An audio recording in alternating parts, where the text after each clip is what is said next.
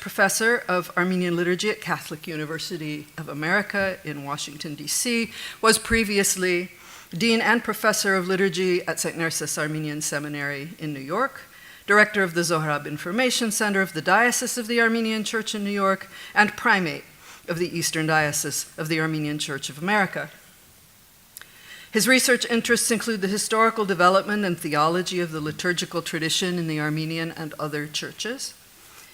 He is completing an English translation of the Armenian Book of Hours, the Zhamakirk, with extensive introduction, and is working on a textbook of the Eucharistic Liturgy of the Armenian Church, Surp Badarak, as well as a monograph on distinctive Lenten traditions of the Armenian Church.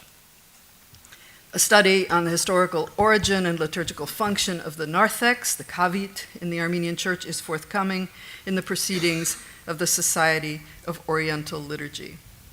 And anyone who has heard him speak has had a treat already, so I would like to invite him to share his thoughts with us today. Thank you, my dear distinguished colleague, Dr. Irvin. It's a pleasure to share the Bema with you again, as we have done for many, many years at St. Nerses. First and foremost, I bring you the blessings and greetings of His Holiness Karakin II, Catholicos of all Armenians, who called me to his office the night before I left and made me swear to greet you. He was very interested in this conference and wanted me to assure him that I would offer his greetings for a successful 2 days of work. He will, as soon as I touch down in Yerevan, he will summon me again and want to know exactly what happened. I'm quite certain of that. I also must say I cannot resist in this fabulous aula magna that 20-some years ago I was seated at that table to defend my thesis. Sono un alunno, ex-alunno di questo grande, importante istituto. And seated on this side of the table were a number of people that are present today, most specifically our dear Archbishop Levon Zekian, who was one of my examiners, as well as His Eminence Archbishop Cardinal Gugerotti, and the late and great Father Robert Taft. And this was certainly one of the most demanding and anxiety-provoking examinations to take place, I imagine, in this institute. But it went well, and it is with some emotion that I sit here today and address you. So I need to say that. The creative literary works of the gracious, peerless St. Nerses of Gla have long and justifiably been the object of much inquiry, especially for their poetic and literary qualities. By comparison, theological studies of his poesy are very few. With prominent exceptions, many of these amount to little more than synopses, observations on the gracious one's use of the Bible, or restricted analyses of certain dogmatic points as alluded to in one or another of his works. It pleases me infinitely to be able to say that after these 2 days, this somewhat of a gentle critique surely will have changed and has already changed. Coming to studies with a liturgical purview, we find almost nothing. Of course, the encyclopedia entries, the patristics handbooks, and monographs devoted to the saint inevitably devote some space to his vast body of sacred poetry that has found its way into the church services. This material includes several canons of theologically rich festal sharagans, canons of hymns, found in the Armenian hymnary, sharagnots, as well as many hundreds of strophes constituting 16 metric hymns distributed throughout the daily cycles of the prayer hours, Jamerkutun. These metrical hymns comprise nearly 20% of the entire Book of Hours, or Jamakirk. Some of them are indeed among the best known and most loved works of the entire Armenian liturgical tradition. We have as well, of course, the dars and kanses, basically odes, which were mentioned yesterday, composed by St. Nerses. Their role in the Armenian liturgy is not clear, so I have not given any attention to them for today's presentation. Among Nerses's other contributions to that tradition include liturgical reforms undertaken by him, including the extension of Pentecost from one feast day to a 7-day solemnity, and a similar prolongation of the Feast of the Assumption of the Holy Mother of God to 9 days. The Gracious One composed prodigious canons of hymnology for each of these newly added days. Another area in which St. Nerses impacted the liturgy is during the course of various interactions with the Byzantine Church, again, it was mentioned yesterday, when various distinctive Armenian liturgical usages came to the fore. Only some of these usages have been discussed in the literature, with others waiting to be further examined and contextualized from a specifically liturgical perspective. A text that awaits attention from a liturgicological perspective is his Tuchtantan Ragan, his universal epistle, especially the chapter addressed to the priests, which alludes to a number of intriguing matters of liturgical propriety or impropriety prevalent among some clergy of the Armenian Church in his day. One could easily write a hefty book on St. Nerses's contributions to and practical engagement with the liturgy of the Armenian Church. My interest for today, however, is not so much the saint's impact on the liturgy, but the liturgy's impact on him. What is the liturgical character of Nerses's spiritual poetry? His works won the hearts of the children of the church from age to age, and they are theologically and aesthetically impeccable. But what qualified them to be grafted into the canonical liturgies of the Armenian Church? What are the attributes that distinguish a liturgical hymn from simply a spiritual hymn? And consequently, what are the competencies and charisms required of the liturgical composer? To answer these questions, I believe, is to appreciate yet more deeply the plenitude of St. Nerses's grace. I will make a modest attempt to answer some of these questions. In the time allotted, I can hardly enter into a thorough exposition on the essence and functions of the liturgy, so instead I shall propose 3 defining characteristics of liturgy that are amply and expertly illustrated throughout St. Nerses's liturgical input. You realize, and I do too, that there are many other ways of doing this. There could be 5 or 6 rubrics under which we could attempt to sort of give liturgy a framework to try to understand it. I've chosen these 3, and already I've begun to sort of rethink this. But here we are. The cry, the communion, and the commitment. I shall focus only on some of the hymns found in the Jammerkirche, which I have recently translated into English in its entirety and look forward to publishing soon. So let's begin. The cry. By this I do not mean tears of passion, although those sentiments are most truly expressed in the saint's liturgical repertoire. I mean rather the cry for help from the Savior. Perhaps the most obvious characteristic of liturgy is its supplicatory tone.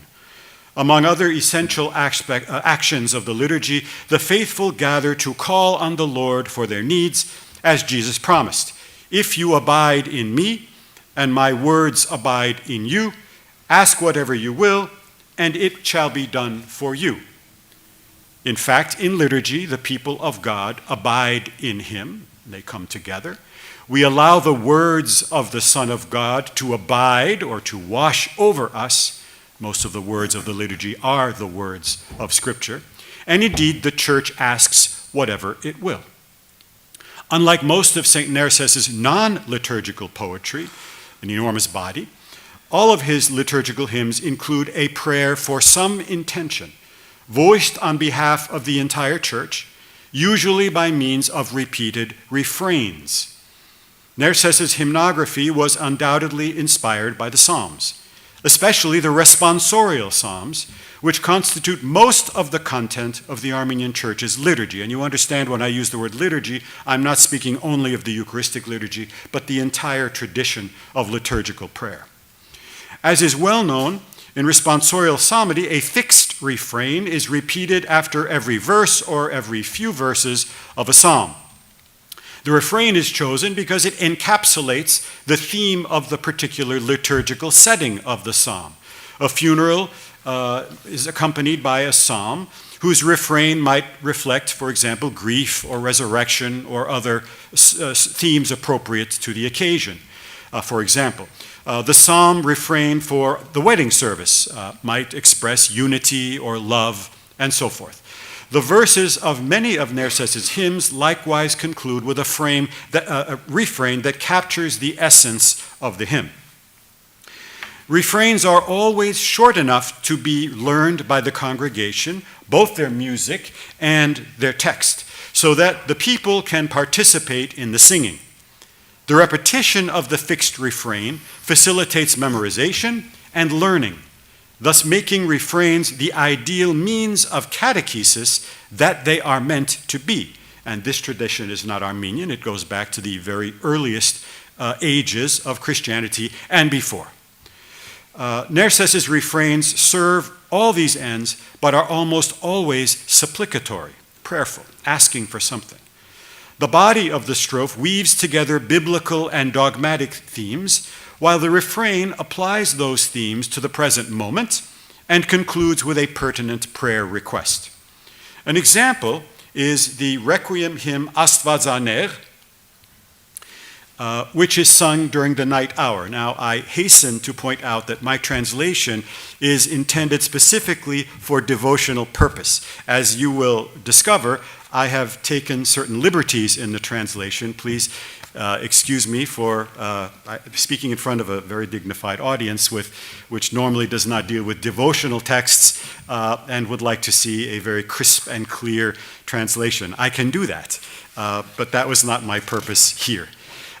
With that, let me begin. So this is from the Requiem hymn Astvadzaner. God created timeless grace, eternal Father beyond space, cause of the Son by birth divine, poured from the Spirit by strange design. We ask you, Father, caring, mild, kind-hearted toward your every child, have mercy on your creatures here, asleep with hope that you are near. That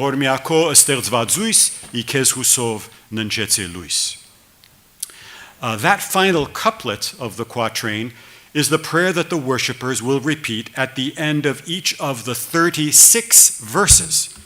36 times the people will repeat those two final verses. And the deacons will probably, the cantors who are more professional and ordained for that purpose, will sing all of the other somewhat more complicated verses. It is apparent how such a simple prayer will become fixed in the minds of the worshipers. In this and other multi-strophic hymns, St.Nerses has obviously given great thought to the refrains that he has composed, well aware of their power to affect the hearts and minds of the faithful. In the case of this Requiem hymn, Nerses crafts a simple prayer refrain that pleads with the Lord to show his loving kindness to this deceased soul. Indeed, from the theologically dense preceding lines of the strophe, the poet shifts to an almost childlike prayer in the refrain. However, the refrain conveys a subtle but unmistakable undertone of persuasion, almost coercion. After all, the petitioners seem to be arguing, you created this soul. He is yours. How could you forsake him? This soul placed all his hope in you. How could you turn your back on him? And note the last word of the refrain in Armenian, Nncetse luis, fallen asleep. This is, of course, a very regular term and standard way of referring to the deceased in Armenian and Greek and Syriac and many other traditions. But it's here Nerses places it as the last word of the hymn and of the refrain and the succeeding 35 other refrains, the same refrain. The poet leaves the mourners with a word of consolation. The person has not ceased to exist. He is sleeping and will, in due time, wake up. Our saint has composed a masterfully designed refrain that is at once supplicatory, cathartic, pastoral, and comforting. All of this in 7 words. Voror mia ko sterdzvadzuis, husov ikez nncetse luis. Whether the number 7 is significant in this context, I leave that to your judgment. But coming from the pen of this gracious hymnographer, I would not doubt it. Not all of the refrains of St.Nerses' hymns and supplications, not all of the refrains in St.Nerses' hymns are supplications. Some simply condense the theme of the hymn. An example is the beloved hymn from the Compline service, Haraganjam, the peace service, known as Nayat Sirov. Our Father, look out lovingly for us, made by your artistry. Give us the weak as mighty guards, the angels' troops, our foes debar. Come rescue us from trial and blight, from demons lurking in the night, that through the night and all the day, unceasingly we sing your praise. Zi idvanshan yevkisheri datsukes pars anlereri. So there's no real supplication here.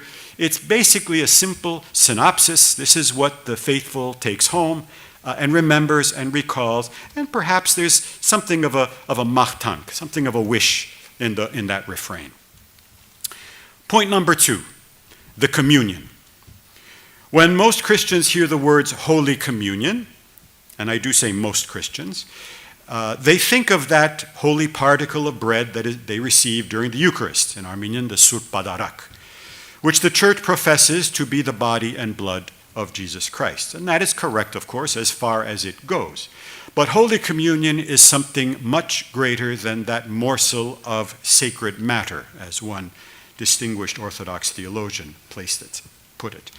The Greek word koinonia, in Armenian hagortutiun, which appears 19 times in the New Testament, conveys a wide range of meanings, which ultimately equate with unity or fellowship or partnership. There are many ways of trying to express this exact term in English.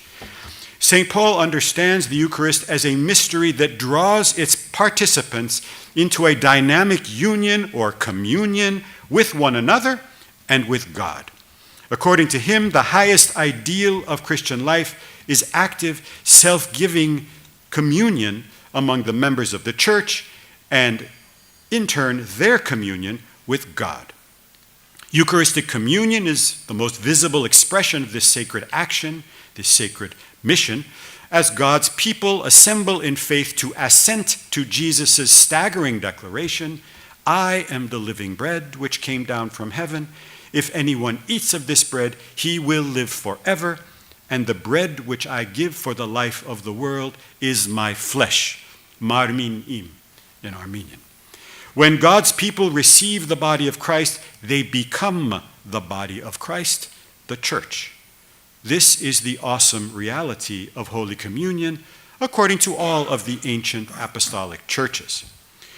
The objective of all liturgical services, the Badarak, the daily services, the sacraments, and every worship event, is for God's people to build that communion among themselves, and upon dismissal from the liturgy, to make it real and tangible in the world. Liturgy is the embodiment of Holy Communion. It is kind of a mutually magnetic drawing into the Son of God. Every church service, every prayer, every hymn, every ritual, every symbol, every movement is a call to accept and to perpetuate this Holy Communion understood in this way. When we examine St.Nerses' hymns of the Book of Hours, we find that he contemplates Holy Communion in this broad sense just described, in virtually every strophe of his hymnology. In contrast to many of his other poems, his liturgical hymns are always in the plural. We pray, we beseech, we believe, we confess. This is liturgical language. His hymns are to be sung by a community, the congregation of the church, which seeks to overcome the inevitable forces of isolation and self-interest in order to create a body joined to its head, to Jesus Christ, a communion established with the Father by the Holy Spirit. It has long been observed that several of Nerses' liturgical hymns make use of extensive swatches taken from two of his earlier works, These works were mentioned yesterday. Pan Havado, a word of faith, and Jesus Vorti, Jesus the Son, composed in 1151 and 1152, respectively, according to the author's colophons suffixed to the works. This recycling of early texts is often verbatim and sometimes adapted to a greater or lesser extent, sometimes barely adapted at all. Scholars long have debated Nerses' motivation for reusing his own material. Given his massive poetic output and apparent zealous creative instincts, one is surprised that the prolific poet would pass on an opportunity to express a notion in a fresh way and instead to seemingly pillage his earlier work. What is clear is that although he repurposes earlier poetic lines and verses, he modifies them for specific liturgical use, among other things, by changing their voice from singular to plural. This is most apparent in Jesus the Son, Jesus Vorti, which is a personal confession obviously inspired by the great St. Gregory of Nareg's Book of Prayers. The ruminations divulged from the depths of a solitary sinner. By contrast, Nerses reworks his earlier poems to apply to the church as a whole, the body of Christ, thus making them liturgical. But the Gracious One's hymns do not just conform to the semantics of liturgy. They do not only ponder the theme of unity, they enact it. Scholars have noted Shnorhali's revolutionary use of meter and rhyme in his poetry. He's not the first Armenian author to make use of meter, but he certainly stands at the vanguard of its use in Armenian sacred poetry. And his metrical hymns are the first to find their way into the Armenian Church's liturgy. What does meter have to do with liturgy? It brings unanimity into the liturgy of the Church. Rhythmic meter unifies the worshipers. It draws them together viscerally, just as a stadium of people instinctively claps hands in sync with a strong drum beat. Meter creates unity, and thereby communion. Meter also brings impetus to the liturgy, a sense of movement and forward progress that mirrors the dynamic process entailed in marching together toward the promises made by God. One thinks of the innumerable biblical and liturgical references to walking in the Psalms, in the epistles of St. Paul, actually enacted in the Gospels. The disciples are following the Lord on foot, and omnipresent within the prayers of the Armenian and other churches. Poetic meter, in the words of the epistle to the Ephesians, synchronizes the process of building up the body of Christ.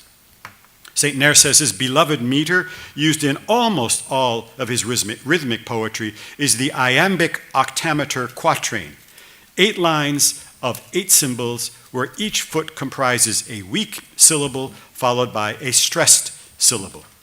Again, the number 8, I don't need to underline the significance of that, which was absolutely not lost on the great hymnographer and theologian. So here is the first strophe of Shnorhali's hymn for Sundays, was mentioned yesterday, Norastelzial Panen Haneitz.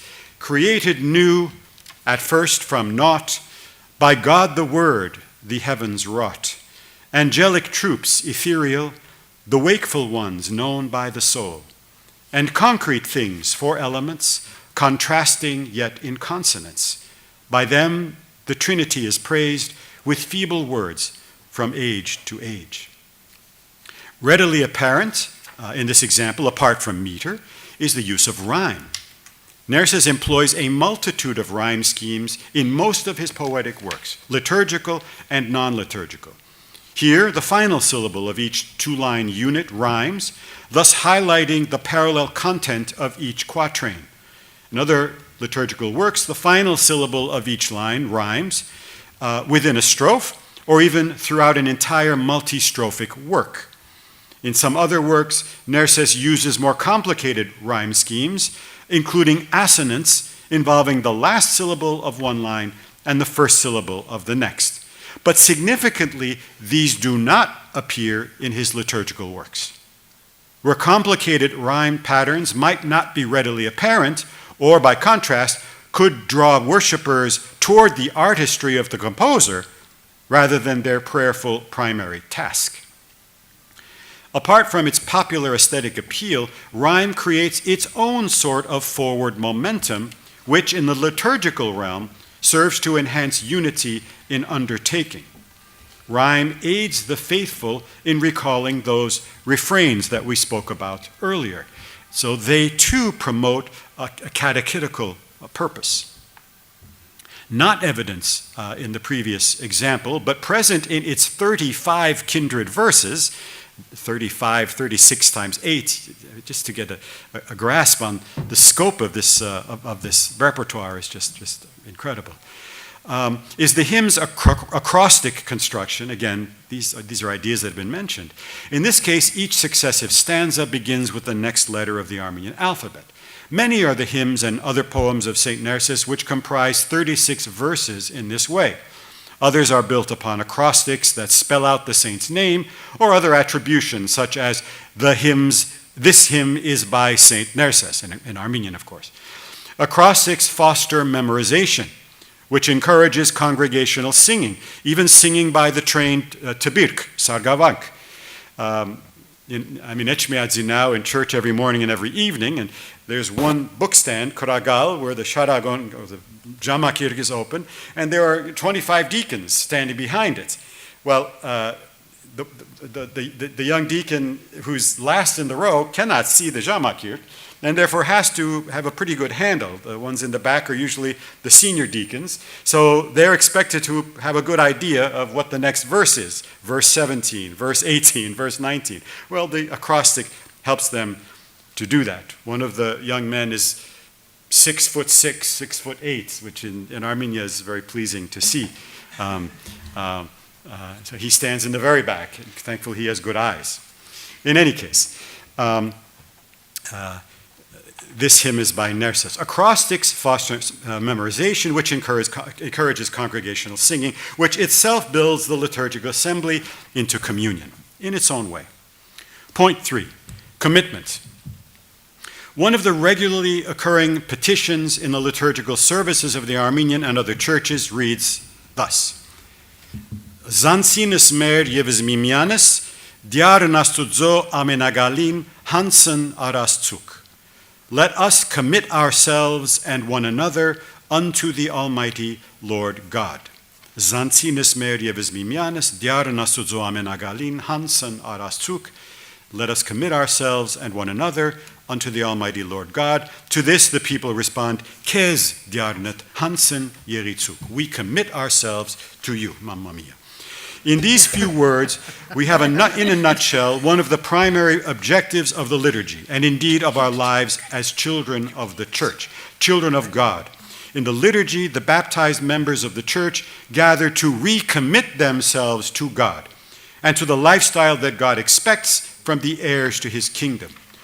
But be it in the Eucharist, the sacraments, the daily hours, or any other liturgical enterprise, the faithful essentially say Amen to God's covenant with his people.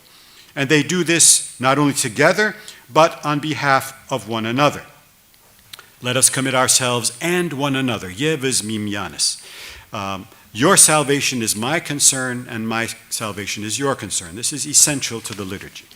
So liturgy involves the recollection or anamnesis, hishadag, of the biblical articles of our faith, and the church's signature, her amen, to the articles of that faith. Now, how do we pull together every article of every faith, every person, every promise, the parables, the paradigms, the pronouncements, the prodigies, the paragons, the places, the prophecies?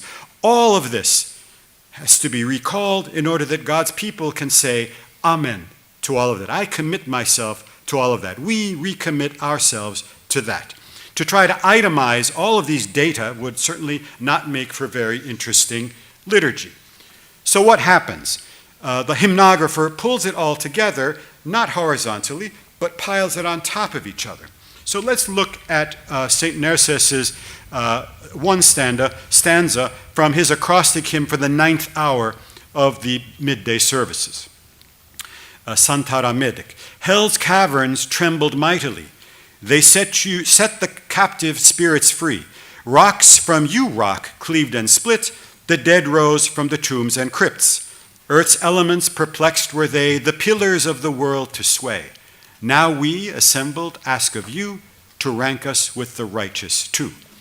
Lots to say about this, but this comes from basically, on the first level, a rewording of the Gospel of Matthew, chapter 27, the events of Jesus' death at the 9th hour. I choose to just underline one verse here. Vemk ivi met badaretsan idabanats meryalk haryan. Rocks from you rock cleaved and split. The dead rose from the tombs and crypts. On the first reading, as I said, this is a lyrical rendering of Matthew 27, verse 51 and 52. The earth shook, the rocks were split, the tombs were opened, and many of the saints who had fallen asleep were raised. But there's more going on here.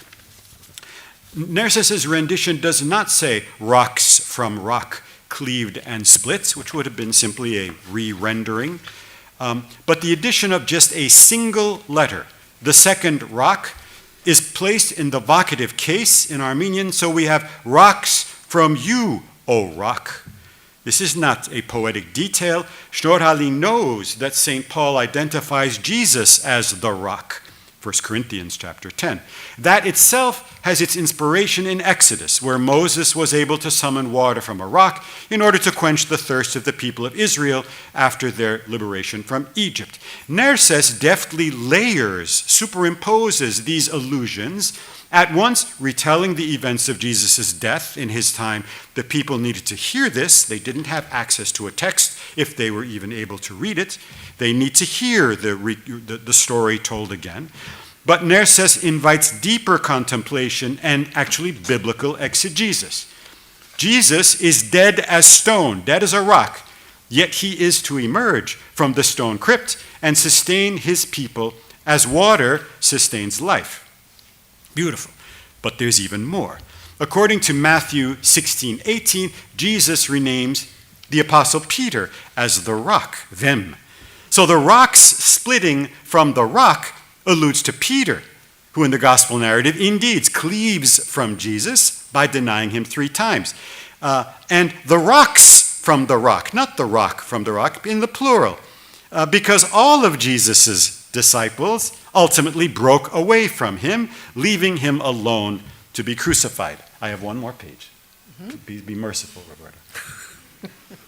The superimposition of mutually interpretive biblical references is masterful and reminiscent of the hymns of St. Ephrem the Syrian, very influential in Armenia and influential to St. Nerses, and others as well, Origen and a number of others.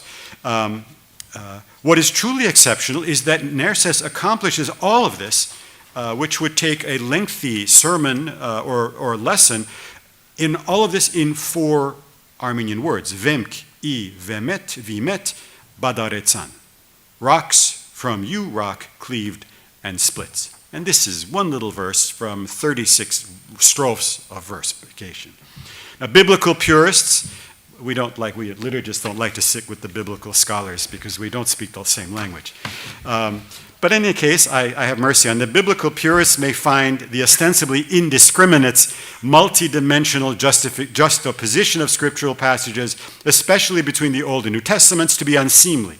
It is, however, of the very nature of medieval Armenian exegesis, and it is the keystone of liturgy. And St. Nerses knew this. If we return to the 2 monumental poems, Hisus Vorti, Pan Havado, we note right away that neither one of them contains such intricate scriptural formulations. Nerses reserves these and reworks his earlier writing and employs this superimposition of texts, because it's the liturgy where that kind of exegesis is needed. Okay. So all of this has to do with eschatology, the fundamental eschatological perspective of all liturgy. And this is my last point and one more text. Bear with me. To read the Bible horizontally as a linear series of events, one succeeding another, kind of historically, in what is said to be the Antiochian school, is to misrepresent it.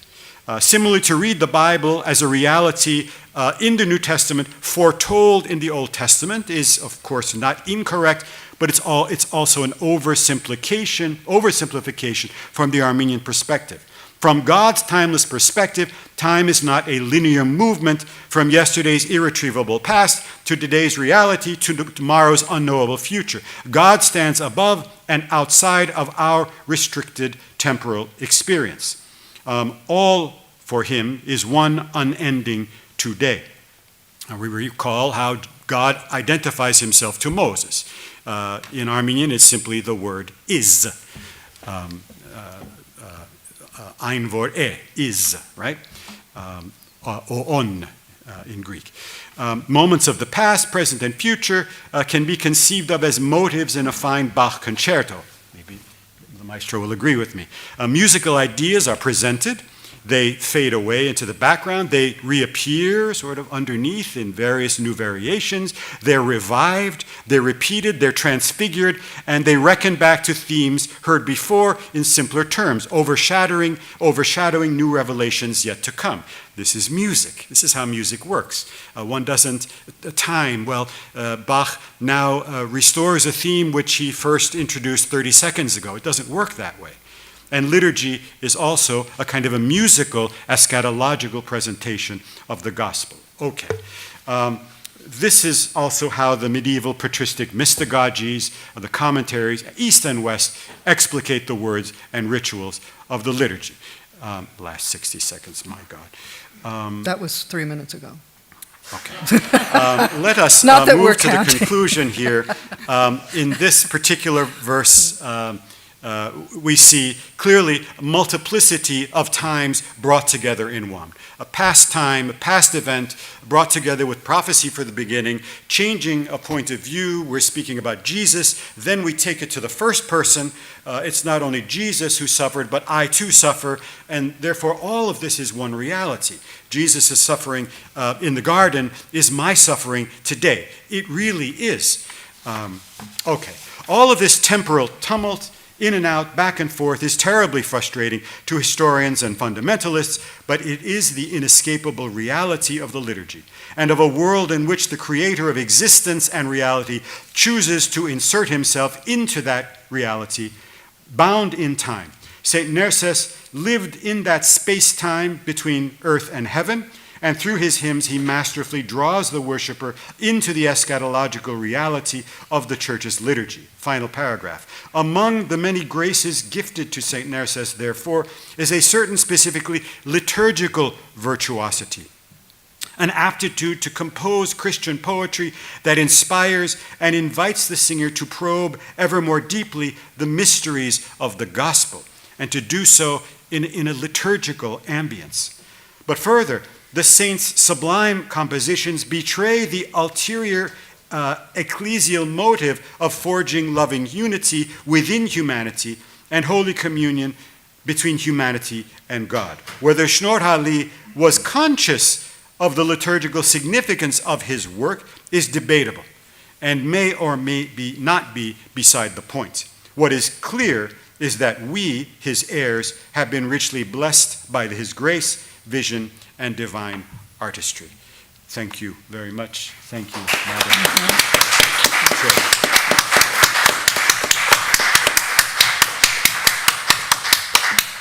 I'm sure I don't need to tell you how very fortunate Sirpazan's students have been to have unrestricted access to all that he has to say. We're going to hold questions on this panel until all three speakers have had a chance to enlighten us, and then at the end there will be an opportunity for you to ask whatever you would like to ask. Our second speaker is Maestro Haik Utijian, an orchestral conductor, chorus master, musicologist, PhD. In his native Cyprus, he was a pupil of Archbishop Zare Aznavourian of blessed memory, and is a senior deacon of the Armenian Church, with research interests in the musicology and theology of the hymnal and in the works of Gregory of Narek. He was recently decorated with the Gomidas Medal by the Armenian state and the Hagop Merapart Medal by the National Library of Armenia. His publications include the volumes They Who Imbibed the Infusions of the Spirit, The Art of the Armenian Book Through the Ages, Dendesyan and Music of the Armenian Hymnal, Treasures of the Earliest Christian Nation, Spirituality, Art, and Music in Medieval Armenian Manuscripts, and a new critical edition of Dvorak's Mass in B. D. Oh, all right, very good. Obviously, I'm not a musicologist. So, and also a fascinating speaker. So, Heike, we welcome your presentation. Thank you very much indeed, Roberta, for the very kind introduction. Let me start with a word of apology, if any were needed, as to why we deal with the hymns of the saint during this talk. There are several reasons, but we can adopt a purely aesthetic argument and claim, I think with some justification, that some of the finest and most beautiful verses of the saint may indeed be found in his hymns and in his breviary chants, and someone whom one might perhaps not expect to support us in this is none other than the distinguished literary critic and writer Hagop Oshagan, who, as Professor Deryan recently reminded me, for years he taught in Jerusalem, and as a member of staff there, he had to attend the liturgy, so willy-nilly he was exposed to those hymns.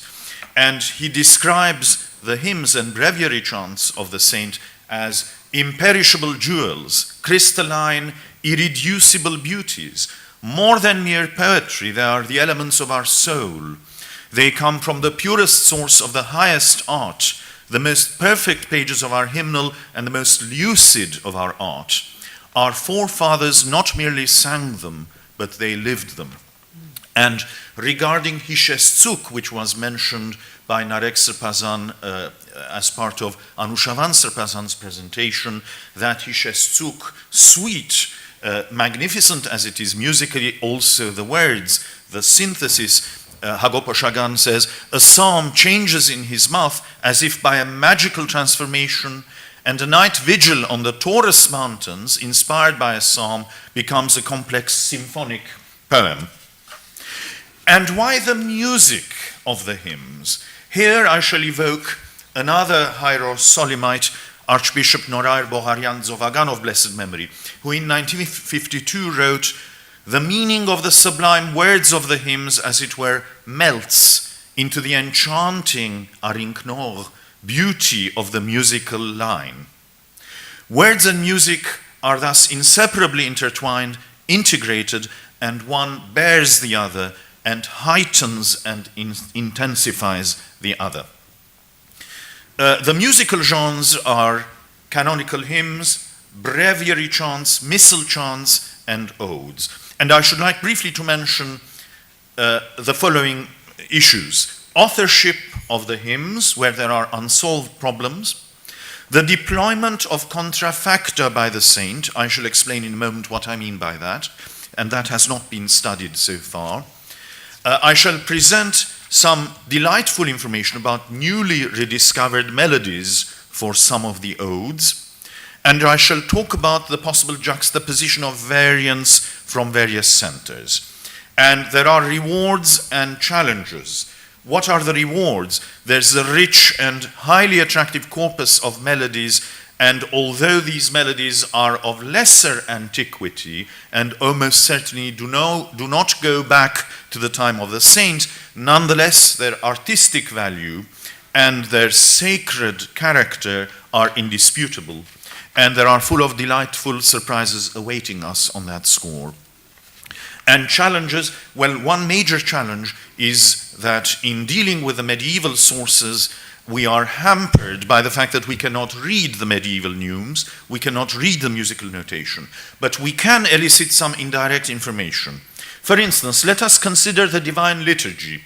The earliest medieval manuscript I have seen is the Paris Bibliothèque Nationale Book of Odes, Dagharan number 79 in the Armenian collection, which was copied in Trazarg in 1241, and indeed I've marked with a red arrow Diaren Nersisi Hayotz Gaturgosi Asatial, Madi Karder Yevarek Zluis, and so on, something which we know because we sing it at Holy Communion during the Divine Liturgy.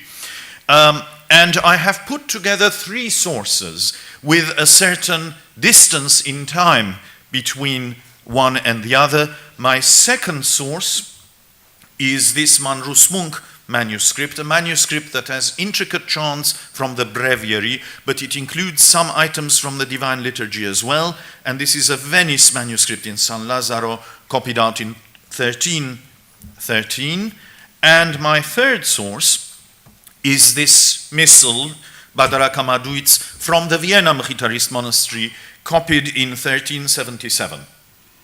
And what I did, out of curiosity, I put next to each other particular passages from these three sources, together covering a time of about 150 years, and compared the musical notation to see what could be observed. I did this for the Sanctus, Surp Surp. I did it for the Lord's Prayer, Haer Mer, and I did it for two chants that are traditionally ascribed to St.Nerses the Gracious, namely Haer Yegnavor, Heavenly Father, and Christos Badarakial, Christ has been sacrificed. And I was very interested to see that in the case of Surp Surp, of which I've copied out the neumes that may be found on the first long syllable, the first surp, that the three sources have completely different numerations, indicating that the melody certainly changed, and it was changed deliberately. It was not done unwittingly. Likewise, for the Lord's Prayer, Haer Mer, if you look at the upper half of the right-hand side column of this slide, you see that the three Haer Mers in those three sources seem to have completely different numerations. We cannot read the neumes, but we can tell that they sang different things in each case. There was nothing to prevent them from changing the melodies over this period of a mere century and a half. But when we turn to the items attributed to the saint, Haer Yergnavor, bottom half of my left-hand side column, and Christos Badarakial, bottom half of the right-hand side, lo and behold, the neumes are identical. Now, that in itself is not sufficient to assure us that they necessarily sang the same melodies. After all, for the Armenian canonical hymnal, the neumes hardly ever changed, and yet the melodies changed, and people were happy to sing newer melodies whilst gazing upon the same numerations. But it does tell us that there was such a degree of veneration and respect towards the saint that no one dared change the neumes, and whatever they sang, they reproduced the same musical notation over a period of time. This is just one of many things we can do with the neumes, eliciting indirect information without necessarily being able to decipher the neumes. The second problem I mentioned, issues of authorship.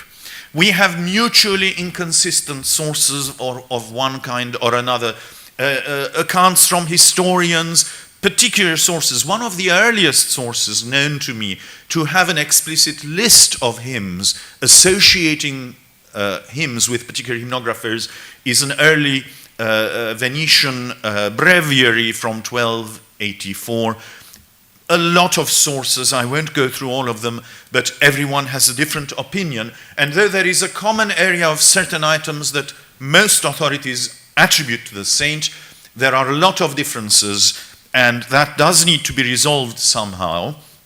I don't have time to go into detail. I spoke a little about this at the Madenataran Institute at the end of July. I shall merely say that the most convincing investigation of this has been undertaken by the late Father Sahak Jemjemian of San Lazzaro of blessed memory, who published two very important articles in Pasmaweb devoted to the issues of the authorship of St.Nerses the Gracious's hymns in the light of manuscript sources and codicological considerations. And he was not dogmatic, he was very astute, But what he did was he divided some of the hymns into two categories. Canons and hymns of which the authorship is indisputable. That was one category. And another category was canons and hymns about which, on codicological grounds, we are not able to say anything about their authorship. And this methodology involved comparing two codices, a very old but undated hymnal codice in San Lazzaro, and the oldest dated codice known to us, copied in Jerusalem in 1198, if my memory serves, Madenataran manuscript, and he postulated the saint's authorship for such hymns as were absent in the oldest codex, but were present in unabbreviated form in the latter codex, which otherwise contains hymns, almost all of which are abbreviated through the omission of words or the abbreviation of such words as are present. I'm delighted to note that this methodology has been recently adopted by Khachik Harutyunyan of the Madenataran, who has incorporated one more old fragmentary hymnal into such considerations. So this work is continuing. But we do have some complications. It is not, for example, sufficient to claim authorship for hymns which are new, because St.Nerses the Gracious was not the only one to contribute hymns to our canonical hymnal, and it is very, very difficult to ascribe authorship on stylistic considerations alone, because the saint's hymns cover such a wide spectrum of styles, and above all, it is not appropriate to claim authorship on the basis of similarity of extant melodies, as Soviet-era musicologists were wont to do, but nor are we able to claim authorship on the basis of the same musical notation, the same neumes, because of the phenomenon of contrafacta, to which I should now like to turn. What are contrafacta? It's a phenomenon whereby composers and writers have given a new set of words to an already existing melody that served a different purpose. We are in Italy, and so a marvelous exponent of this is Claudio Monteverdi, whose secular Lamento d'Arianna was then used for a sacred piece, Pianto della Madonna sopra lamento. Or some of his sacred pieces, the same melody appears for more than one set of words. Christe Redemptor Omnium appears as Deus tuorum militum, and so on and so forth. But perhaps a more appropriate analogy for the Armenian case is the Byzantine tradition, where explicitly there were collections of melodies known as Aftomela, and a number of hymns called prosomia, of hymns based on those melodies. And though such explicit procedures are not known in the Armenian tradition, I pose the question, might analogous procedures have implicitly and informally been deployed in the Armenian tradition? I think that the answer is yes, and St.Nerses the Gracious is a splendid example of this. Despite the fact that his biographer in Soper Kai Gagank, and the very same passage may be found also in Hishadagaran Serakrats, edited by Catholicos Karekin I of the great house of Cilicia of blessed memory in 1951, he found a life of the fathers in Holy Echmiadzin, a Jerusalem manuscript from 1549, deemed to be the copy of a much earlier account on the basis of internal evidence, where we find Yev tebed yev rashalike in pane kierkotsen ora armides imastutian, paits yeves aveli zarmanalie in arvestk zanazan yeganagatzen zor annemanes mimians horiner. In other words, he evidently was very fertile as a composer, producing numerous, various novel melodies that were unlike each other. And yet, when we look at the neumes, we find a much more richly nuanced picture with interesting connections, harking back to the past and also adumbrating the future. And I should like to give 5 examples I shall save time by availing myself of the meticulous nummations in Archbishop Ignatios Gurerian's miraculous Carcavorution volume, which almost obsessively reproduced minor nuances, angles of inclination, the presence or absence of little tails and hooks of the neumes in an unprecedented way that has not even been remotely approached since then, instead of availing myself of manuscript. And I shall give you examples of a novel melody composed by the saint who nevertheless endowed several sets of words for the same melody. In other words, he himself generated contrafacta based on his own melody, but also instances where he made use of pre-existing melodies, furnishing them with new sets of words. And these again gave rise to further contrafacta by later hymnographers after the saint. And various combinations and permutations. We find, for example, that a novel melody he composed was used later, creatively, by a later hymnographer who introduced a new melody for the first line of each stanza, but adopted the saint's melodies, in other words, his nummations, for the second, third, and fourth line of each stanza. Let me show you some examples. I shall go through them very quickly. Naya Sirov or Nayat Sirov, as it is usually sung. Nuin Yevnaman, Sarsapeli Hormonaman, Voras Chorurt. They are hymns for different occasions with different theological content, different liturgical contexts, but which have the self-same nummations, so we can conclude the same melodies were sung. And all these are believed to have been composed by our saint. As a point of interest, as we are in Italy, I note with pleasure that one of the melodies for Naya Sirov, that which is traditionally sung on the island of San Lazzaro at Complin services, was used by the composer Gianfrancesco Malipiero in his piece Armenia, which was performed last week by the Armenian Philharmonic Orchestra in their concert in Italy. My second example is the hymn that is a synchronization of the 41st oration of St. Gregory of Nazianzus, and there's a Byzantine equivalent as well, Hokin Surp Er. And in this instance, for this hymn, which you can see on the right-hand side column, Hokin Surp Er Misht, Yev E, Yev Yeritzi, the saint availed himself of a melody that already existed before him, variously attributed traditionally to Chorenatsi, Shiragatsi, Mantaguni, and others, Arakelo Aravno. The same melody, it is Pentecost again, and yet we find the same nummations, more or less, appear also for the hymn of vestment, sung at the very beginning of the Divine Liturgy, attributed to Khachadur of Daron of the 13th century, so it was used later. Indeed, the same melody was used much, much, much later. We find it in the Constantinople Euchologion, in the Ritual of Holy Matrimony in 1807, something I've discussed in one of my recent volumes. This is a hymn that you do not find in the canonical hymnal, but which evidently in Constantinople was used during ceremonies of Holy Matrimony. So the practice appears to have continued. A third example, the melody of a cantimus by the saint for the first Sunday of Lent, Pan Vorontor Heutian, which was later used, I believe it was later, because the acrostics of the hymn I believe to be newer, create the name Giragos. And if you believe, as I do, that it was Giragos Yerzangatsi, that means a later writer used the Shnorhali melody. If you believe, as some do, that it was Giragos Tarkmanich, he was earlier than the saint, and so the saint made use of his melody.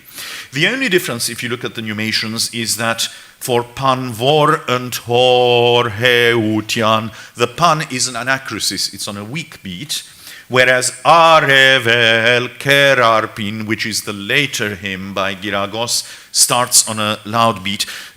And lest you say that I'm performing a trick on you, the reason I know it's pan, vor, and hor, heutian with two beats on the hor is because I avail myself of the hypothesis by the great Constantinopolitan musicologist Yeriaden Desian, who was able to work out metrical durations associated with syllables bearing particular neumes.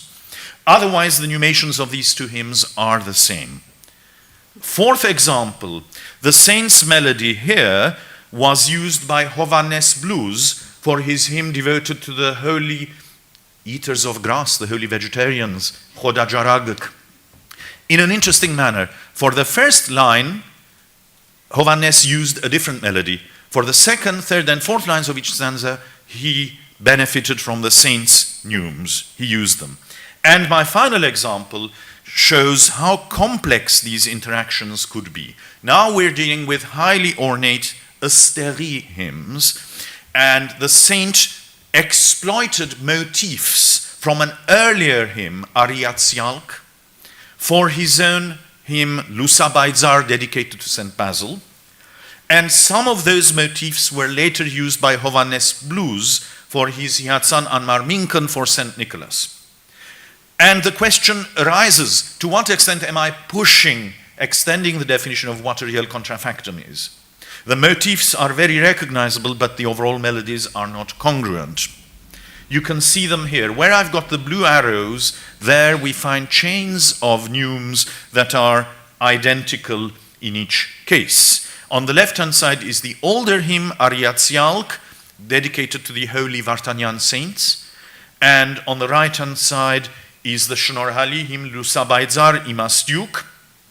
And the arrows with the sense downwards indicate where we find identical sets of neumes over a chain of syllables.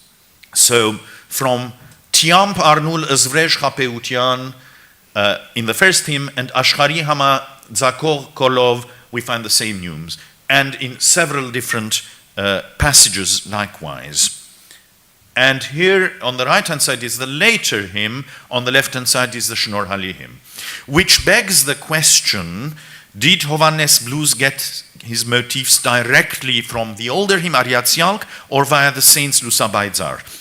Time does not allow me to immerse ourselves into this interesting problem, but it does raise some fundamental questions, because a large proportion of the Armenian hymnal evinces such common musical motifs within particular families of hymns, and this fact was exploited by 19th century church musicians who were confronted with the necessity of giving fixity to the melodies through the newly invented Armenian musical notation, which was created by Hampartsum Limonjian and Father Minas Pezhishkian of the San Lazaro congregation.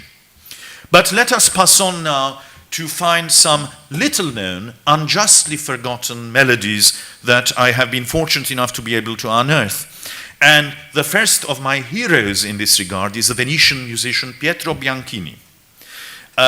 Pietro Bianchini was really enamored of the beauty of Armenian hymns, which he described as being sublime celeste, the passage which I found in a little slip of paper in the San Lazaro Musical Archives, which he had appended to offer guidance to his singers, advising as to how they ought to be sung, says, if you sing these things properly, then they are sublime, celestial, and at one and the same time most pleasing to our hearts and to our ears.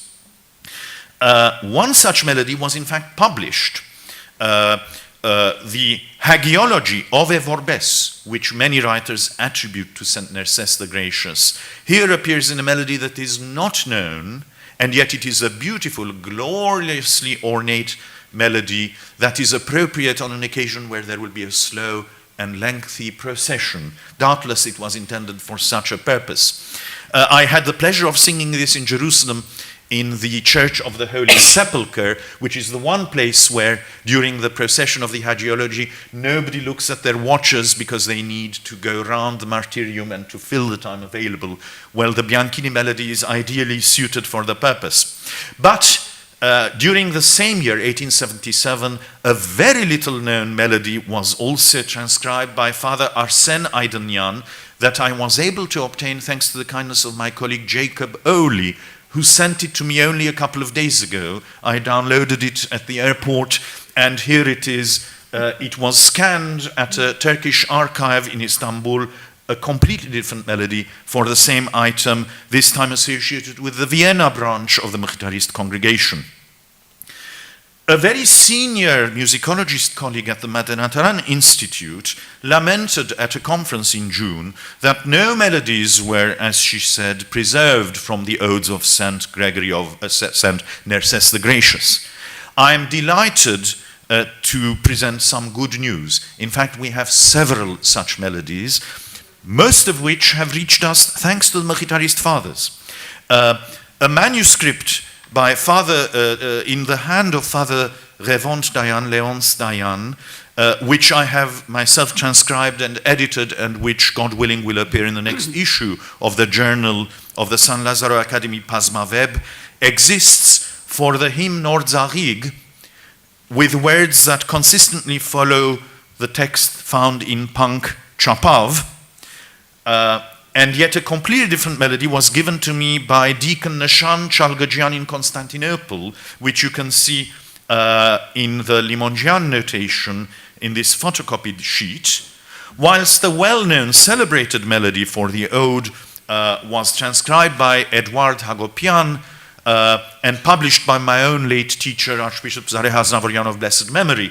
But the problem with that latter melody is that it deviates from the words in Pank Chapav, and Tahmizian, for example, considers that it is not really Shnorhali's ode. Another fascinating ode, which is sung regularly on Good Friday on the island of San Lazaro, Zaravetsav Dern Ichachin. The Lord was thirsty on the cross, is sang ritually where the fathers fall on their knees, and during the veneration of the Holy Cross, in the order of the crucifixion on Good Friday, this ode is sung. There is no other known melody for it other than that which is sung to this day in San Lazaro. There's a photocopied manuscript in the hand of the late Father Nerses der Nersesian of blessed memory. Again, I have transcribed and edited it, and it will be published in the very near future. Yet another ode, this time a Bianchini transcription, is Parpar Avediats for the Annunciation.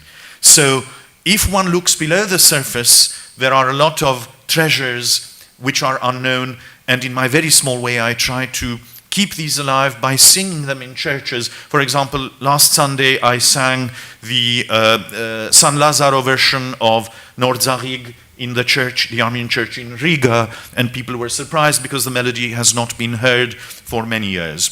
I should like to make some concluding remarks now. For the program of a concert that was due to take place until circumstances sadly changed in the Sistine Chapel, eventually I chose to juxtapose stanzas within the same hymn, successive stanzas of melodic variants derived from geographically and culturally disparate and distant musical centers for the same hymn. And to my great delight and to my surprise, variants from Calcutta believed to reflect the New Julfa tradition, various variants from San Lazaro, which is particularly rich in its musical heritage, Antilias, the Vienna Mkhitarist monastery, Bzomar, Constantinople, Varar Shabbat, worked together very, very well. They supported each other as well as providing variety. Why, might one ask? And I include in this certain transcriptions I made on the basis of historic recordings, such as those made by Father Augustin Secula, Augustinos Seculian of the Vienna congregation, or things I transcribed when I was fortunate to be present on the island of San Lazaro in Holy Week, things that were not notated hitherto to the best of my knowledge. Why do these variants work well together musically and satisfyingly? I think it is because they are, first of all, sufficiently different from each other so that monotony is avoided and there is musical variety within the same hymn, on the one hand. The ambitus varies, the degree of melismaticity varies. Some are syllabic and fast, others are more ornate, and you sing for several lines over a single syllable. So there is variety. But there is also coherence, because the modalities are mutually consistent, and so they support each other. And although the concert is not taking place in the foreseeable future, one very delightful and pleasing and satisfying conclusion was that indeed these various different centers that are far away from each other, geographically at least, perhaps also culturally or even spiritually, they are all branches of the same tradition. They are branches that are all connected to the same tree. In concluding my talk, I should like to thank from the bottom of my heart all these individuals and organizations who assisted me in my modest endeavors, not least the organizers of this conference and particularly Archbishop Rajak Barsamyan. And I wish to thank you for your attention and note that this talk has occupied 29 minutes and 18 seconds.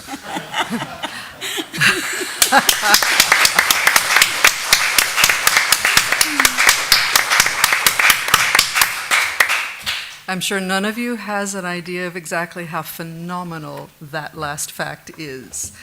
The brevity of the talk. Yes, amazing.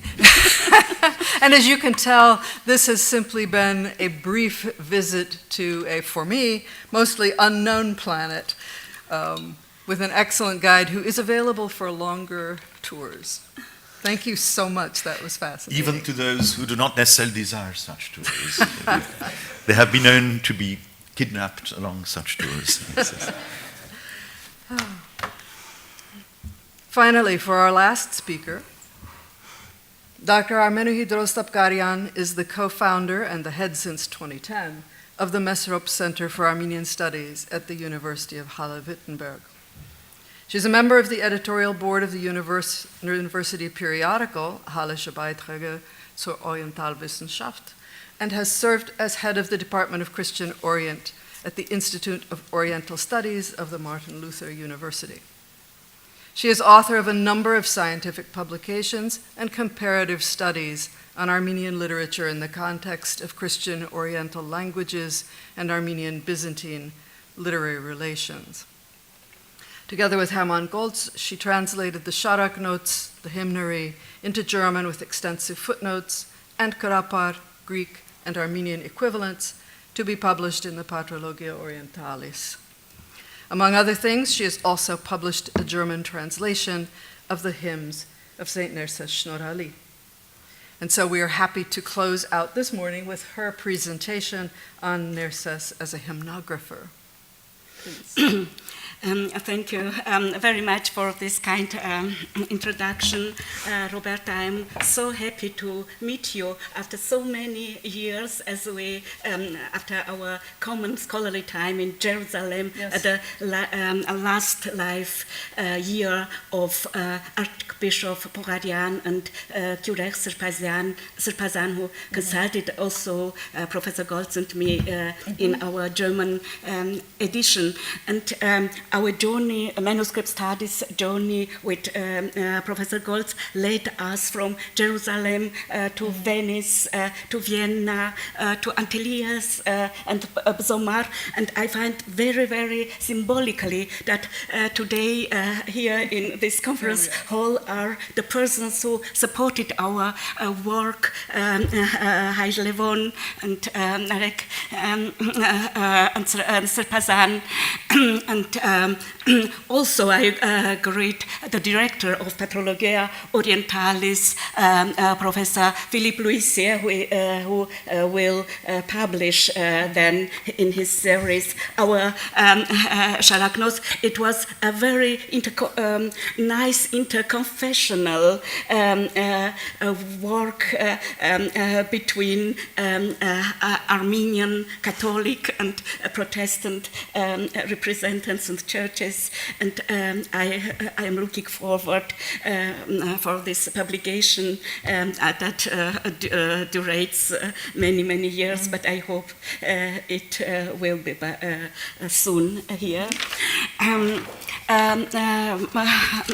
I begin with my paper, Dear Festive Assembly, full of gratitude to the organizers of this wonderful conference.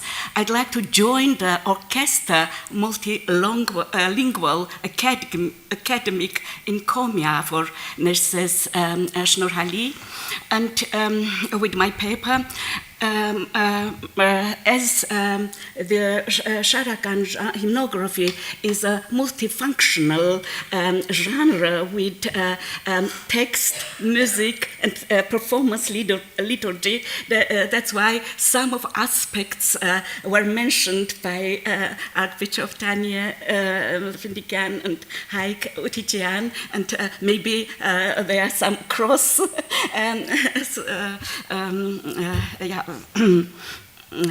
topics, but I begin.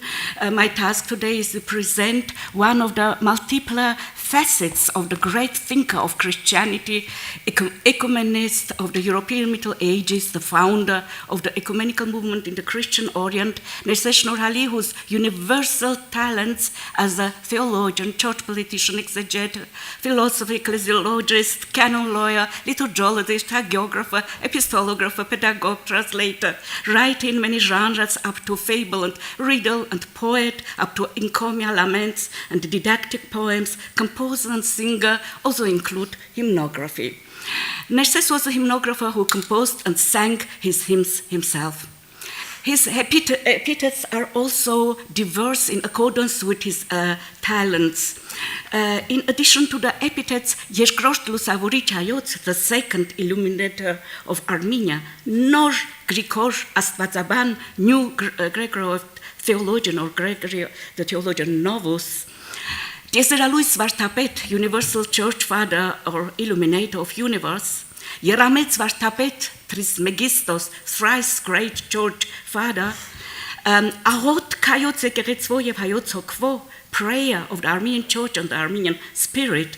You can read also the epithet Yeshketzor, melod, in the colophons of the manuscripts containing his works. An epithet that we know from the famous Byzantine Greek hymnographer Romanos Melodus. In the colophon to his encyclical letter, we read, Nerses, a grace-filled holy lord, full of spirit, received the patriarchal chair in succession to his brother Lord Grigoris in the year 614, and started his Catholicosate according to the will of God, because he was a holy and chosen man, adorned with all the virtues by the grace of the Holy Spirit. Divine words flowed forth abundantly from his mouth as from an abundant river, such as could not be found among any of the previous patriarchs before him. And he created numerous chants for the Holy Church, Gans, Tach, and Sharakan, chants and encomia to heavenly powers, full of wisdom and well-ordered words. He also composed beautifully arranged poems, 8,000 verses. The 8,000 verses, what Anavor, refer to poetic works written in metric or rhythmical prose, such as Words of Faith, Pankavato, in 1,500 verses, the metric history of Armenians, which represented Marco Bais yesterday in 1,600 verses, that's composed in the Homeric manner of epic poetry, Sharadrutun, Homerakan, Vipassanutiam, Sakas, Haikazan Seri, etc. Jesus the Son, Jesus Vorti, in 4,000 verses, without a hymnographical composer. In this, I think in these 8,000 verses are not the liturgical hymns, but these Homeric or other metric mentioned metric compositions. The hymnographical works of Nerses can be found mainly in the liturgical books such as Hymnarium of Armenian Apostolic Church Arakan, already mentioned. By the way, this terminus technicus for the liturgical chants of the Armenian Church, Sharakan, was used for the first time by St.Nerses Shnorhali.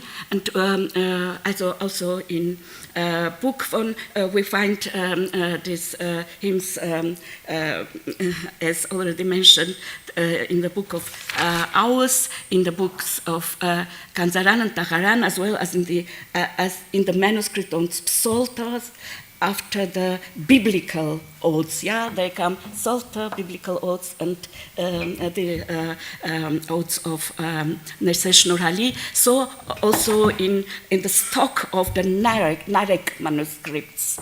As we know, St.Nerses made editorial changes to the structure and content of Sharaknot and Jamagirk in the 12th century. He enriched both liturgical books with his own hymns. With regard to Sharakan collections, a distinction is therefore made between the pre-Shnorhali and post-Shnorhali hymn collections, as already mentioned. St.Nerses is also regarded as the inventor of rhyme, mainly homoioteleuta, new rhythms and new forms of technopagnia, art of technique of games with a text structure, a kind of figurative poetry in his numerous hymns. Alphabetical acrostics, also mentioned already, is also one of these literary gimmicks. One of the most beautiful examples of an alphabetical acrostic is the famous liturgical song of Sunrise, Aravot, Lusso. The situation is similar with the most famous hymn, but it is not in Sharaknot, but in Jamagirk, Horologion, and the situation is similar with the most famous hymn of Byzantine hymnography, Akatistos Hymnos, which has survived in the Greek book of Hours, Horologion, and not in hymn collections. The main sources for the attribution of the Sharakans of St.Nerses Shnorhali are the lists of authors that precede the Sharakan manuscripts and the reports of historiographers, especially Kyriakos Kanzaketsi. He writes about St.Nerses.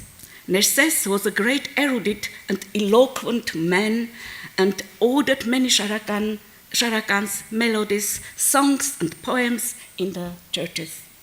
St.Nerses Shnorhali is the most productive author, as we heard, of Sharaknot. He has written hundreds of hymns.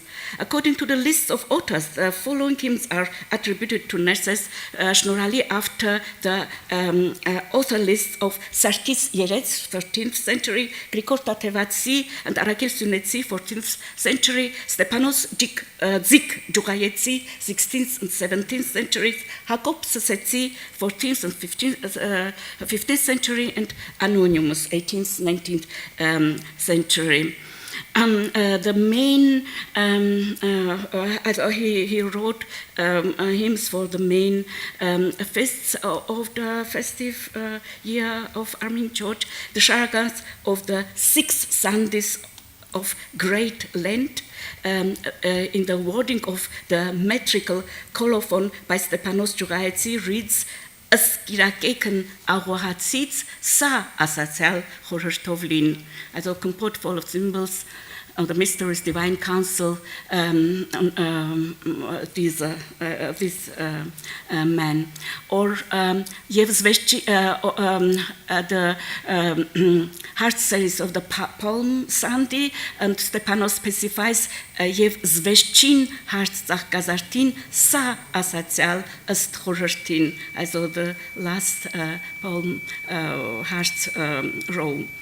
Canon of the Great Friday, chants for the days of the New Creation Week. I named it a poetical metric hexameron, and all the resurrection canon, Avak Ornutsun, third Plagialton, according to the Octoikos system. For Patker is canon or Sharakan for the Feast of Pentecost, 2 canons Patkeria for the Transfiguration of Christ, 2 canons for the Feast of Assumption. Here Stepanos, in a wording of Stepanos, Zeshku Patker Pochman Kosin, Chosher Tapes, Shadial Semin. Hart series after the fourth church tone for John the Baptist, Saint Vartanits or the Vartanits martyrs in the Battle of Avarash, canon of the Leonits, Revondiang, clergymen martyrs of the Battle of Avarash, canon of archangels, and in ordering of Stepanos to this canon, Spatkej Inyag da Sudsverin, Sa Harmanial Hujnemanin. I interpret it as Nerses self was angel as antitypos of angel and has wrote about angel. The canon on 9 upper excuse me. Kyriakos Kantzakidis confirms and clarifies or adds the following hymns. Ornutzion Mankung und Hambarzi chants of the canon of St. Peter and St. Paul. Ornutzion song of the Sons of Thunder. Ein Sharakan of the 40 martyrs of Sebaste. Anton, desert father, to Sharakans to Theodosius and Takavoraz, also to the first Christian kings. One Sharakan of the Apostle, 3 days of the Holy Week, 2 resurrection, Jashu Sharakans, etc., etc. Many Mankung Sharakans, and Jakob Sosetsi says, Markaritz, Harz, Chorostin, Basum, Mankung, Megne, Barser. Zum Beispiel, there are numerous Mankung Sharakans that are Sharakans in the hymnographical canon of Sharaknot. They are devoted to the saints, and one of them is Basilius of Caesarea, but some lists also attribute him the whole canon of the Hierapetats or Vartapetats. Certainly only the songs with the denomination Yerk or with acrostic Nerses are certainly belongs to Nerses and are independent creations by Shnorhali. He himself uses the denomination Yerk in this acrosticos or ban, Nersesi Banas Eis or Nersesi Yerk, etc. Yesterday, the Archbishop Levon Zekian mentioned the epitheta innovator and reformator for Nerses Shnorhali, and he is innovator also not only in invention of the rhymes, rhythms, poetical means, but also the transition of genre of theological matters in the lyrical renderings in a poetical form. The Catholicos Garegin, the first, who by means is also honorary doctor of our university of Martin Luther University in Halle, writes in his Vartapetakanchar, the church doctoral dissertation, we say that the whole, about Sharakan, the topic of this study is Sharaknot, the whole theology of the Armenian church is in Sharaknot. In no other book we can find so compact the theology of the Armenian church as in Sharaknot, says Garegin the first. And one example of this transition of exegetic commentary or consexegetical or hermeneutic genre to poetic form is the Hexameron canon of Nerses, was already mentioned to the days of the Holy Week. This Hexameron canon of Nerses is an alphabetical acrostic of 36 stanzas written in syllabotonic meter and homoiotelic tonic rhyme, preceded by a 6 stanza acrostic with the author's name. The stanzas consist of 16 syllable, 8 plus 8 quatrains. 6 stanzas are dedicated to each day, forming a chant of the hymnological canon. The canon of Nerses Shnorhali thus comprises 42 stanzas. The hymnographic hexameron is sung during Great Lent. The Monday hymns are performed on the 6th Mondays of the 40 days of the Lent period. The Tuesday Sharakan on the Lent Tuesday, and so on Monday, Tuesday, Wednesday, each part is devoted to a day. One exception is the Sunday hymn Noras Dactyal with the acrostic Nerses, which is also performed at the end of the every Sunday morning service in the annual cycle. Here we are dealing with the hymnological, liturgical projection of the old and new creation stories, whereby the exegetical literary technique and skill of interpretation are transformed into a poetic liturgical prayer. The typology of the Old Testament Genesis as the first creation, which finds its fulfillment in the New Testament history of salvation, the second creation, undergoes a poetic interpretation in relation to the time to be commemorated in the liturgy and the time to be lived out in everyday life according to the church festive calendar. Nerses incorporates the theological concept of world creation into a three-stage symbolic system in the hymn. Each day of the week is depicted as an image of each day of the week of creation, and this antitype of Holy Week, Avak Shabbat, the eve of the second creation, which begins with the resurrection of the Word God. In a virtuoso manner, the narrative lines, poetic images, and the lexical material of the first chapter of Gospel of John are juxtaposed with those of the Old Testament creation story, Genesis 1:1, in a hymnographical treatment.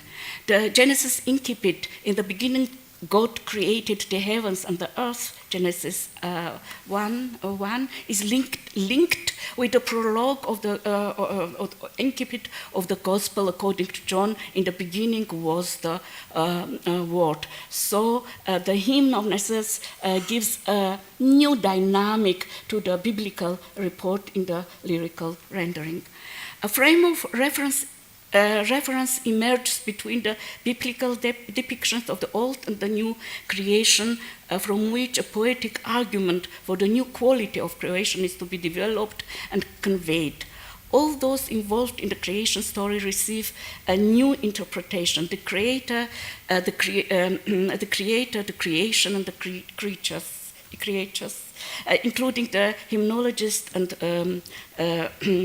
those who pray. The recipients, and at the same time active participants in the commemoration of the act of creation. In the new world, the sky is new, the light is new, the stars are new, nature, the plant and animal world in it are new, and there is also a new human being there.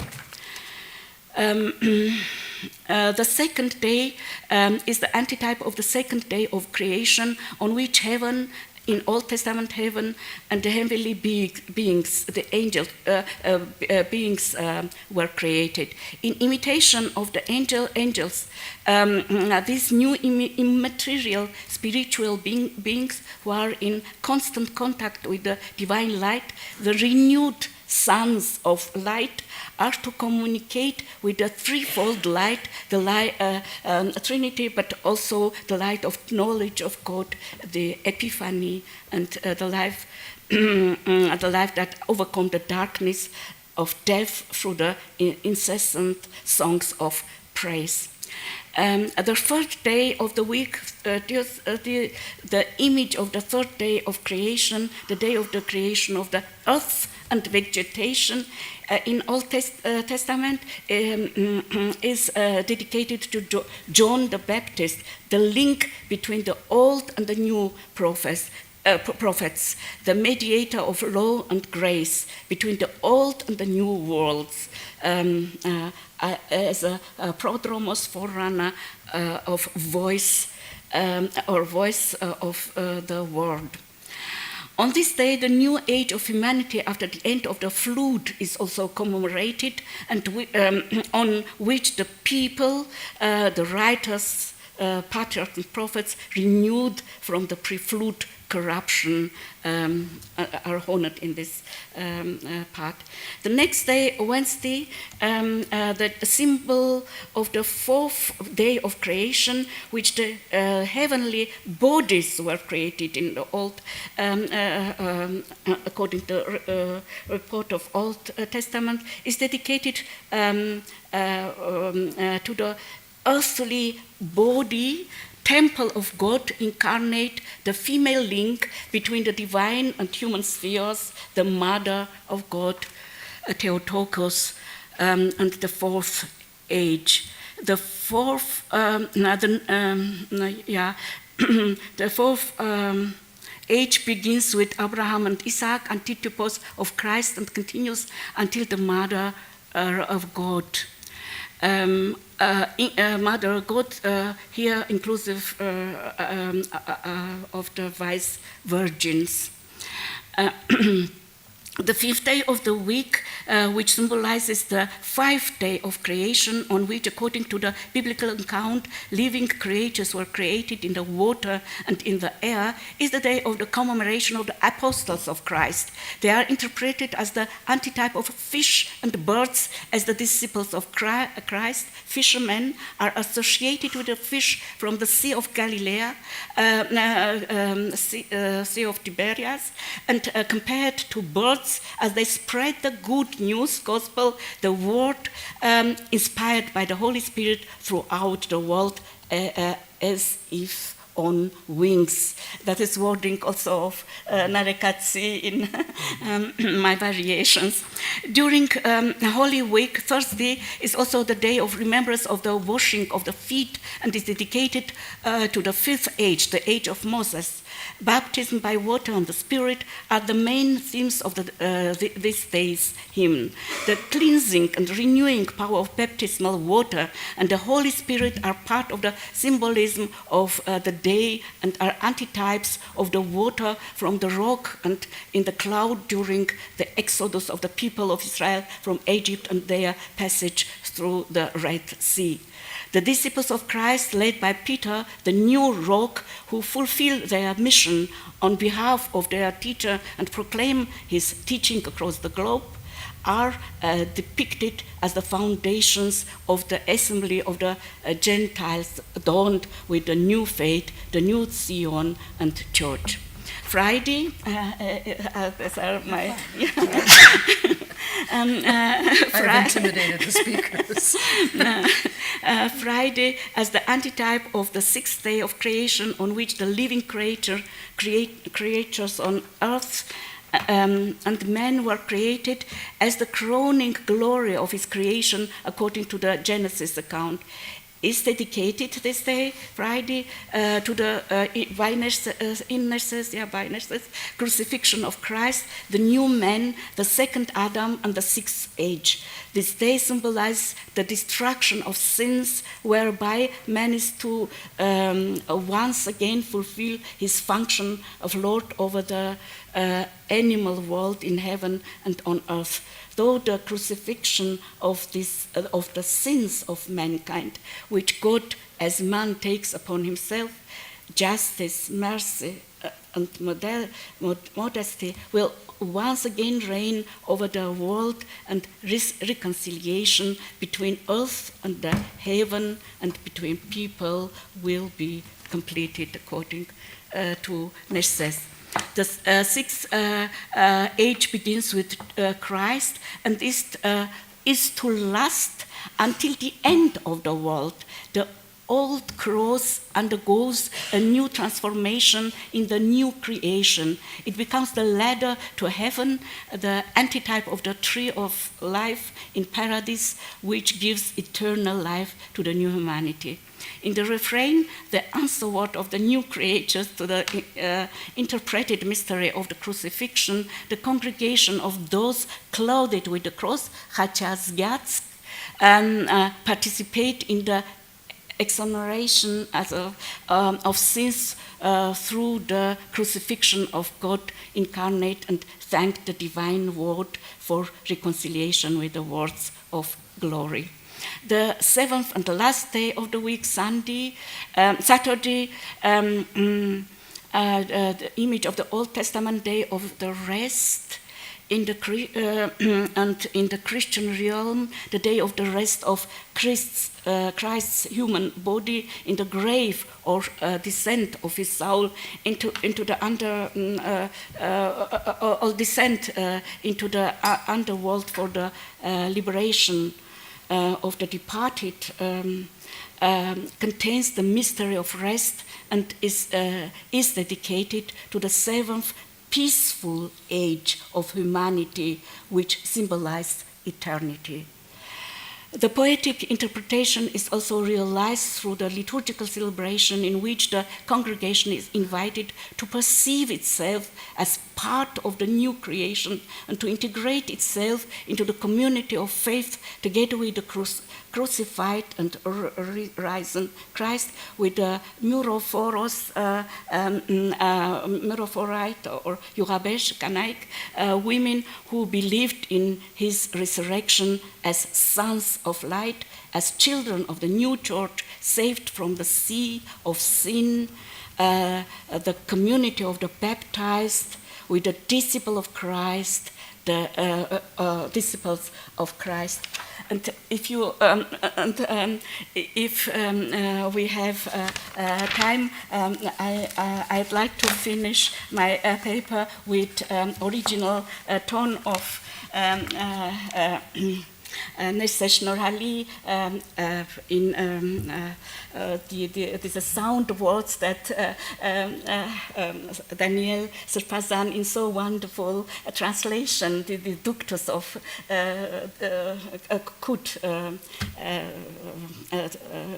could represent, this ductus of Nerses Shnorhali. It was wonderful in your translation, but I can't so good English, but that's why I let speak Nerses Shnorhali with his sweet Kartzratzain hymns before our coffee break.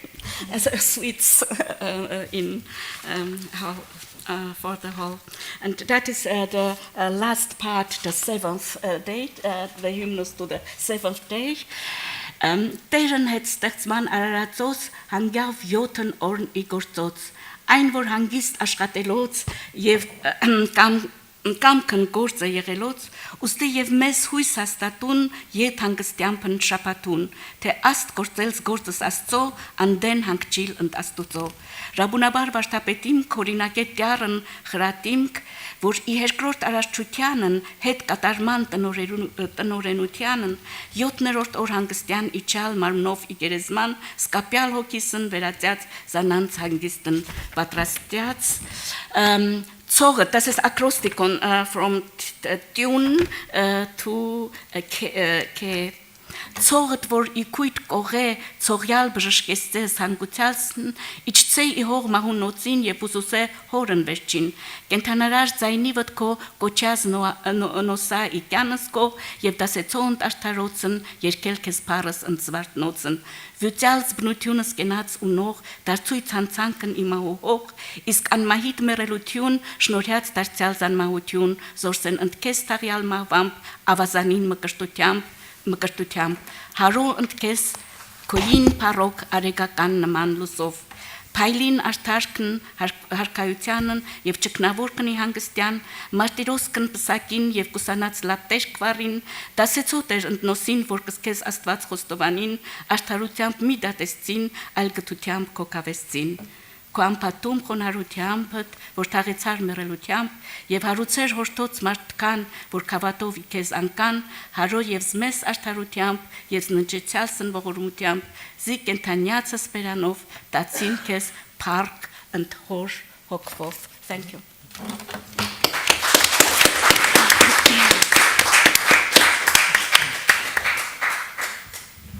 I want to thank you, Dr. Armenuhi, for having brought us full circle back to the hymns that we began with.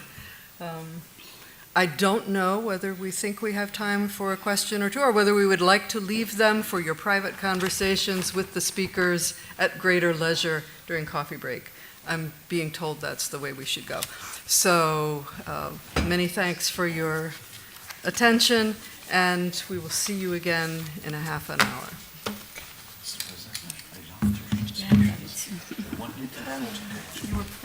Yes.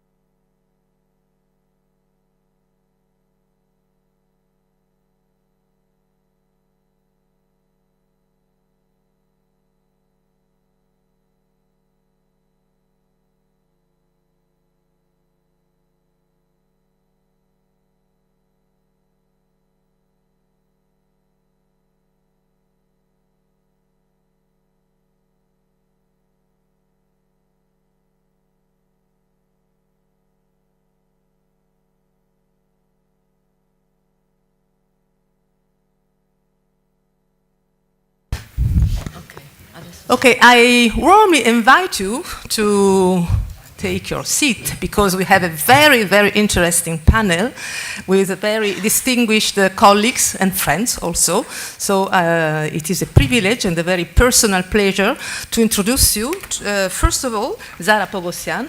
Of course, everybody knows Zara, but it is important to remind that is a specialist in medieval Armenian history, culture, and religion, and especially in relation to other people, cultures, and religions in all the Near East and Asia Minor. She obtained the first, I think it was the first ERC support for research about the Armenian history in the relation with the other people. It was really, really important for the field, and many young scholars are involved in this project. Zara, so she's an associate professor of Byzantine civilization at University of Florence, and the title of the program is Armenian Entangled Connectivity and Cultural Encounters in Medieval Eurasia from the 9th to the 14th centuries. And she's the author of a very important monograph on the Letter of Love and Concord, published by Brill, and the co-editor of the book The Church of the Holy Cross of Akhtamar, Politics, Arts, Spirituality in the Kingdom of Vaspurakan, with Edda Vartanian. And this book was published in a collection that I co-directed with Theo van Lint, and it was really a model for the forthcoming, really, it was a pleasure to collaborate with you. Zara is also a co-founder and co-editor-in-chief of Armeniaca, International Journal of Armenian Studies. The first issue was published last year. Yes, the second and the second also, yes. And she's one of the founding members and general editors of the series Eastern Christian Cultures in Contact for Brussels. So, Zara, the floor is yours. Thank you, Valentina, for this very flattering introduction. And so I start immediately and try to stay within the limits of the time. Okay. The rich and multifarious legacy of St.Nerses Shnorhali includes works in many different genres, as the illustrious speakers of this conference have demonstrated and will demonstrate during the rest of the day. Among these are works either directly classified as hagiography or closely linked to the cult of saints. Among these, the input of St. Nerses on creating the life of Saint Sergius and his son Martyros, based on a translation from Syriac, is perhaps the best known, due to the many publications of this text, the popularity of Saint Sergius in the Armenian tradition, and of course the studies of this text and the cult of Saint Sergius. However, it was not the only hagiographical work for whose translation St. Nerses was involved.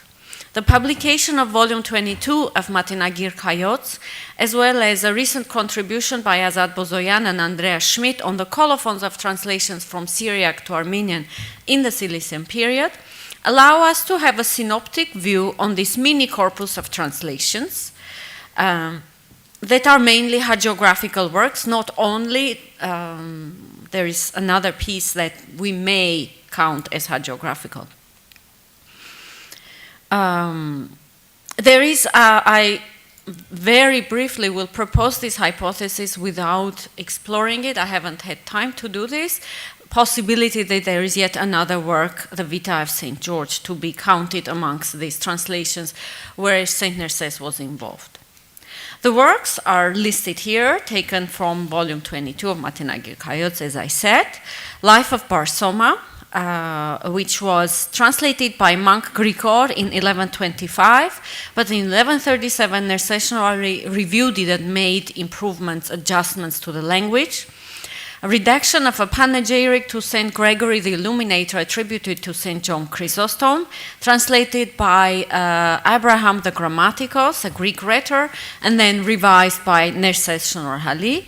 The editor of this life in Matenagir Kayots has published both versions, the very brief, perhaps the first rather literal translation, and then Nerses Shnorhali's adjustments.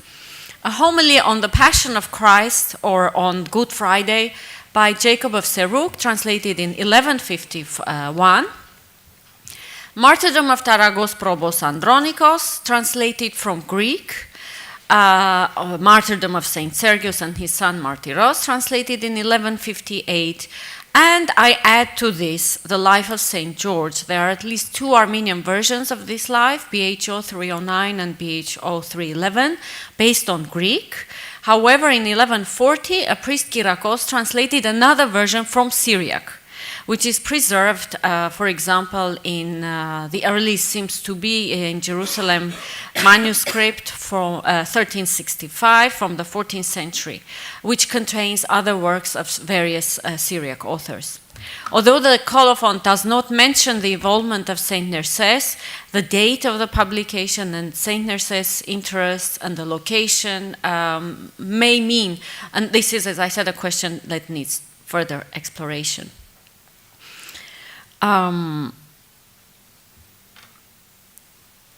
Looking at their content may help us to position these texts within the general works and activities of St.Nerses Shnorhali as well as his interests.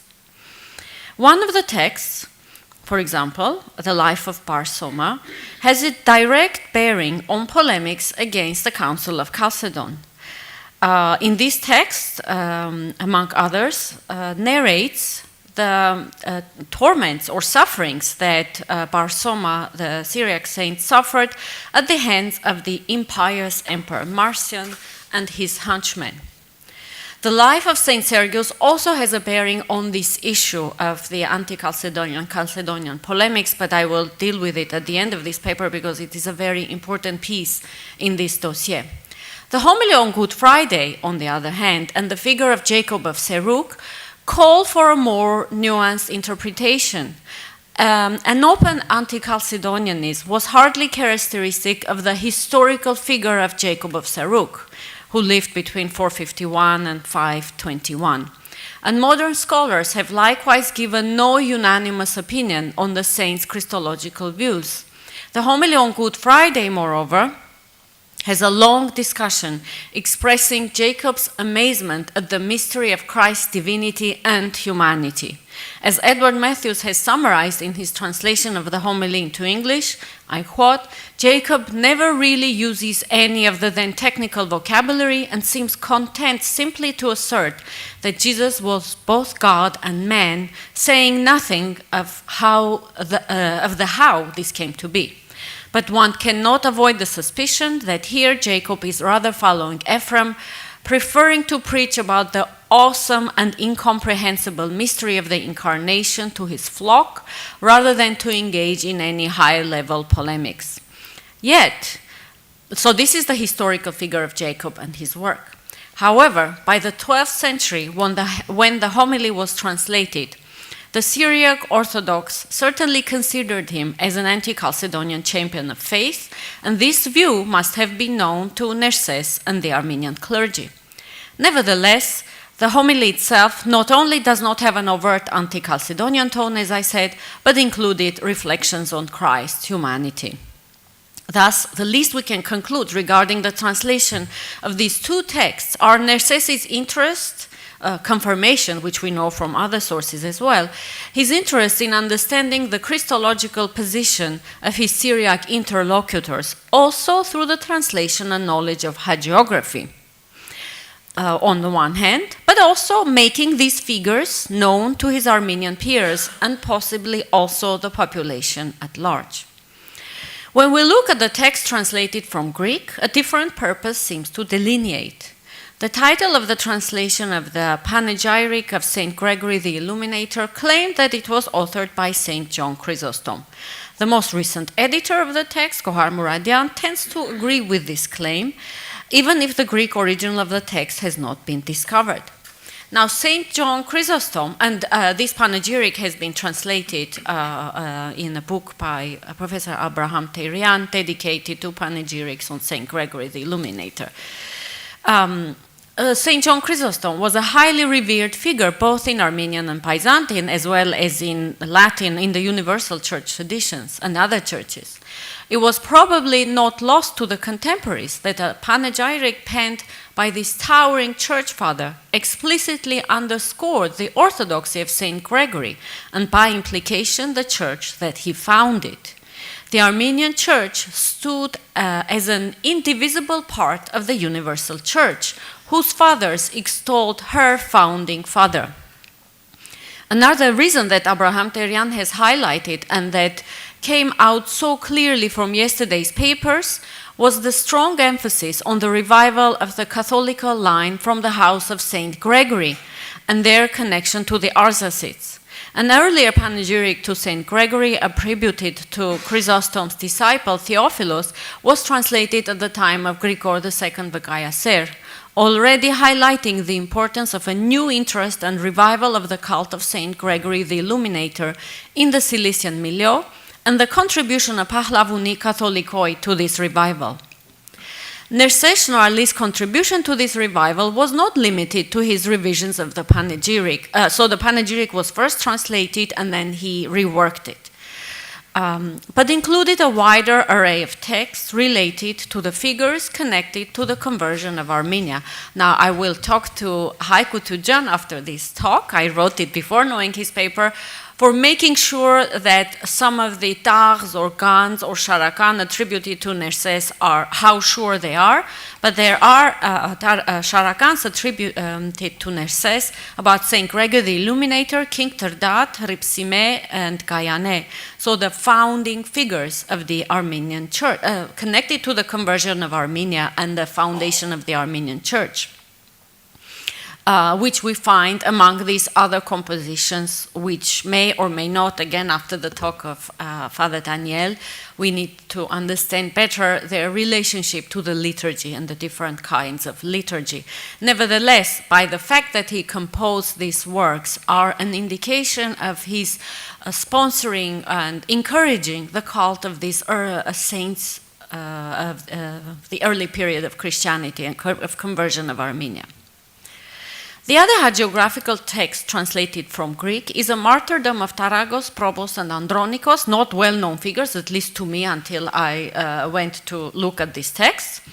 They indicated a rather different interest.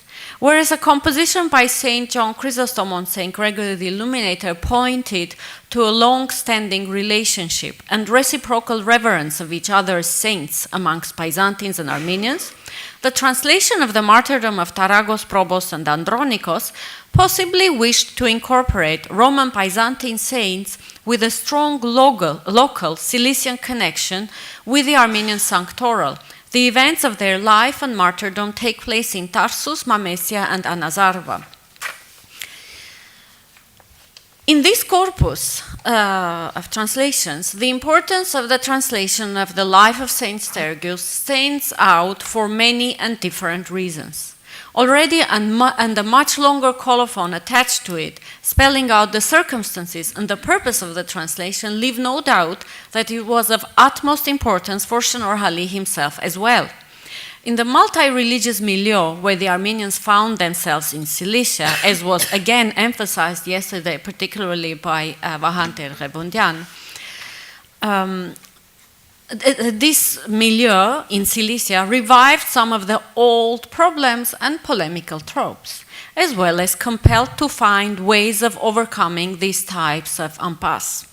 By the 11th century, a rather dense anti-Armenian polemical tradition had evolved in Georgian and Byzantine treatises that created the image of a magician, heretic, false priest by the name Sarkis and his dog with the name Artsiburion or Alagi, to which the Armenians were said to dedicate a fast, the fast of Arachavorats.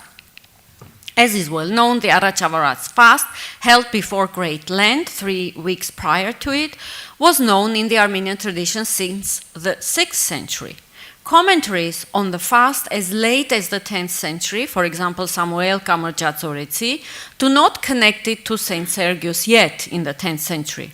The polemical tradition appears to have risen amongst the Georgians in Georgian polemical texts, and it was first, so this tradition of a dog to which a fast is dedicated was associated with the name of Peter the Fuller. And there was some soldier Sergius involved in these stories. These texts have been edited in the the pre-last century, the 19th century, by or beginning of the 20th, by Melikset Bek. Then the name of Sergius was transposed, and there was a conflation of these different traditions. These texts were particularly aimed at admonishing the Georgian population living in mixed areas with the Armenians, and obviously also possibly following the same liturgical traditions, such as in Gugark and Taik. In the 11th century, the culprit and initiator of the Armenian heresy, which included not only the worship of his dog by the name Alaj Artsiburion, but also the heresy of Chachetsarni in Georgian or Chatsitsiarioi in Greek, a reference to the Armenian word Chachetsar, referring to the so-called addition to the Tris Hagion, became a Sergius. So from Peter the Fuller, it became Sergius. In the late 11th, 12th centuries, some Greek polemical texts, such as one attributed to a Catholicos Sahak or Pseudo-Sahak, its invective against the Armenians, already includes all these traditions, indicating that they had expanded into the Greek-speaking milieu. Indeed, Nerses Shnorhali, in his Gir Kavato Khostovanutian, sent to Emperor Manuel Komnenos in 1165, clarifies once more that the fast of Arachavorats is what it is and who is Saint Sergius. The translation itself was undertaken 8 years before at the command of his brother Grigor as a response to a request from the abbot of the monastery of Hachbat, David Tudeorti. So the translation took place in 1158. Okay, so since I complained about time, I have to shorten very much. The cult of Saint Sergius was not unknown to the Armenians, obviously, before that time. We have one of the earliest Armenian basilicas, the Basilica of Tekor, and one of the earliest inscriptions on this basilica, which mentions Martyrium of Saint Sergius. At this early date, in the 5th century, there is no doubt that the saint must have been Saint Sergius of Rusafa, whose feast was October the 6th or the 7th in the Byzantine tradition, also in the Armenian tradition. The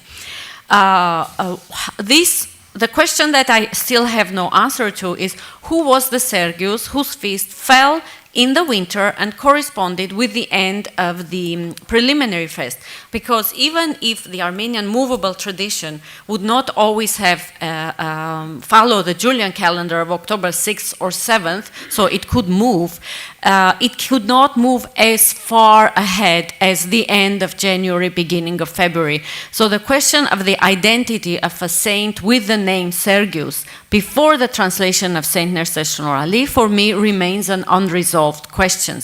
The translation of, so obviously, from what I understand, the cult of Saint Sergius was especially popular in the northern parts of Armenia, so in the region Kamsarakan domains, who seem to have promoted the cult of Saint Sergius. However, we have a Saint Sergius also on the Church of the Holy Cross in Akhtamar. So what Saint Nerses Shnorhali's translation did is to revolutionize the cult of Saint Sergius. After that date, after the translation, there was no question that who was this Saint Sergius, who was his identity. There has not been a study of manuscript tradition of whether it eclipsed the feast or the celebration of Saint Sergius of Rusafa, and how, and whether there were local traditions where the Sergius would be more clearly delineated who it is.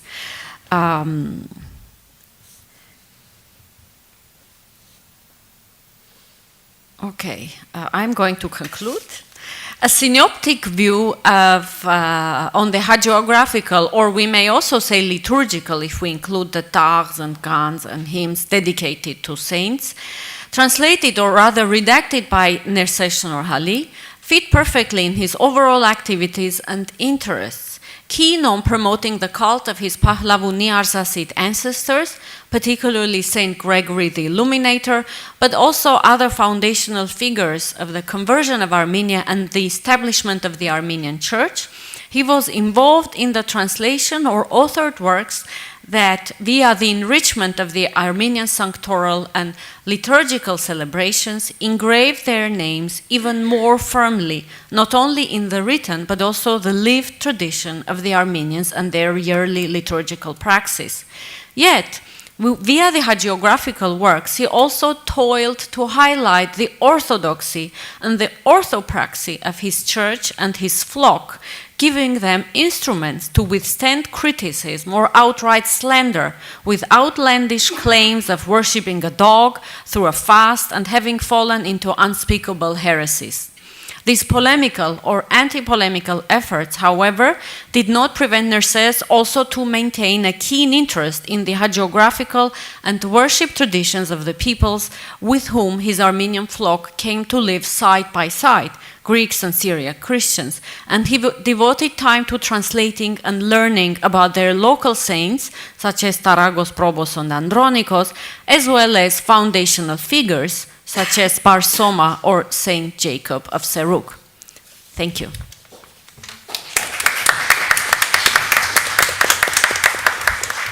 Thank you very much, Zara. It was really illuminating, not only about the importance of the hagiography and its connection with the polemical literature, but also about the philological practices. It is also a very important aspect. And I was very interested in the fact that the Syriac heritage was still so important, even in Cilicia. But, well, the floor is for questions, at least 5 minutes.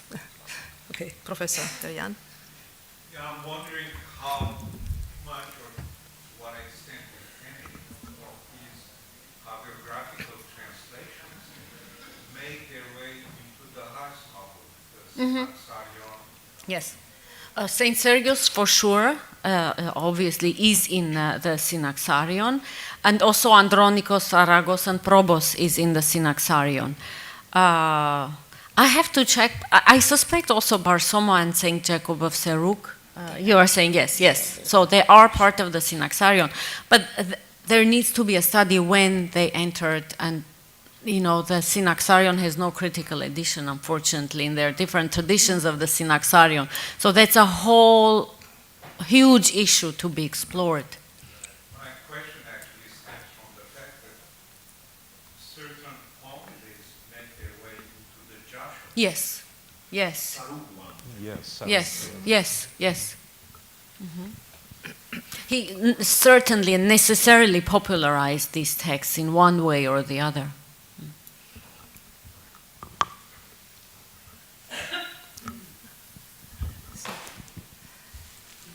Armeli Drostab-Garian before and Peter Cowie after. We have an information that the Vita of Sergius, the interlinear translation yes. was provided from Michael Cyrus, yes, they and say. that Nerses Shnorhali then had it reworked the text and so on the text. Which new informations you have about this interlinear translation? Yes. So together with, in the same Matenagir Kayot, volume 22, they published a text which is, has no specifics about Armenia, has no name of the, it seems, it refers to a text from the Syrian milieu. His name is Morsarkis. It's connected with the Arabs, Tajik, which St. Sergius of Rusafa is also connected, is very much popular, was or is among the Arabs, desert Arabs in the Syrian desert in the late antiquity. It is possible, but I have no proof, that this was the first translation. So this text, for a long time, I had read about it, that it exists. I had never seen the text. Now it is in Matenagir Kayot. It looks very much like it could be the first translation on which Nerses Shnorhali then added.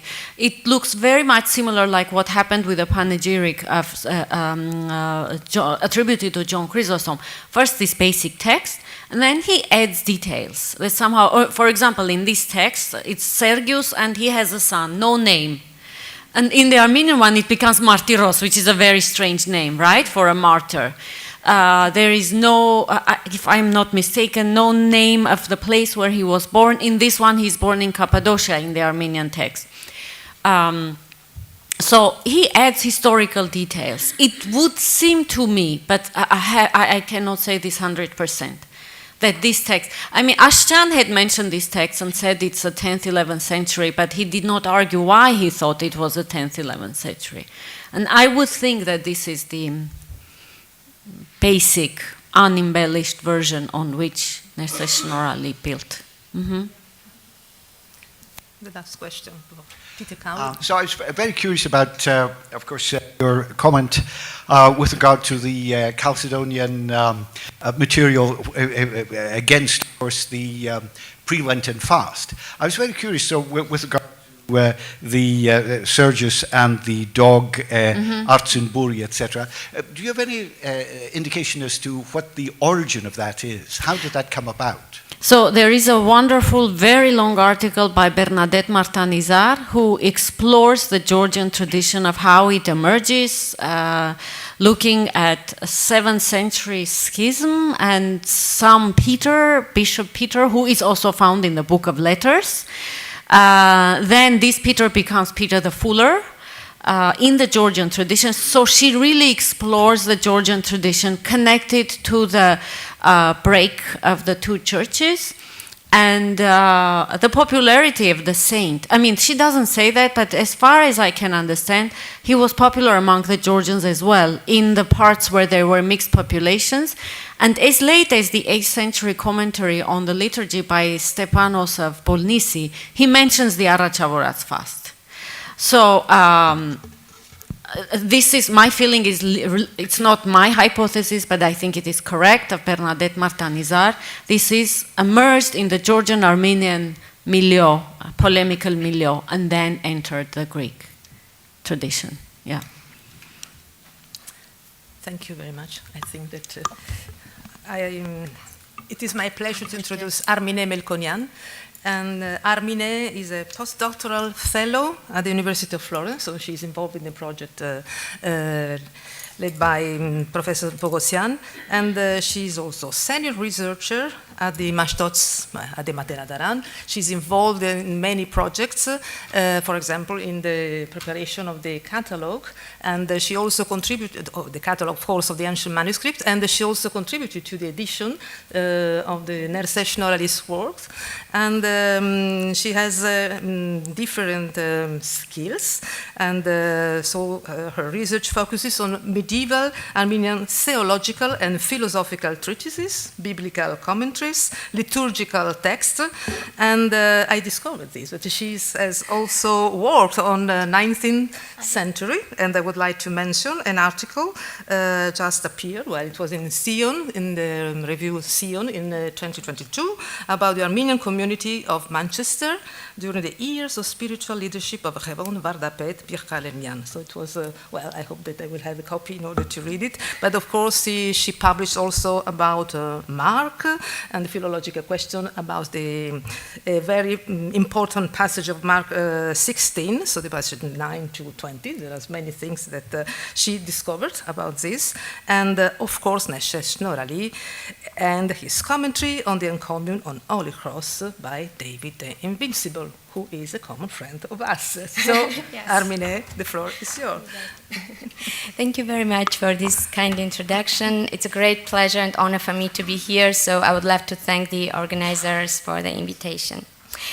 The encomium on the Holy Cross of God by David the philosopher, known as Bartsiratsutek, Exalt, after the first word of the work, enjoyed a great popularity in medieval Armenian literature. It was included in the list of the writings taught in Armenian Vartapetarans and had a great influence on the Armenian theological thought, especially on the theology of the cross. Theodoros Kırtenavor, Catholicos Sahak Zoroporeti, Bishop Misael of Artsakh, 9th century, Catholicos Zakaria Zagetsi, Grigor Narekatsi, Grigor Makistros Pahlavoni, in their works dedicated to the Holy Cross, used David's encomium as a model both in theological and structural aspects.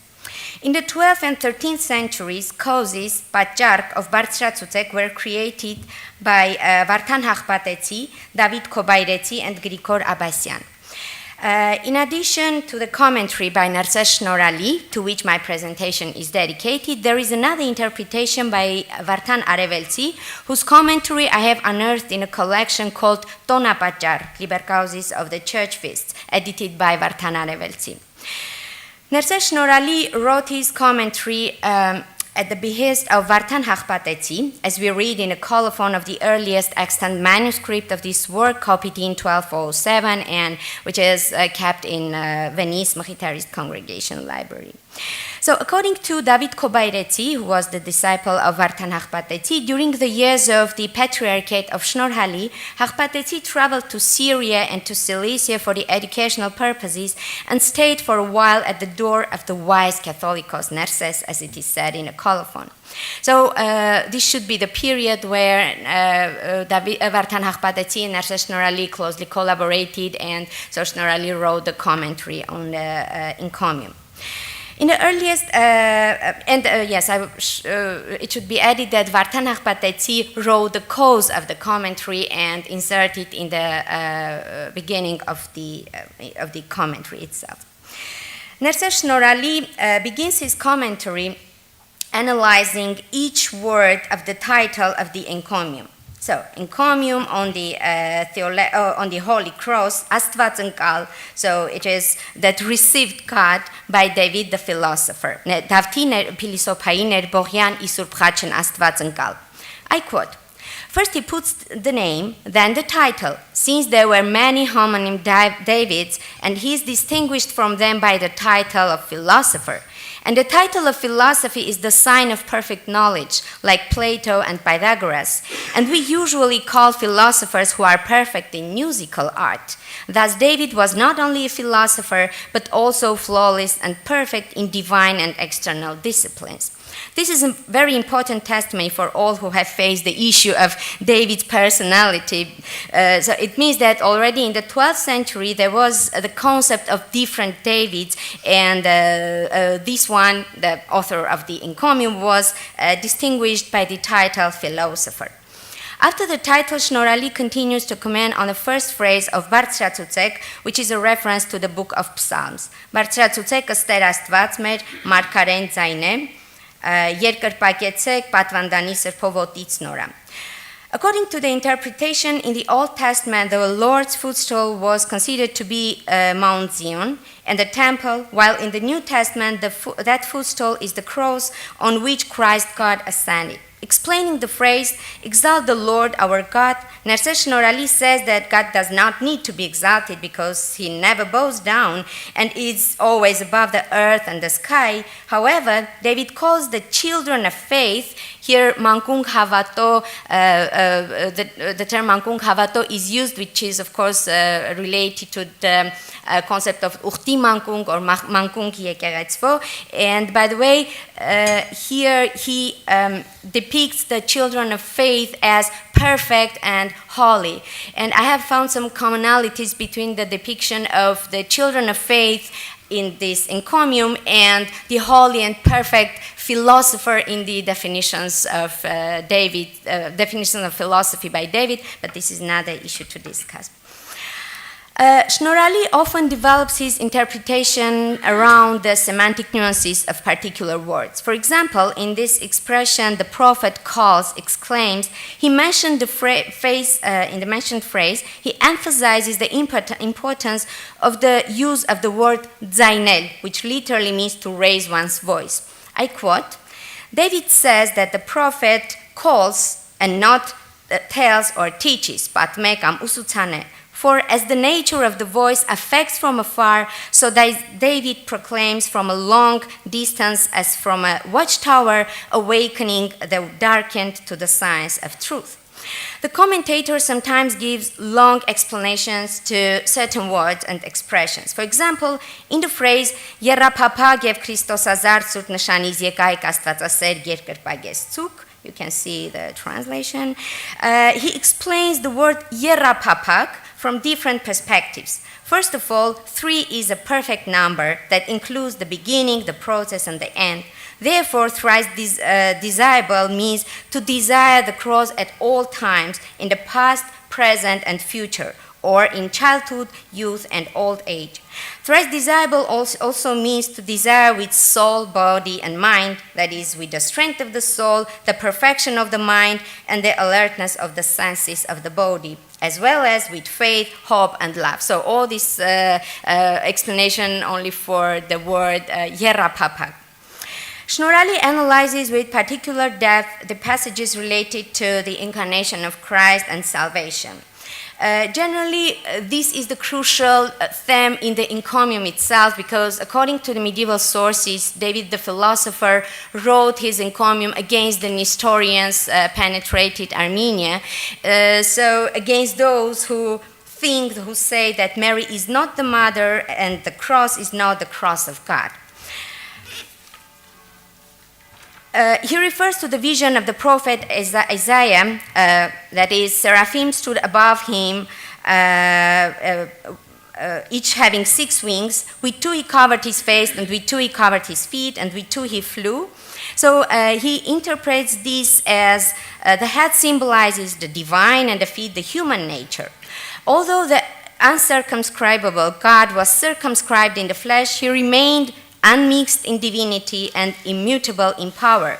With ineffable humility, God was incarnated in the womb of the Virgin, and with this thought, David shut the mouths of the Nestorians, who said that the Word did not become flesh. Emphasizing the word Theotokos, Astvatzatin, Shnorhali writes, "Woe to Nestorians and others like him who once called Mary a man-bearer, Martatin, and not gar-bearer, Astvatzatin. Just as the Virgin who gave birth to God is bearer of God, so the cross that bears God is the cross of God." So Astvatzatin and Astvatzachach. Nerses Shnorhali refers to Apocrypha for the interpretation of some passages. For example, he presents in more detail the story of burial of the first man on the top of Golgotha, hinted at Bartra Tzutzek, so you can read it, the paragraph 2. Shnorhali records that, according to Jewish historians, based on the tradition, says that when Noah left the ark, he divided the world into the 3 parts between his 3 sons, and he gave Sem the relics of the first created, Nachas Terzitzen. He does not distinguish Adam and Eve, so just says Nachas Terzitzen, which were kept in ark. So Sem, by the divine providence, buried them on Golgotha, from where the salvation would come. For the interpretation of the passage where David compares the Holy Virgin with a burning bush, Nerses Shnorhali presents another tradition, according to which, and says, so, although it is not written in the Gospels about the adoration of the cross by the Holy Virgin, after the resurrection of the Lord, the Holy Virgin offered many prayers to the cross received God again, Astvatzankal, on Golgotha, adoring the cross and asking for the salvation of the world. Of course, this narrative is similar to the vision of the Mother of God, according to which Mary was praying on the Mount of Olives when the Archangel Michael approached her with 400 angels, and Mother of God, seeing the sufferings of men, women, old people, and children, wept and prayed to her Son for their salvation. However, there are some essential differences between these stories, so I assume that Nerses Shnorhali used another source, or maybe an oral tradition, or retold the vision in a different way to better fit the context of his interpretation. In general, in the writings dedicated to the cross, as well as in David's work, the Old Testament prototypes of the cross occupy an important place. The cross is compared with the tree of life, the staff of Moses, Noah's ark, Jacob's ladder, the Sabbath tree, etc. And however, each of the authors and commentators present the same images individually in terms of content, language, artistic style, etc. So Shnorhali also pays great attention to the episodes related to the juxtaposition of the Old and New Testaments. For example, the commentator compares the cross with the tree of life, which is of the same nature as the cross, because it was deadly, and the cross was the instrument of death and suffering. The cross is similar to the tree of life, because it has become an instrument of life. I quote, "As death approached the life, destroyed everything that existed, so the life through Christ approached the death and revived everything."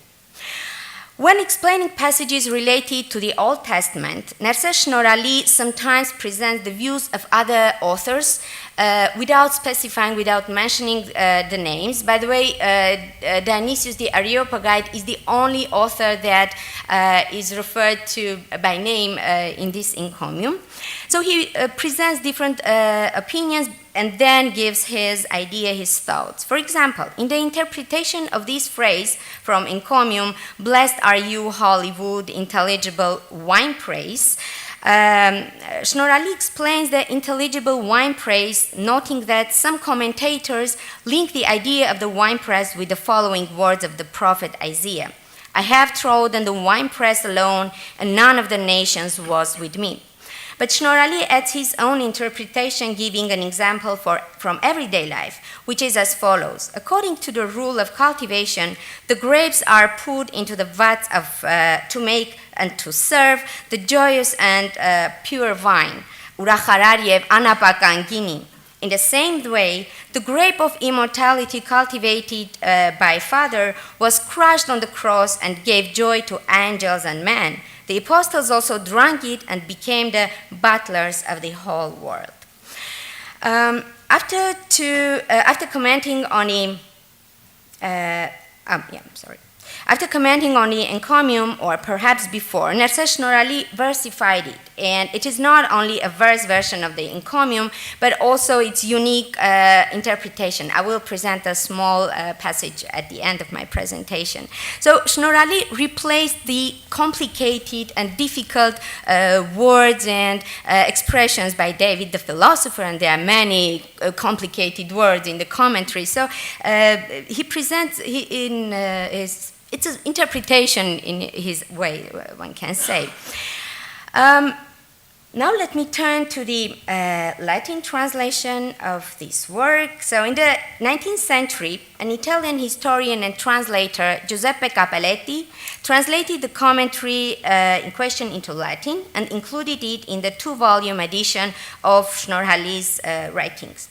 The translation was made from a manuscript of 1207, which is the earliest example, and this translation is a very delicate and meticulous work. However, there are some imperfections in the translation, maybe due to the characteristics of the manuscript he used. So, in particular, Venice manuscript, in this manuscript, the phrases and words quoted by David from David's encomium are often abbreviated. And so sometimes, of course, Cappelletti filled in, otherwise the sentence would simply be incomprehensible. As you see in the presented example, we read Yevkum amenavor amp ar pergu ok karot. So it doesn't make any sense, while it should be, yes, it should be Yevkum amenain voranzi nain puit arariales pergu teneoknakanutian karot asci. So but we see that in the Latin translation, the phrase is complete. So one can assume that he used another example to accomplish these phrases. In Venice library, there is another copy of 1802, copied by one of the members of congregation whose name is not mentioned in the catalog, but it was copied from this example. So I need to consult directly the manuscript to understand whether Giuseppe Cappelletti used the later example, which was perhaps accomplished, or the later example. However, he has filled only in those words and phrases whose omission made the sentence incomprehensible, while in the phrases, While in the phrases where the meaning of the expression is clear, even though it was not complete, he just translated as it was. For example, here, Աստված ամպարագրելի եւ ամբավ, while it should be եւ հարգանդիկ ու սիմբարնիլ կրյուր ըստ մարմնո. So this passage is missing from the Latin translation because Աստված ամպարագրելի եւ ամբավ is a clear phrase, so Cappelletti translated only this part. Cappelletti translated the Christological terms and expressions of the commentary with a certain interpretation, stressing that Shnorhali's objections to the Diaphysite Christology are directed against the Nestorians. For example, in a paragraph where David the philosopher discusses Christ's incarnation, crucifixion, and salvation, and says that for it is our salvation through the power of God, Աստվածազոր, Shnorhali writes, this saying is against the Diaphysites. So, ընդեմ երկաբնակացն է բանս. While in the Latin translation, it was translated adversus Nestorianos est sermo.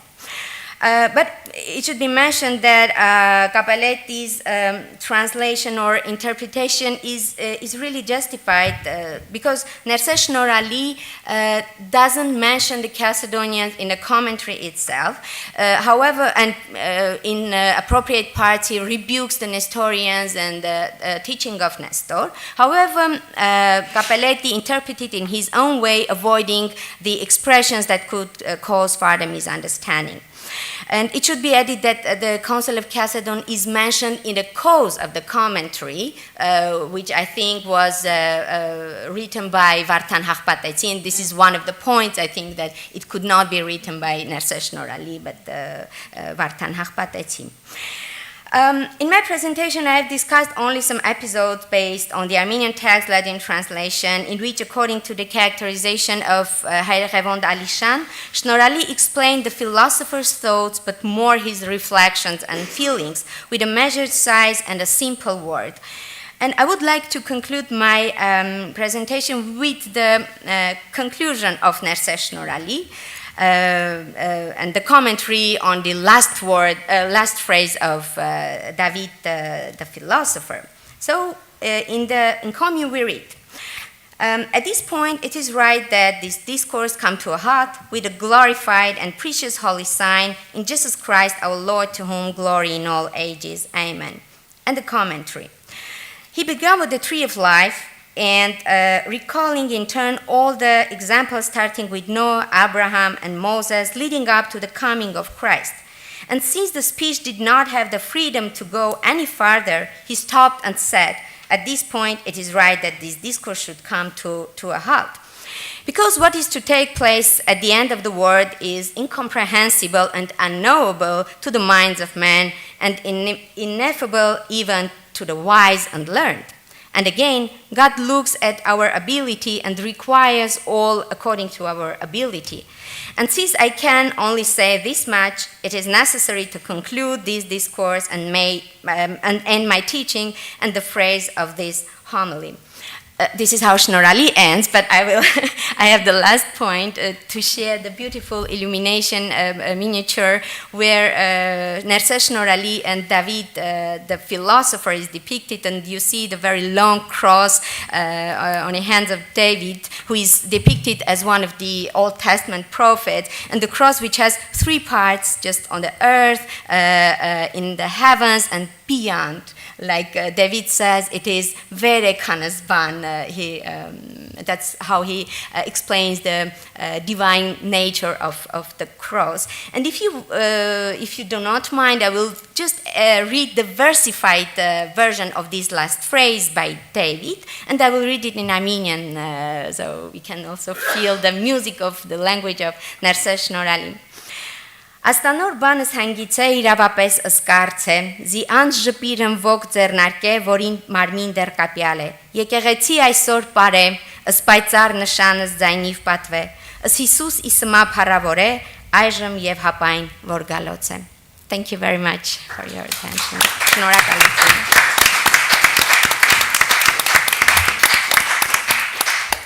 Thank you very much, Armine, for this brilliant presentation, and I open the the discussion. 5 minutes of questions. Unfortunately, we have to compress. Yes, Professor Tarian. For one, I like the use of David the philosopher Yeah, over and above the use of David the invincible. exactly. Very much in keeping with the teaching of my own professor, Archbishop Norar Boaryan, who would rather think of David of Nerkin or David of Hark. Anyway, be that as it may, the very fact that both the Blessed Virgin Mary and the cross are called Astvadzengal, and therefore we have this juxtaposition of Mariology and the Passion narratives and so forth.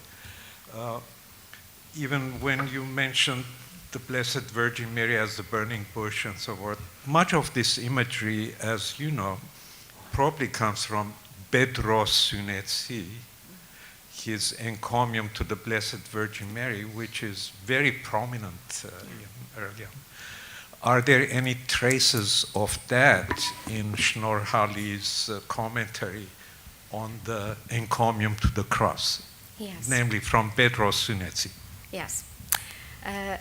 Thank you very much for the question, for your note about David the philosopher. It is really important for me. See, he is not called Harkati or Nerginati or even invincible, but just David the philosopher. It's really important. As I mentioned, the sources of the encomium, of the commentary, still needs to be investigated. Shnorhali used certain sources, and he says some people think, some Vomang Asen, he often indicates, but who are these Vomang? I haven't yet compared with the encomium in Petros Sunetsi, but he obviously used previous sources. I think he used also the encomium on cross by Hovan Voskeberan, which we see the influence of Hovan Voskeberan in the encomium itself by David. So probably he used the encomiums, and of course, but I need to learn more to find out the sources used by Nerses Shnorhali. But it is also important, as you mentioned, this juxtaposition. This commentary in commentary, like he's commenting on the Old Testament verses, so this would be also interesting to learn separately because how he comments this or that verse of the Old Testament, and yes, but this is a further work to do. At first I wanted to prepare the text because this is maybe the only text of Shnorhali which remained unpublished, I think, if I'm not mistaken. So I'm happy I could publish it, and yes. If I may just follow up on Dr. Tarian's points, I can suggest further that the ultimate source, I think, of this word Astvadzengal in relation to the cross goes back to Jerusalem, you'll be pleased to know.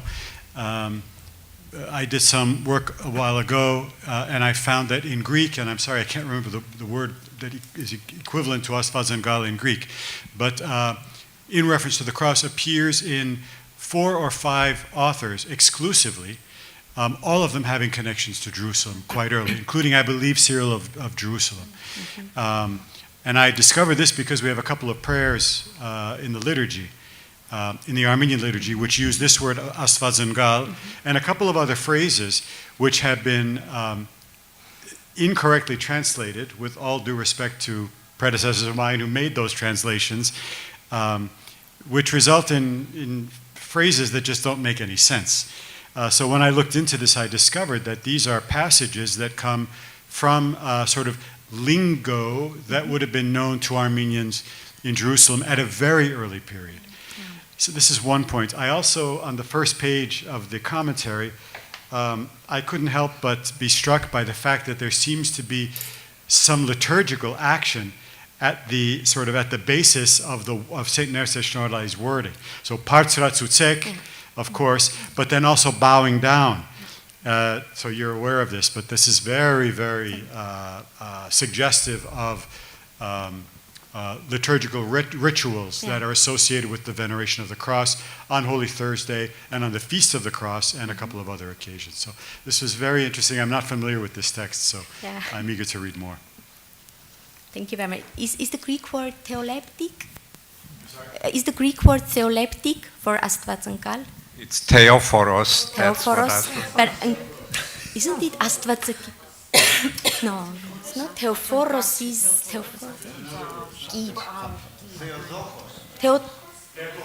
No, Theotokos is Astvatsatsin.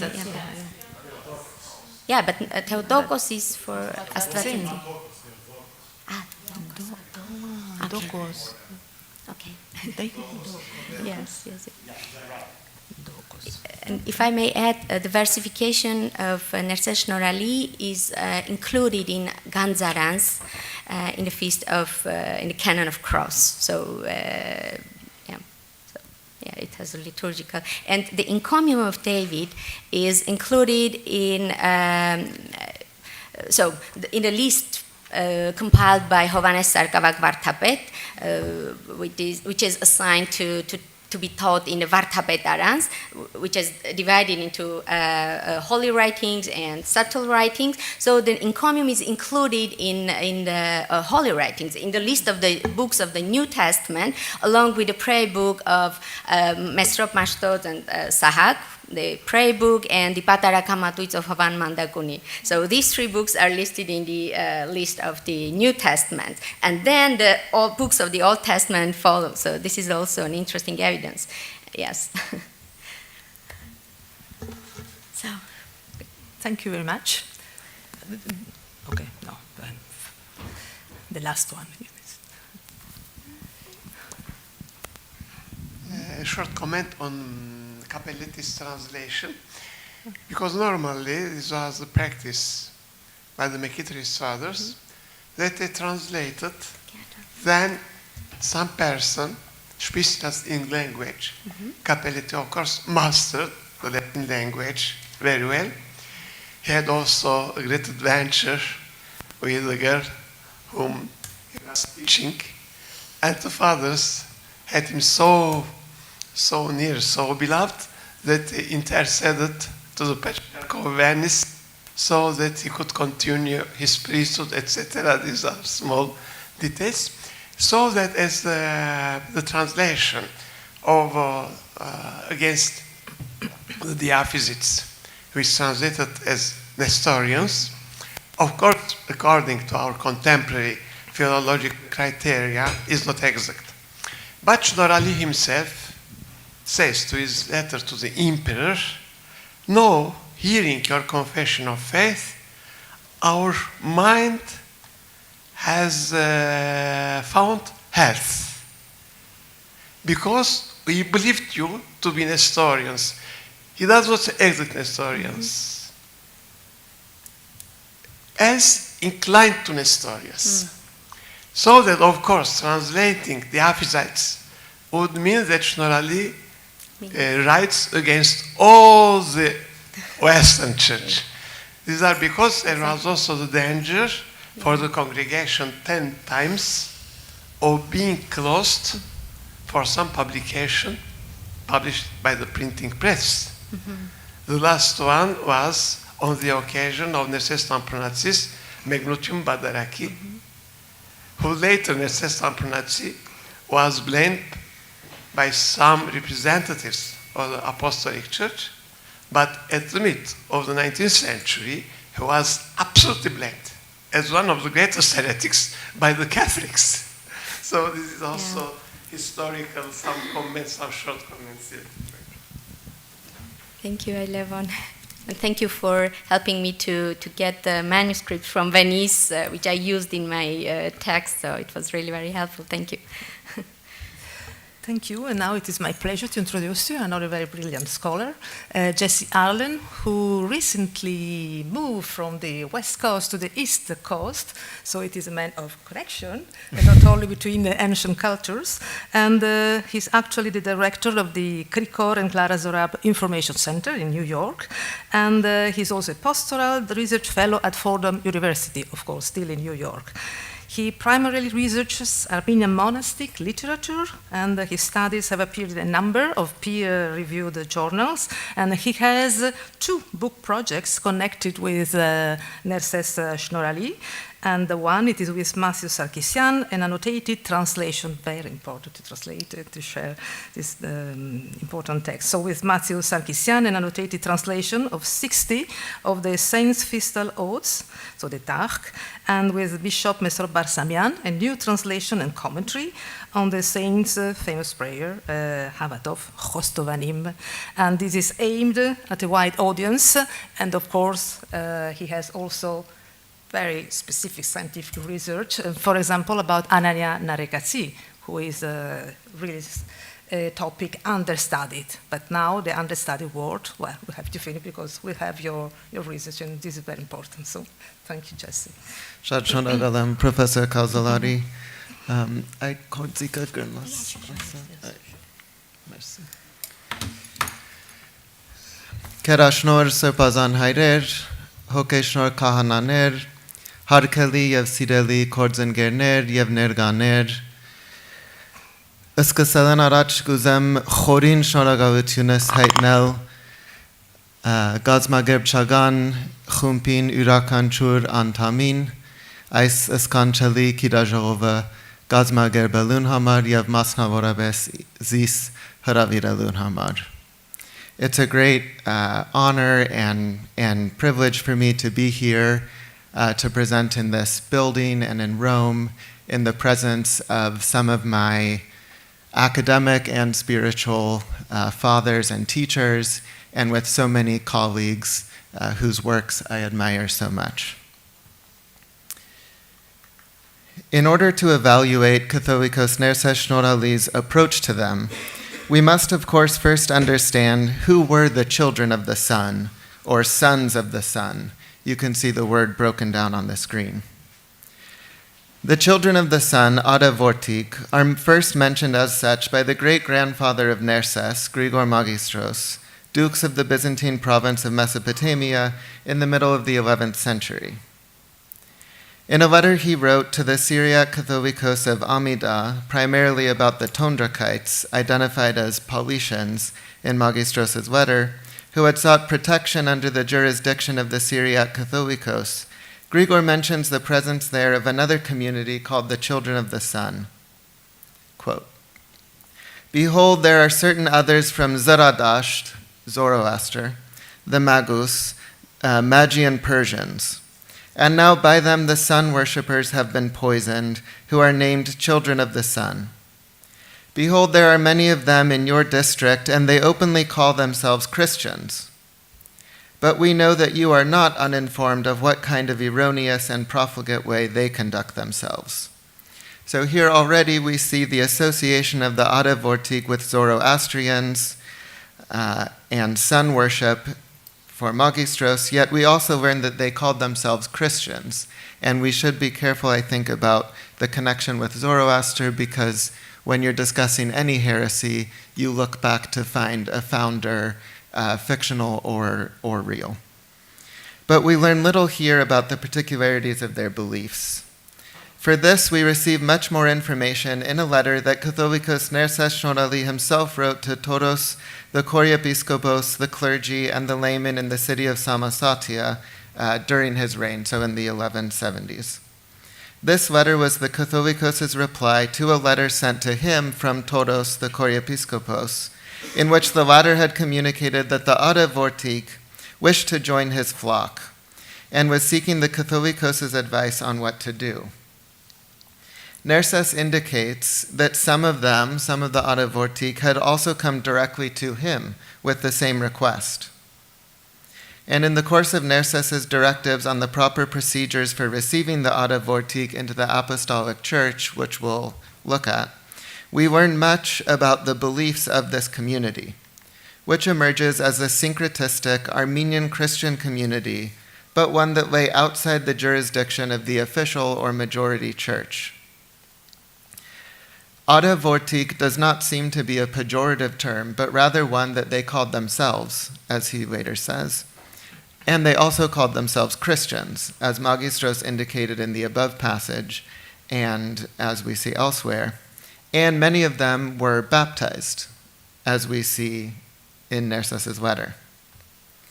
He indicates that they are by ethnicity and language of the Armenian clan, Azkav Yevlezvav Idohme Hayotzen, though outside the jurisdiction of the majority church. As he puts it, they remained in satanic darkness and did not wish to be illumined by the divine light through our holy illuminator, St. Gregory, but have loved darkness and not light until the present time. So it's very likely that they represent the descendants of a community that was converted to Christianity in the early waves of evangelization in the first centuries of the Christian era before St. Gregory, and that later representatives of the Gregorian Church were unable to integrate them or simply never went to them. In the centuries before Nerses, we know of many such communities of Armenian Christians who, like the Adavortig, were not integrated into the majority church. The most famous examples maybe are the Paulicians and Todrakians, but there's other indications of similar communities of lesser renown that emerge in the pages of Armenian histories. And this description on the screen is of these remote communities in the mountains of Sasun in the 9th, 10th century from Tovma Artsruni, where he describes a community that has an ancient version of the Psalms that differs from ours, and he connects them also with Syriac evangelizing missions that had come.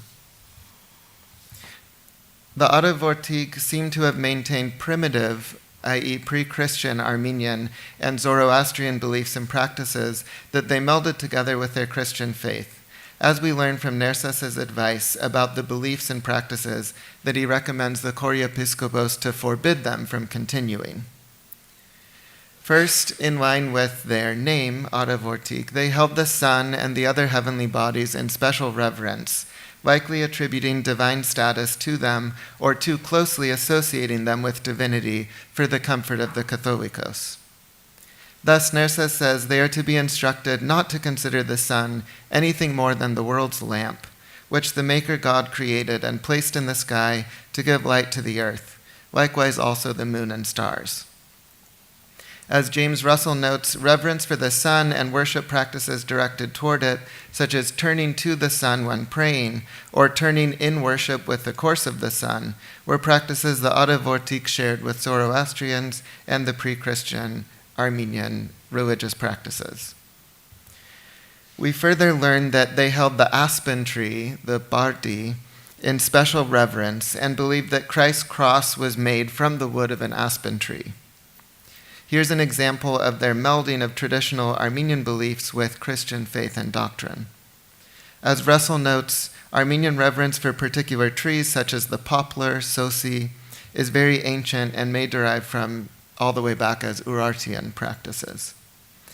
Nerses also includes a cryptic reference to the practice of mixing substance into food or drink, which may have been associated with apotropaic, prophylactic, or other healing and magical properties. And similar beliefs and practices are attested by later writers such as Mechitar of Abaran in the 14th century, which also attests to the endurance of this community after the 12th century. And from all this, we can conclude that we're dealing here with a Christian syncretistic community that preserved many ancient beliefs and practices, some deriving from Zoroastrianism. So how did Catholicos Nerses suggest dealing with them? His graceful approach to the Adavortig stands in sharp contrast to the callous and merciless approach that some had taken with similar communities outside the bounds of the Apostolic Church, as indicated in that same letter by his great-grandfather Grigor Magistros regarding the Tondrakites. While Magistros speaks of banishing them from the area under his control, but inflicting no bodily harm, he mentions how previous generals and chiefs before him had handed them over to the sword as they deserved and mercilessly spared neither old nor young. One suspects that the Adavortig of Samosatia in St. Nerses' day were no longer able to reside in the shadows and may have feared or been subject to persecution, and for this reason had sought protection by outwardly converting to the Gregorian Church. St.Nerses seems to indicate something along these lines in the beginning of his letter when he responds to the concern, probably expressed in the letter sent to him from the Choreopiscopos, that the desire of the Autovortique to enter the Apostolic Church was feigned or false. In response to this concern, he writes, "If their conversion to God is true, it is joy for God, the angels in heaven and us on earth, over the salvation of so many men's souls. While if their conversion is a lie, as many believe concerning them, and they again return to their own vomit, it is no harm to us. For we, in accordance with Christ's command, endeavor to cast them and all ethnes, so far as is possible, into the net of his gospel. But electing and gathering the good into good vessels according to the gospel parable, and tossing out the bad belongs to the just judge, when he sits on the throne of his glory and recompenses each according to their faith and works." In other words, he's not going to take a sort of inquisitorial approach to them, but let Christ be the judge. So the Catholicos takes their request at face value and recommends an approach to them that proceeds from catechetical instruction to confession of orthodox doctrine and ritual initiation, specifically tailored to suit the customs and situation of the Autovortique. He counsels the Choreopiscopos to have all the Autovortique, men, women, and children, gather at the entrance of the main church in Samosatia, just as one would bring a child or catechumen to the gates of the church before baptism. Then he counsels them to ritually ask the question, "Do you desire with your whole heart, all your mind and strength, to abandon the former error of your fathers and come to the true Christian knowledge of God?" When they reply yes, he suggests that as with children or catechumens at the hour of baptism, to ask them again 3 times if they renounce Satan and all his designs, words, and deeds. Then he has them turn to the west and spit 3 times in the face of Satan and revile him as foul, false, and unjust. And then he counsels the Choreopiscopos to instruct them to abandon their reverence of the heavenly bodies as well as the aspen tree. Returning to the ritual acts and words of the baptismal service, he has them turn to the east and ask them if they believe in a statement of doctrinal belief that he composed specifically for this purpose, which is modeled on the creed recited at the end of the Liturgy of the Word, but has been tailored and adapted to target the specific points of doctrine that are most in need of emphasizing to the Autovortique. For example, when discussing God's creation of all beings at the beginning, he expands the normal creedal statement that God is the creator of heaven and earth, what appears and does not appear, to mention aspects of material creation that were given special reverence and considered divine by the Autovortique. "Do you believe in the all-holy Trinity, by whose word there came to be from nothing all creatures, those that appear and those that do not appear, heaven and earth, and what is in heaven and on earth, angels and rational men, sun, moon, and stars, the luminaries of the universe, and earthly animals of air and sea, all plants and trees, those unmoving and those that move, etc., etc." So you can see this clear effort to name the exact creations that are worshipped by them. The rest of the creedal statement follows the normal structure of the creed as known from the liturgy, but likewise expands it for pedagogical purposes to elaborate on the ministry and deeds of Christ, for example, as recorded in the Gospels, with special attention to his healing powers and miracles. This was surely also aimed at correcting the practices of the Autovortique deemed magical, such as concocting potions and engaging in other naturalistic ways to effect healing. Rather, Catholicos Nerses emphasizes the healing power of the incarnate Christ, to whom alone belongs the power to cure and save. Following this, he commands those unbaptized to be made catechumens. He would have those who are full-grown and unbaptized make a confession of sins and have a small penance, pokorin chabashcharutun, imposed on them, after which time they are to be baptized, while those who are young can be baptized right away. And this is very notable. He does not command rebaptism for those already baptized, but recognizes the baptisms that they received as Christian. And this stands in contrast, in fact, to the policy of the Vartabeds and Catholicoi of the 10th century, which Professor Cowie mentioned yesterday, who in response to the same policy practiced by the Byzantines vis-a-vis Armenians, had Chalcedonian Armenians who had previously been baptized, rebaptized in Armenian churches. For those who are of a mature age who were already baptized, he has them make a confession of their sins and have a penance placed on them. And then he commands the priests of Samosata to seal their foreheads and senses with the holy muron in accordance with the canon of chrismation, after which they are integrated into the community. And it was unclear to me in reading this letter whether he was saying just those newly baptized to be chrismated, or if everyone is to be chrismated, and whether that would imply that they didn't practice chrismation, or there was a need to do that again. Following this, St.Nerses commands the priests to instruct them in the basic ethics and commandments that accord with a Christian way of life and the cultivation of virtue, just as Christ commanded his disciples to baptize people and teach them to observe all that I have commanded you.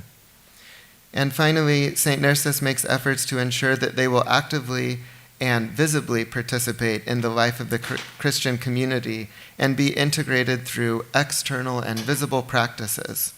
So, for example, he instructs them to confess their sins to a priest 2 to 3 times a year and accept the penance given, to follow the fasts ordained by the church, and to participate in all the public services that they can. And aware that they're largely an illiterate oral culture, he instructs priests to explain to them the deeper mysteries of the scriptures and faith after a time of initial instruction, and recommends taking some from among their children to study the scriptures with an aim that some of them would go on to become priests. And he says, just like St. Gregory took the sons of the pagan priests and made them priests and bishops. And he's very clear about making sure not to charge any fee for the use of the sacraments, lest they be scandalized. And so at the end of the last part of the talk here, I want to consider some somewhat speculative suggestions on his Catholicos Nerses' cultivation of a mysticism of light in the context of liturgy and worship as a further way of elevating the worship of the Ade Vortig from the physical sun to the intelligible light of the triune God.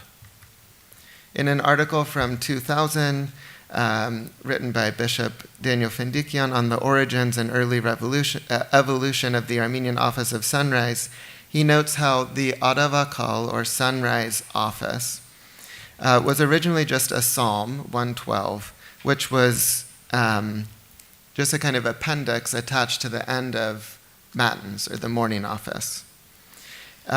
In centuries, gradually, it came to acquire more structure with diaconal proclamations, prayer, etc. But in the 10th century, it was still just at the end of matins. By the 13th century, when we get our next liturgical commentary, we can see that it's a full-fledged service. And so the question is, to what extent Nerses Shnorhali played a role in giving it the shape that it had. And we don't have exactly tangible hard evidence to this, but there's many, many signs pointing in the direction of St.Nerses Shnorhali's role in this. Most major of all, the fact that the 4 hymns for the service were written and composed by him. Father Zavan Arzumanian goes on further to speculate that St. Nerses reworked the sunrise office with the Ade Vortig specifically in mind, claiming that the sunrise service is the worship of the Son of God versus the worship of the Son of the universe, cleverly manipulated to convert the sons of the sun back into the flock of the Armenian Church. St. Nerses wrote anew the entire sunrise service dedicated to the Son of God, the light of the world. We don't have, again, hard evidence for this, but it's a very alluring suggestion. And I want to consider if we take that as true, or at least partially untrue, what we can observe in the changes themselves. So one of the most notable changes is the invitatory psalm changing from 112 to 71, 18 to 20. Psalm 112 is a kind of simple, straightforward psalm of praise, where the verse related to the sun is Haravalitz minchi mutsarevu ortnyale anundyarin. From the rising of the sun to its setting, blessed is the name of the Lord. Where Psalm 71 begins with this verse, Yeritzi anundyar nortnyal havidyanzi harach kanzareve anunora. The name of the Lord shall be blessed forever, for his name is before the sun. Where Psalm 112 references the sun to denote totality of time and space, Psalm 71 takes an approach that specifically contrasts the name of the Lord with the sun, saying that his name is prior to and thus superior to the physical sun. This parallels, of course, St.Nerses' efforts to instruct the Ada Vortig on the derivative and created nature of the sun and other heavenly bodies, and thus reinforces the catechetical instruction that he proposed for them. The next verse, I na orhnasin amenain azkakirgri amenain azinkiranin tsennama. All the nations of the earth shall be blessed in him, and all people shall call him blessed. While St. Nerses said the Ada Vortig are of the same ethne or nation as the Armenians, one can imagine this verse aptly fitting the introduction of a new people or community, the Ada Vortig, as a kind of fulfillment of this psalm verse. The final one, Ortnyal derasvads Israeli vor arne eskanchalis miain. Blessed is the Lord, the God of Israel, who alone works wonders. Here too, a reinforcement of St. Nerses' efforts to avert the Ada Vortig away from the use of healing potions and other magical practices, and to turn to the healing power of Christ, who alone works wonders. And turning to the third and most sublime of the hymns in the service, we can see kind of the pinnacle of this approach and a movement from what we might call a kind of combative or contrastive approach between God and the physical sun to what we might deem a mystic approach to light, in which the worshiper is moved, again, from the sensible to the intelligible, from a contemplation of the physical light of the sun and morning dawn, the starting point of the hymn and the psalm that begins the service, to contemplation of God himself and the invisible, intelligible light of the divine being. So just some examples are highlighted on the screen, and he's very fond of calling Christ the righteous Son. And there's all kinds of details we could go into, but there's not time. If it's true that some or all of the hymns of the service and its reworking were done by St. Nerses, and at least in part with the Ada Vortig in mind, we witness a truly graceful approach to the introduction and integration of a community of sun worshippers into the Apostolic Church. Not content merely to instruct them in proper doctrine and praxis, the service provides an opportunity for those accustomed to worship the sun at dawn to join in a service that worships the God who created the sun and contemplate the intelligible light that dawns in those who revere and praise him, thus elevating them from the worship of the sensible to the intelligible. And I also just want to suggest at the end that, again, something Professor Cowie mentioned that I've also talked about elsewhere. This is, again, we can see part of St. Nerses' larger effort to adapt monastic material for laity and to make Christian material in general more accessible and pleasing to a lay, non-monastic population. We had the example of the hymns written for those guarding the fortress. And in general, this service, I would say, if you go around parishes today, it's definitely the most beloved and service by lay people and common people in the parish when it's celebrated during the period of Lent, when the lay people can engage with the service. And there's all kinds of other things about the hymns we could talk about, like how Luis is written in such a slow and contemplative manner, kind of promoting this sort of mystic contemplative approach, but we're out of time. already. So.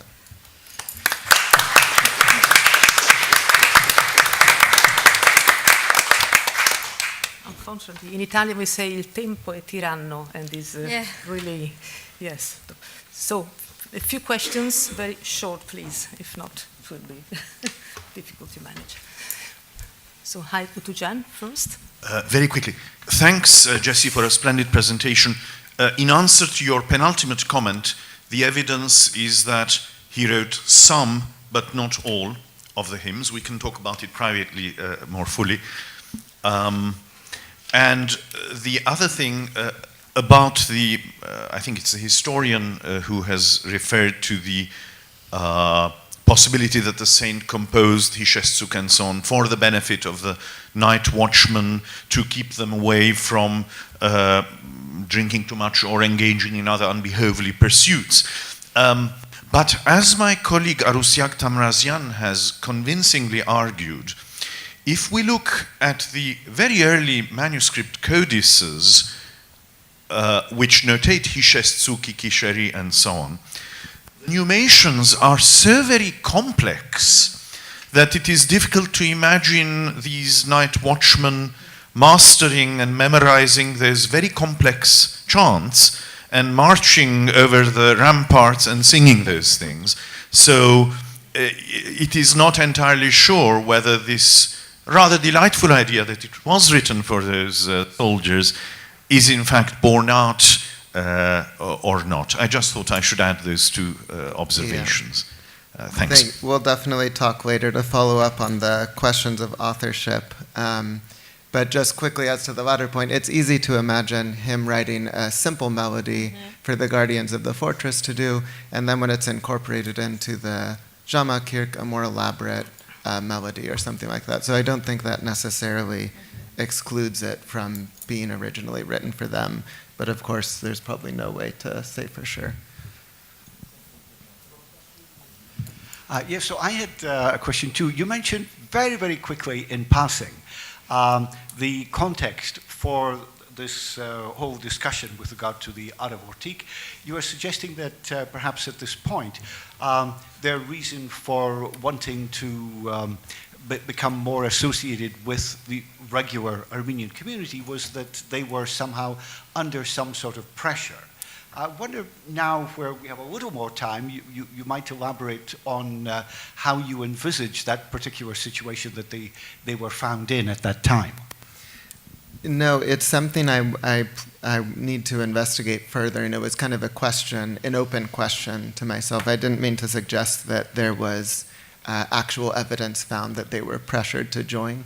It was just a question, what might have prompted them to, and to think about what reasons there could have been. Obviously, there's a lot of population movements at this time, and so it could be that they're coming into contact for the first time with new communities. Could be entirely on their own volition to join, or there could be other reasons in the background we're not privy to.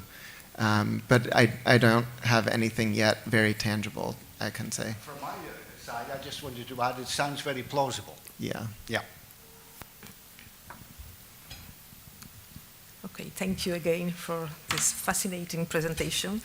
And last but not least, Edda Vartanian. Dr. Vartanian is a very reputed scholar in the field of the Armenian art and architecture for the medieval time especially, and she's senior researcher at the Matena Daran, but also associated scholar at the Centre d'Histoire et Civilisation de Byzance. She obtained her PhD at the Sorbonne, and she's still keeping very important links with the academic French award, and she's also associated at the same project. A different one. It's a different one. In any case, she's also a link between Armenian, France, and Italy. So she's really a very important person. And merci beaucoup. Merci beaucoup, Valentina. Et je vais parler en français. Et tout d'abord, je tiens à féliciter tous les organisateurs de ce colloque et les remercier pour leur invitation. C'est un grand honneur pour moi d'être ici, d'être parmi vous et avoir une possibilité de présenter mes recherches et mes réflexions. Aujourd'hui, je voudrais vous montrer comment les écrits de Nerses Shnorhali pourraient inspirer les artistes et leur suggérer de nouvelles compositions. Vous allez voir les sujets qui apparaissent pour la première fois dans l'enluminure arménienne. Ça se passe dans la seconde moitié du XIIe siècle en Cilicie. Et ces introductions s'effectuent dans les scriptoria de Hromgla et de Skevra. Dans les siècles suivants, ces innovations iconographiques se propagent aussi bien dans l'enluminure cilicienne que dans celle des autres régions. On va voir à quel point l'introduction de ces motifs dans l'art cilicien est en rapport avec les écrits de Nerses Shnorhali. Le premier exemple est l'image du Christ Emmanuel. En Arménie, les plus anciens exemples de ce type iconographique se trouvent dans l'enluminure cilicienne. L'iconographie du Christ Emmanuel dérive des prophéties messianiques du livre d'Isaïe. Dieu donnera un signe, une vierge enfantera un fils, et son nom est Emmanuel. Cette annonce est reprise dans l'Évangile selon Matthieu. Ces textes ont déterminé l'iconographie de ces signes dans l'art chrétien. Traditionnellement, la représentation du Christ Emmanuel est le symbole de l'incarnation du Logos. L'image porte la sémantique de la naissance du Christ et par ailleurs du Dieu éternel de la Trinité et dans le sens eschatologique de la seconde venue. C'est le type iconographique tout fait du Christ Messie. Cette même interprétation d'Emmanuel, on trouve dans les œuvres de Nerses Shnorhali, dans ses chants d'art et dans ses trésors de fêtes, Gans, consacrés à la Vierge, à la Nativité, à la présentation au Temple, l'Emmanuel est la parole éternelle, le Logos qui s'est fait petit enfant, afin que la parole devienne pour nous tangible. Lusso anier Manuel, traetial banin. Pour Shnorhali, c'est le Verbe qui est auprès de Dieu, du Saint-Esprit né du Père, sans mère, avant l'éternité et non temporellement, à présent né de la Sainte Vierge, sans Père et temporellement. Le Christ nouveau-né est décrit par Nerses comme enfant vieillard, Tara Tseruni, ou Manuk Hinavurtsen. Ce test théologique qu'expose Nerses Shnorhali dans ses écrits concerne l'iconographie du Christ Emmanuel en général. Voyons maintenant le recours à ce motif dans l'art cilicien. Pour la première fois, il apparaît dans un évangile copié à Hromgla en 1166, année où Shnorhali devient catholicos. L'image est placée dans le décor de la page de titre de l'évangile selon Matthieu. Elle porte l'inscription Manuel. L'apparition de cette première image dans le scriptorium de Hromgla est significative. Par la suite, dans la deuxième moitié du XIIe siècle, l'image trouve des interprétations variées dans les manuscrits exécutés dans le scriptorium du monastère de Skevra. Dans l'évangile de 1193, copié et enluminé pour Nerses Lambronazzi, le Christ Emmanuel est représenté plusieurs fois. On le voit d'abord dans les tables des canons. Ici, il figure dans le contexte des canons 9 et 10, qui, selon les commentaires arméniens de Horan, sont consacrés au triomphe de l'Église. Ils symbolisent la deuxième venue du Christ et la gloire du royaume céleste. Mais c'est le commentaire de Nerses Shnorhali qui donne les explications détaillées et souligne que ces canons constituent l'image du temple et leur décoration doit indiquer que Emmanuel, annoncé par les prophètes, apparaîtra bientôt.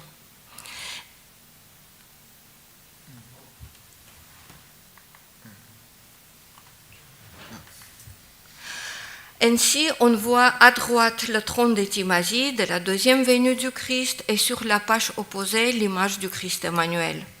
Dans son étude consacrée à ce manuscrit, Sir Peter Nersesian souligne que c'est précisément le commentaire de Nerses Shnorhali qui est à l'origine de cette composition. Dans le même codex se trouve une autre image, un grand médaillon qui renferme l'image du Christ Emmanuel. Il est emporté par la colombe du Saint-Esprit. Cette iconographie nouvelle et polyvalente est élaborée au scriptorium de Schiavra. Dans les deux cas, l'image est placée au début du chapitre 4 de Saint Luc, dans le passage qui suit la tentation du Christ par le diable. Jésus, revêtu de la puissance de l'Esprit, retourna en Galilée.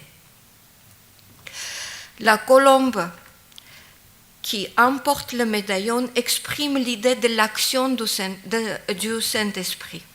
L'image est en rapport avec la déclaration de Jésus au peuple juif sur sa vocation messianique en lisant dans la synagogue une prophétie d'Isaïe. « L'Esprit du Seigneur est sur moi ».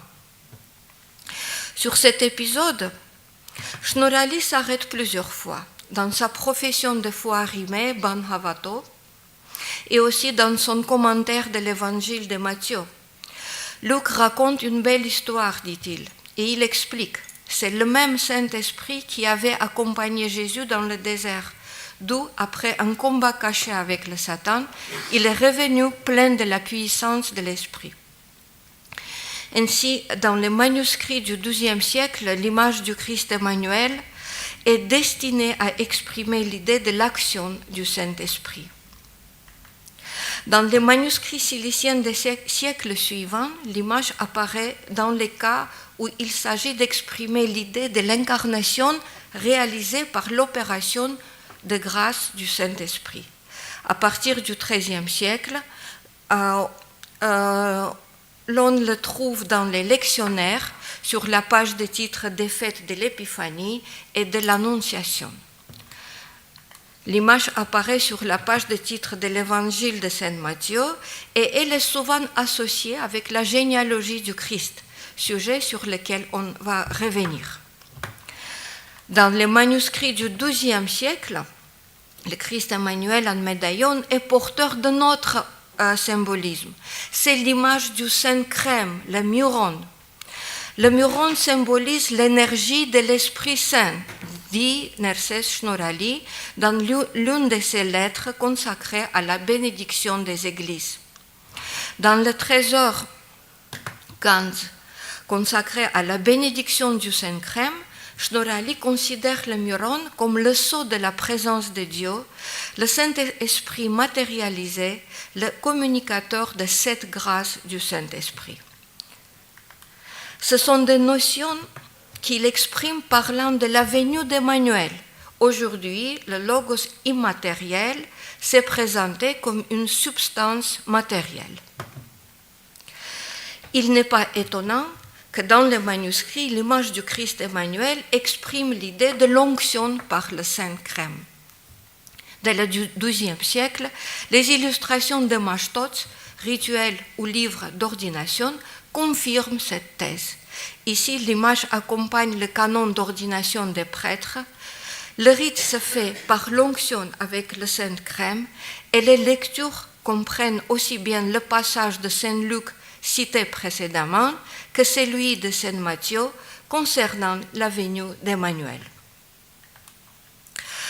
Dans ce mashtots du XIIIe siècle, copié dans le monastère de Schiavra, le Christ Emmanuel est représenté sur la page de titre du canon d'ordination des prêtres. Il est intéressant qu'étant le dernier parmi les canons d'ordination dans le manuscrit, il est le seul où l'ordination se fait par l'onction avec le Saint-Crème et le médaillon du Christ Emmanuel est placé précisément dans ce frontispice. Finalement, dans le mashtots tardif, l'image du Christ Emmanuel trouve place dans la page de titre du canon de la bénédiction du Saint-Crème. Un autre motif qui apparaît dans l'art silicien à partir du XIIe siècle est l'image de la généalogie du Christ. Le premier manuscrit contient le portrait des ancêtres du Christ est l'évangile de Schiavra, exécuté en 1199.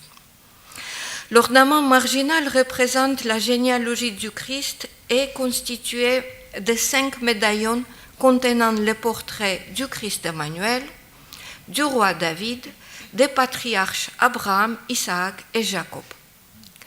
Les 3 premiers médaillons correspondent aux premiers vers de l'Évangile, livre de généalogie de Jésus-Christ, fils de David, fils d'Abraham. Le portrait des ancêtres du Christ ne continue pas sur le folio suivant. Dans son commentaire de l'évangile de Matthieu, Nerses Shnorhali accorde une grande attention à la généalogie du Christ. Selon lui, comme les promesses faites par Dieu aux Juifs ont résonné pour la première fois pour Abraham et que le Messie devait provenir de la génération de David, c'est pourquoi ces 2 noms dominent la liste de la généalogie, l'un comme prophète et roi, et l'autre comme père des patriarches. Nous voyons ces patriarches, Isaac et Jacob, après Abraham, sur notre page de titre. Alors que la généalogie elle-même, Abraham engendra Isaac, Isaac engendra Jacob, etc., commence au folio suivant et ne s'accompagne pas d'illustration. Cela signifie que les ancêtres du Christ sont représentés au choix, de même que le début du texte de Matthieu. Selon Shnorhali, Isaac est le prototype du Christ, car sa naissance d'une femme stérile a été annoncée à son père Abraham, tout comme on a annoncé à la Vierge la naissance du Verbe. Shnorhali compare Jacob avec l'Église chrétienne, victorieuse sur le paganisme, tout comme Jacob est vaincu et Ésaü, son frère aîné. La représentation commune des patriarches vétérotestamentaires correspond à la formule Dieu d'Abraham, d'Isaac et de Jacob, souvent employée dans la Bible pour désigner les héritiers de l'élection divine. Il faut dire que dans le royaume arménien de Cilicie, le thème de la généalogie est une image exaltant le pouvoir royal. Avec la généalogie du Christ, la théologie politique adapte l'histoire sainte à l'histoire de son État et ses besoins idéologiques pour en faire un instrument de propagande politique. Déjà dans sa lettre encyclique adressée à toutes les populations d'origine arménienne, dans le chapitre intitulé « Aux princes de ce monde », Shnorhali appelle les princes à être justes, à l'instar d'Abraham, d'Isaac et de Jacob, pour qu'ils soient dignes d'entrer dans le royaume de Dieu. Le thème de la généalogie est très populaire dans les manuscrits ciliciens au cours du XIIIe siècle. La mention Dieu d'Abraham, d'Isaac et de Jacob est soulignée visuellement et impose une équivalence entre l'élection divine et la filiation abrahamique. Dans l'évangile dit de Sébaste, dont l'illustration est réalisée en 1262 à Hromkla par le célèbre Toros Roslin, dans l'illustration de la généalogie de Matthieu, l'artiste représente 9 patriarches et 11 rois. 8 rois mentionnés par Matthieu ne sont pas représentés. Par contre, Roslin inclut les portraits des épouses mentionnées dans le texte de Matthieu, Tamar, Rahab, Ruth, Bethsabée. À côté de cette femme, à côté des portraits de leur mari. Sans doute c'est fait pour rendre hommage à la reine Zabel, qui à cette époque régnait sur la Cilicie avec son mari Hétum Ier. Il est intéressant de noter que l'enluminure de Roslin, qui représente le cas unique de cette iconographie, correspond à la lettre au commentaire de Nerses Shnorhali, dans lequel il parle du rôle de ces femmes dans la généalogie sacrée. Tout d'abord, c'est le commentaire de l'évangile de Matthieu, où ces femmes préfigurent l'Église. Sur l'enluminure, les 4 couples sont groupés et vont l'un après l'autre, de Judas à David, tout comme le fait Shnorhali dans son commentaire. Les personnages intermédiaires omis par Nerses sont absents aussi sur l'enluminure. Ensuite, c'est le commentaire des tables des canons, où les perdrix qui font partie du décor de Horan sont interprétés comme figures de ces femmes courtisanes, car les perdrix volent les œufs des autres pour en faire une bonne progéniture. Je ne peux pas contourner le sujet de l'arbre des Jessé qui apparaît dans les manuscrits ciliciens à la fin du XIIIe siècle. La composition représente l'arbre généalogique du Christ selon la prophétie d'Isaïe à partir de Jessé, père du roi David. L'introduction de ces sujets dans les manuscrits ciliciens est liée au couronnement du roi Léon II et à l'homélie de son sacre, rédigée par Bahram Rabouni, où l'auteur expose la conception de la fonction royale, se fondant directement sur le passage d'Isaïe concernant la naissance du Messie de la racine de Jessé. Mais aux sources textuelles bibliques pour cette composition, j'ajouterai aussi la poésie de St.Nerses Shnorhali, qui dans son chant de la vigile de la Nativité, dit « Aujourd'hui, une nouvelle fleur sort de la souche de Jessé, et le fils de David devient fils de Dieu. »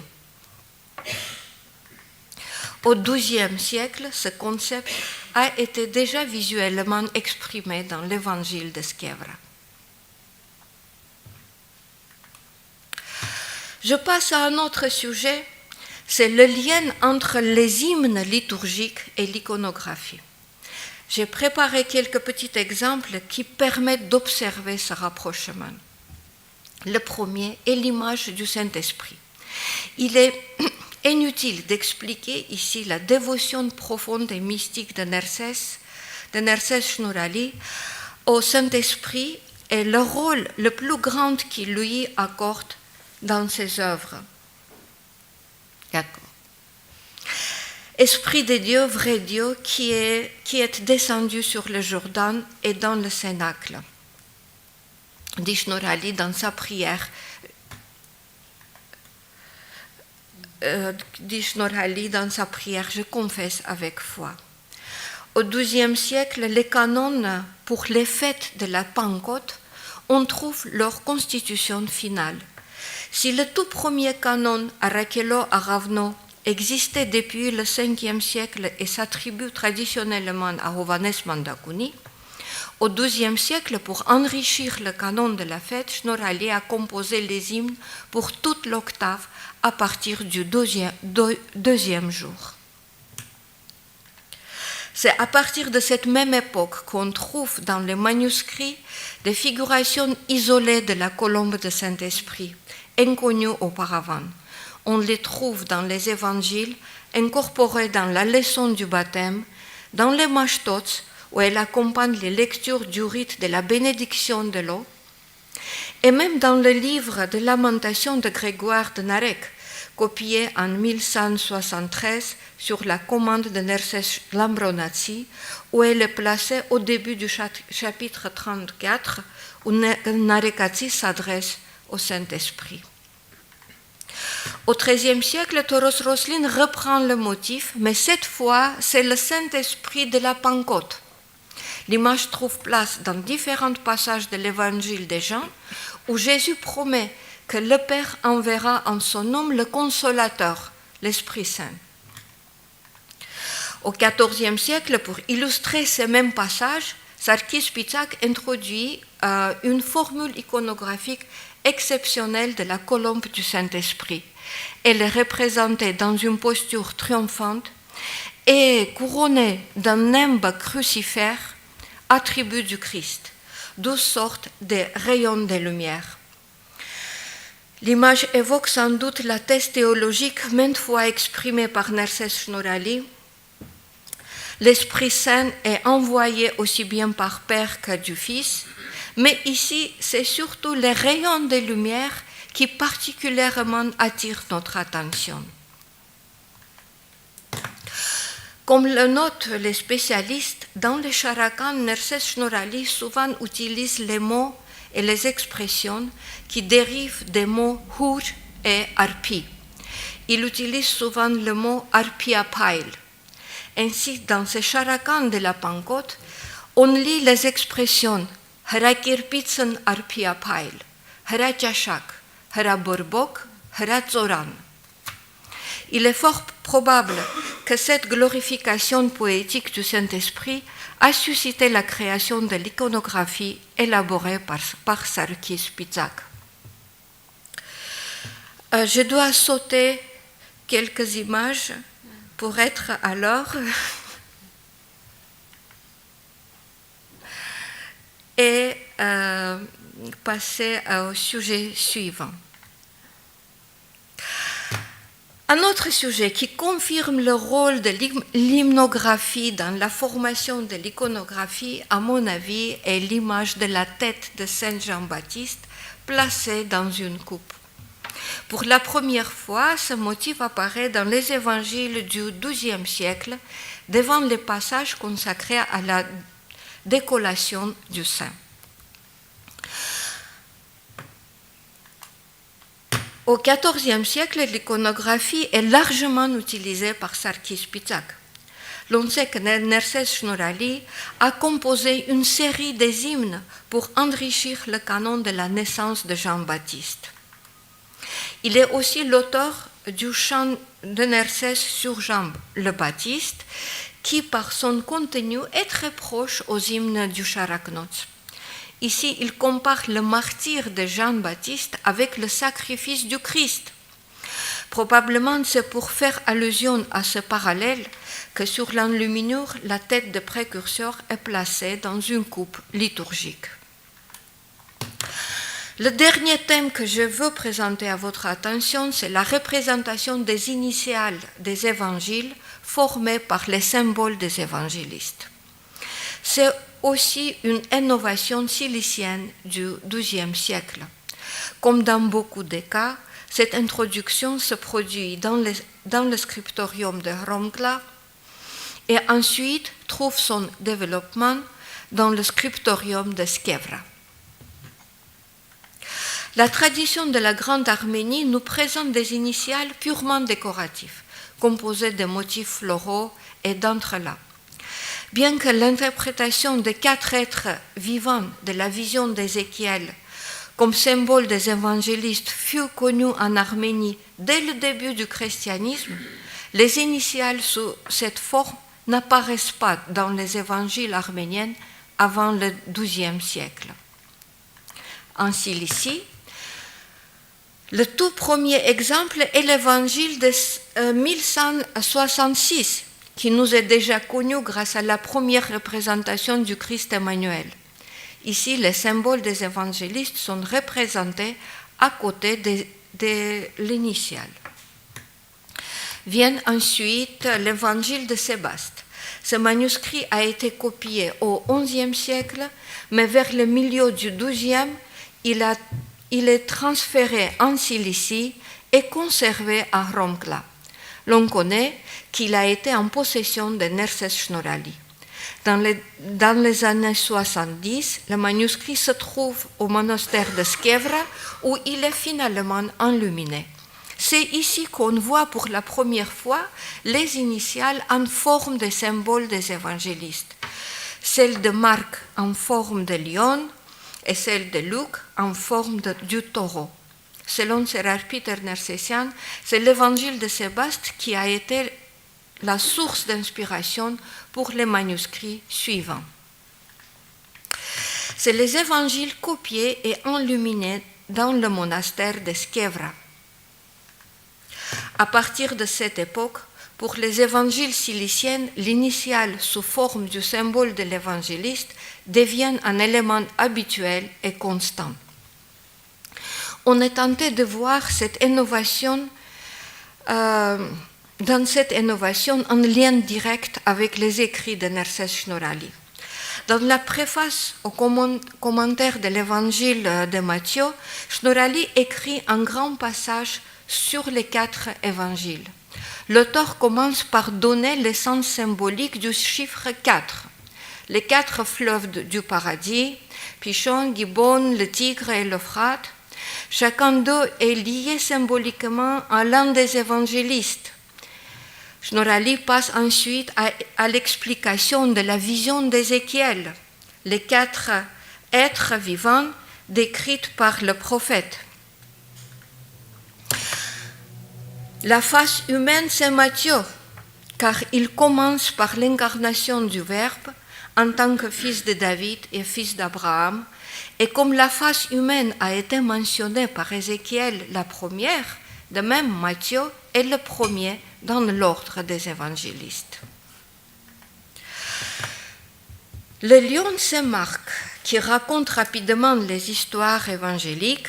Il commence par le baptême du Christ et nous apprend à être courageux dans la lutte contre le mal. Le taureau, c'est Luc, car cette bête nous rappelle le sacrifice du Christ, et cela nous apprend que nous devons vaincre nos passions humaines. Finalement, l'aigle, c'est Jean.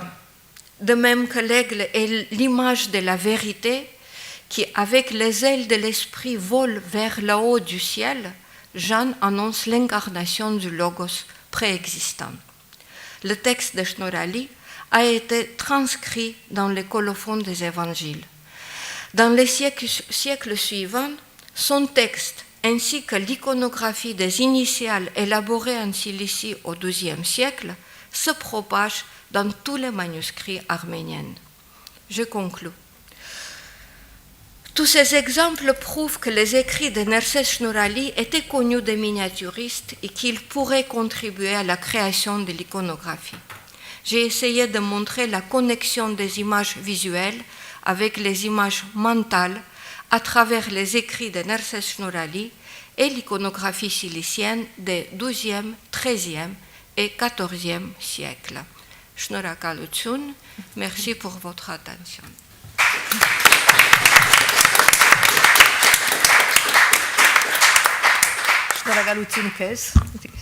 C'était fascinant à quel point c'est important d'étudier en parallèle texte et images. Voilà, oui. Vraiment, c'était magnifique pour la réception de Nerses Shnorhali et pas seulement cela. Mais ce n'est pas à moi de parler.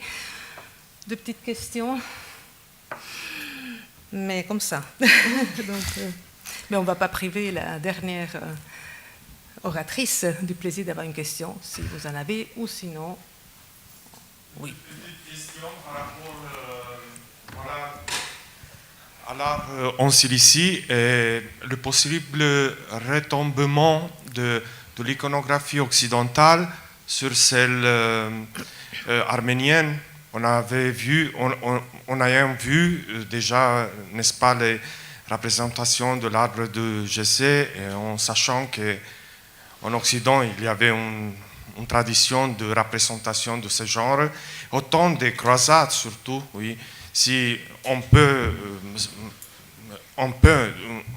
d'une certaine manière, envisager ce genre de rapport.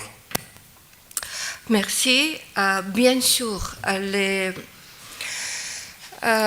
iconographes ciliciennes connaissaient très bien l'art des croisés. Et l'arbre de Jessé existe en Palestine, notamment à Bethléem, depuis le XIe siècle. Mais ce motif a été utilisé dans l'art cilicien seulement à la fin du XIIIe siècle. Ils connaissaient même avant, bien sûr, ce motif, mais ils l'ont utilisé quand il a été vraiment nécessaire. Pour le lier à l'idéologie royale, je ne pouvais pas m'arrêter longtemps sur ce sujet, mais c'est le couronnement de Léon II et surtout l'homélie de son sacre rédigée par Bahram Rabouni est à l'origine d'utilisation de ce motif dans les manuscrits ciliciens. Donc c'est lié à l'époque de Léon II. Malgré la connaissance de ces motifs, même avant.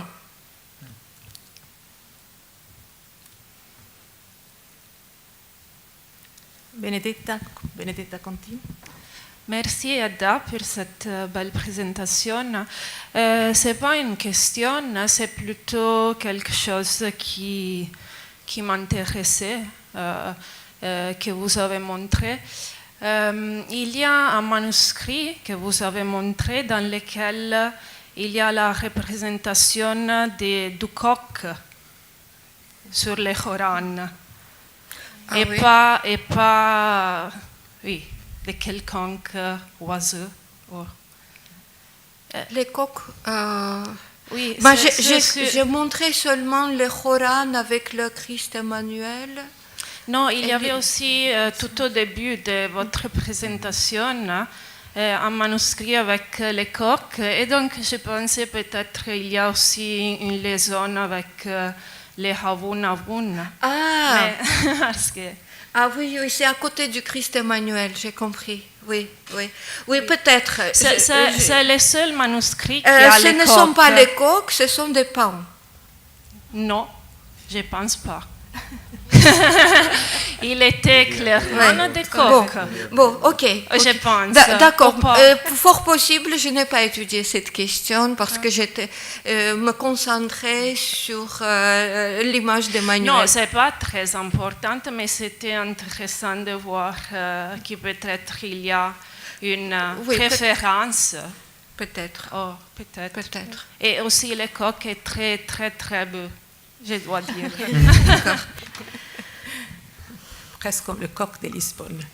Je crois pense que c'est... Non, je ne vois pas les coqs ici, à vrai dire. Ça, c'est les phénix plutôt.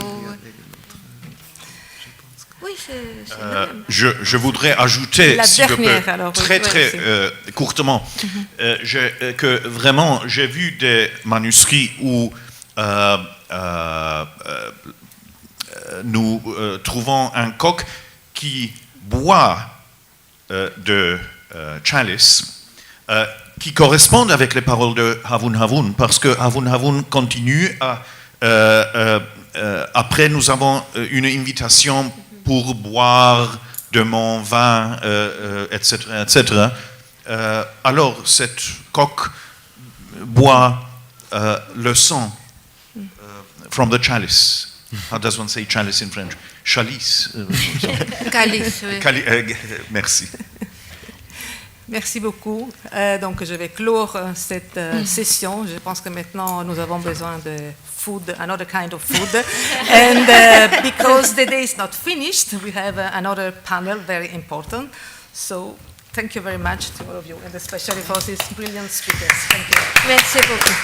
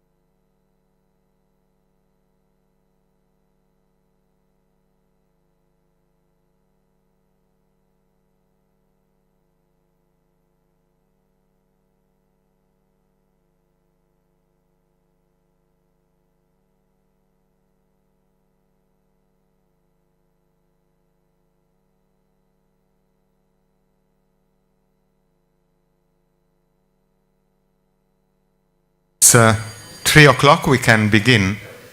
So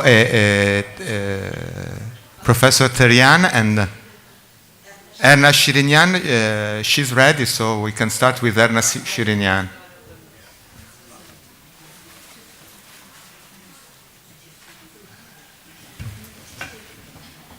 Erna told me that she's already. Okay.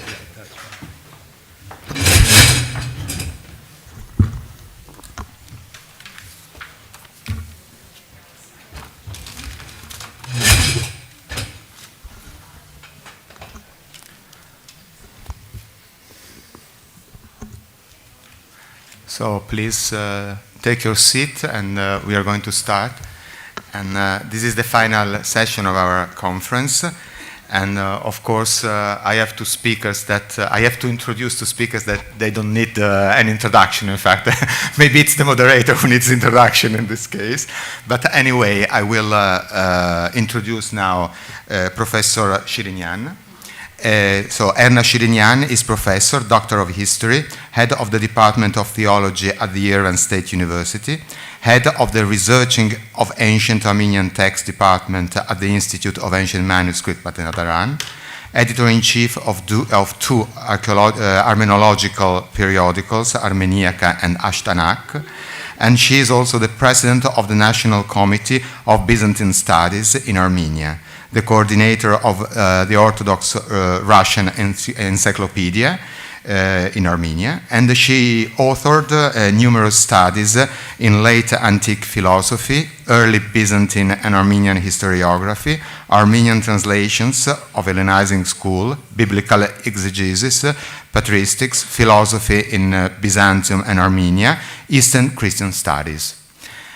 And Erna will speak about St.Nerses as an exegete. So Erna, the floor is yours. Yeah, thank you. Thank you, Marco. Thank you very much for your presentation. Thank you very much, everybody, organizing committee that made such great work, and I think we enjoyed all the papers.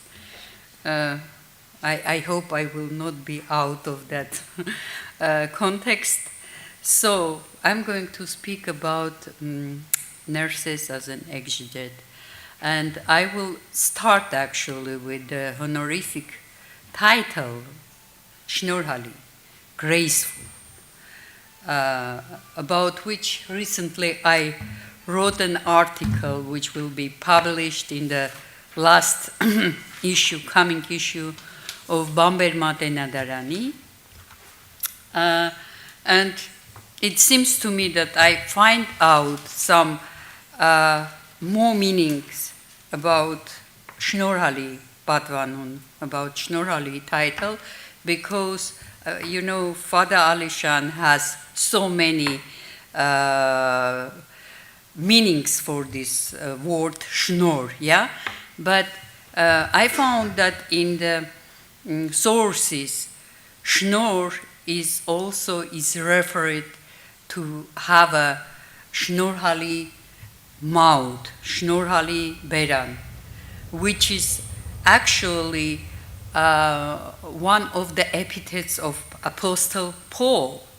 And Chrysostom, speaking about Apostle Paul, is saying that he had being a mouth of Jesus Christ, being a mouth of God, has also Shnorhali beran.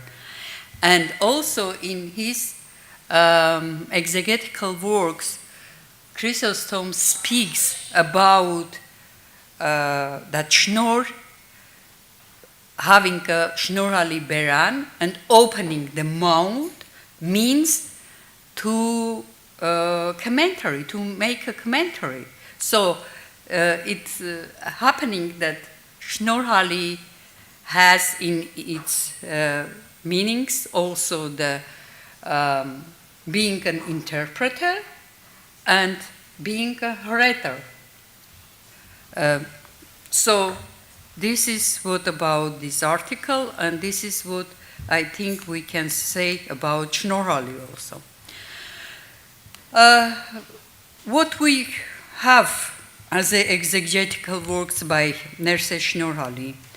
Everybody knows commentary on Matthew's Gospel, which actually he didn't finish if he was intended to do so. Maybe he just decided to comment only 5 chapters, because actually in that 5 chapters are the main essence of the Gospel of Matthew. And 5 chapters and 17 verses. So about that I will speak, and we know that he did that commentary before he became a Catholicos. Then we know that he has commentary on canon tables, 10 canon tables, about which I'm happy that Eda Vartanyan also spoke. So there are some similar topics that we have in our papers, and I'm going to pass the things about which we already have listened. I will add something about this because these 10 commentaries of canon tables are amazing.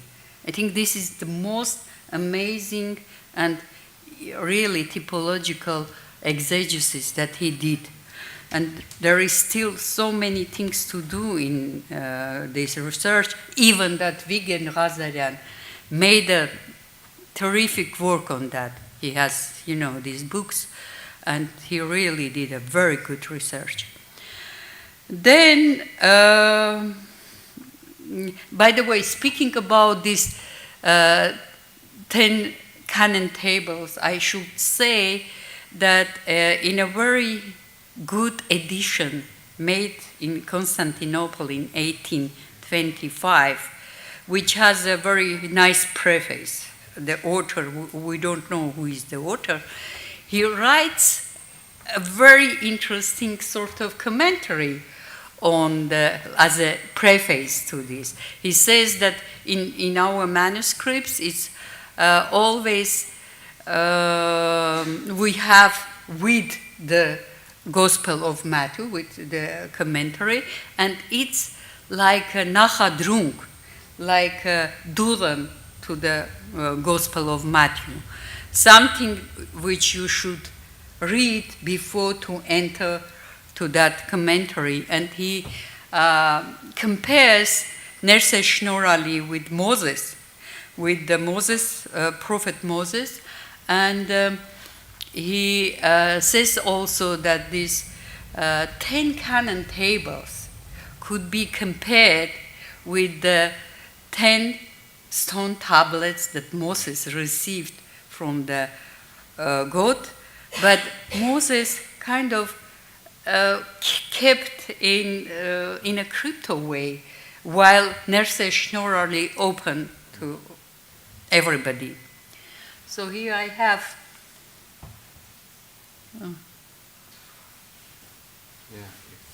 You can see on your screen there. Okay. What is going to appear? So, but how I'm changing? I think here. This. Yeah. Yeah. So this is the all commentaries that Nerses Shnorhali. Sorry, I am not going to read even that my very good friend Abraham Tejan said it's better that if you read, but I became used just to speak with you, okay?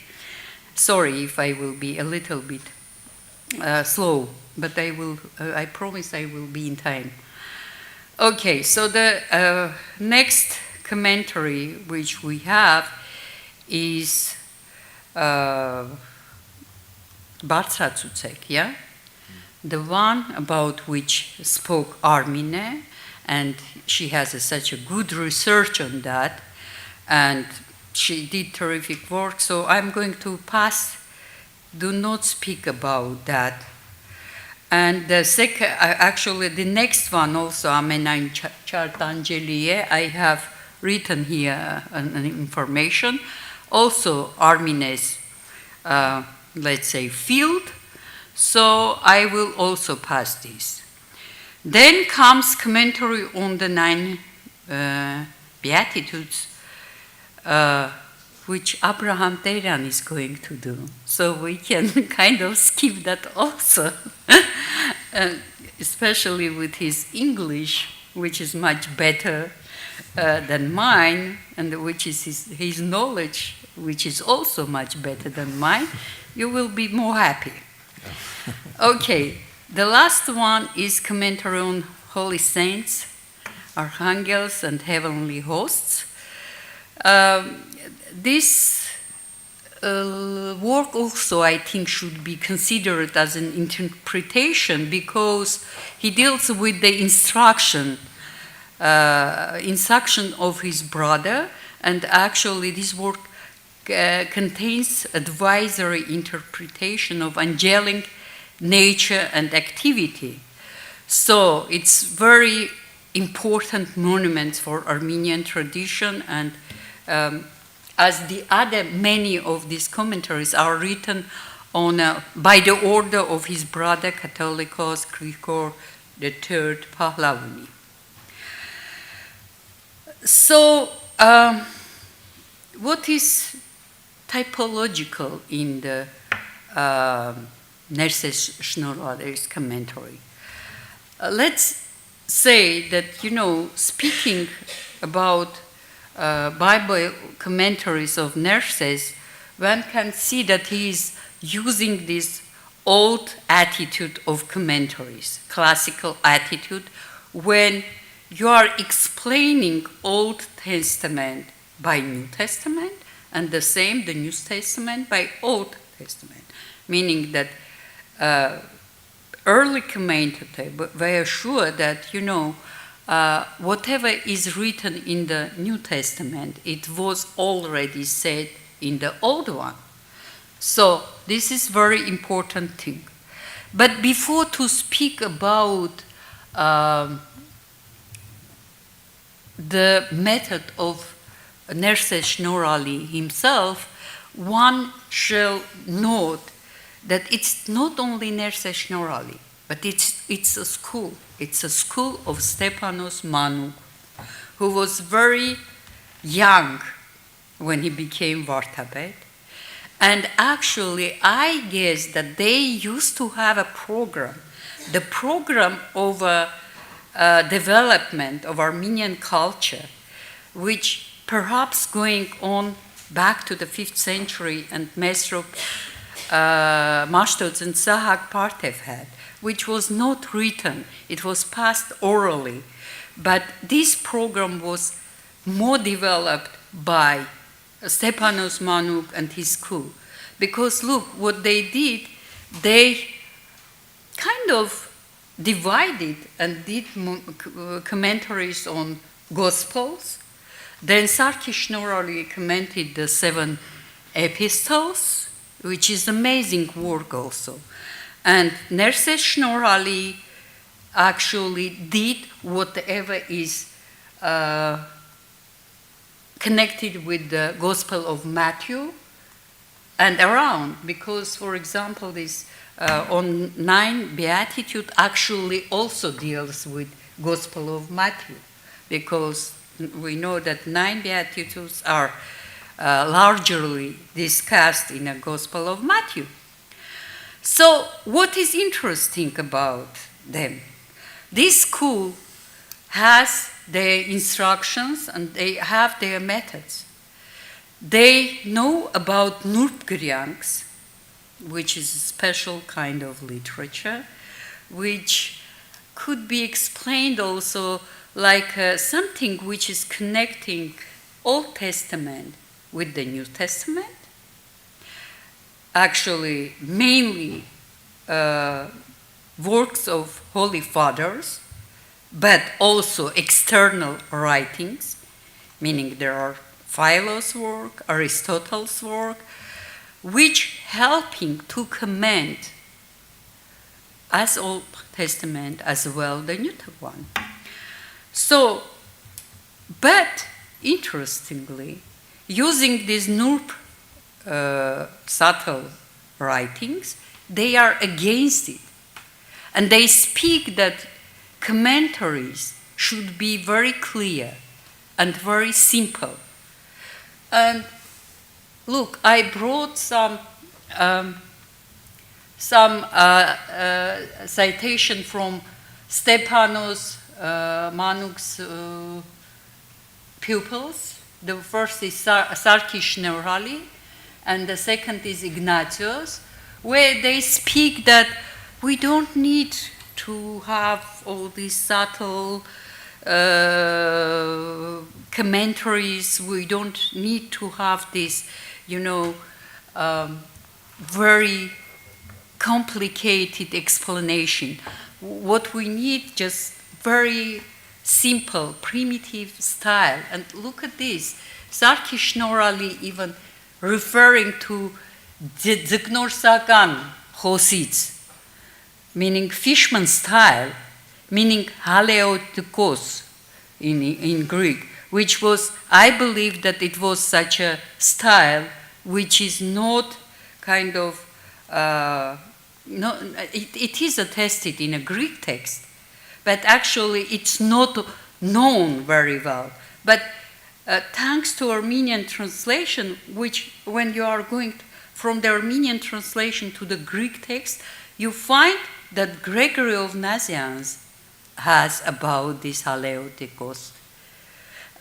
You find that St.Nerses Shnorhali, not only here, but in few places, he speaks about the St.Nerses Shnorhali, about fisherman style, which was very used for the Christians. The same says Ignatius, and moreover, then we have the words by Nerses Shnorhali in a preface, in a nachadrung, in a nachadrutun to his Gospel of Matthew, where he says, "Oh, my brother, oh, honorable brother, you can read. I am doing your order, and I will do everything to be easy, understandable, comprehensible for those who are going to teach youth people." And moreover, look at the end of this citation. He is not only saying that he wants to be very comprehensible, but he also explains the method that he used, the attitude that he used. And then, if you are digging a little bit more, you find out that actually, starting from Gregory Vagayaser, starting from 11th century, when Gregory Vagayaser brought, let's say, non-Armenian scholars to Armenology, like Kyriakos and like Theopiste, this is maybe first time, or maybe first time we have Armenologists, not Armenian Armenologists at the time when it was translated, the work of Agatangegos. But this time also we have this fact that non-Armenian scholars were brought to Armenology, and they translated from Greek to Armenian many works. But what's saying Nerses Shnorhali here is right also for translation. They did sort of translation which are not catena, but it's I called it synoptic translations, which means that they are condensed translation. They are taking part of works, part of some, let's say, lines, and then combining with the lines below, and then taking from the end the other lines, but it doesn't, it makes sense. The amazing thing that it makes sense. And sometimes they do also additions, which is amazing. I don't know how they succeed, but they are doing that. And amazingly, one should say that the Book of Codes, about which I will speak later, is made in that same way. So what I'm trying to say that Book of Codes is mainly contains mainly synoptic translations of the prolegomena of fathers of church. Next I'm going to say 10 minutes. 10 minutes. Okay, next I'm going to say about his typological commenting, which is comes very clear when he deals with the theory of so-called tetrarchy and pentarchy. There is no word tetrarchy for governing church. There is pentarchy. We know that.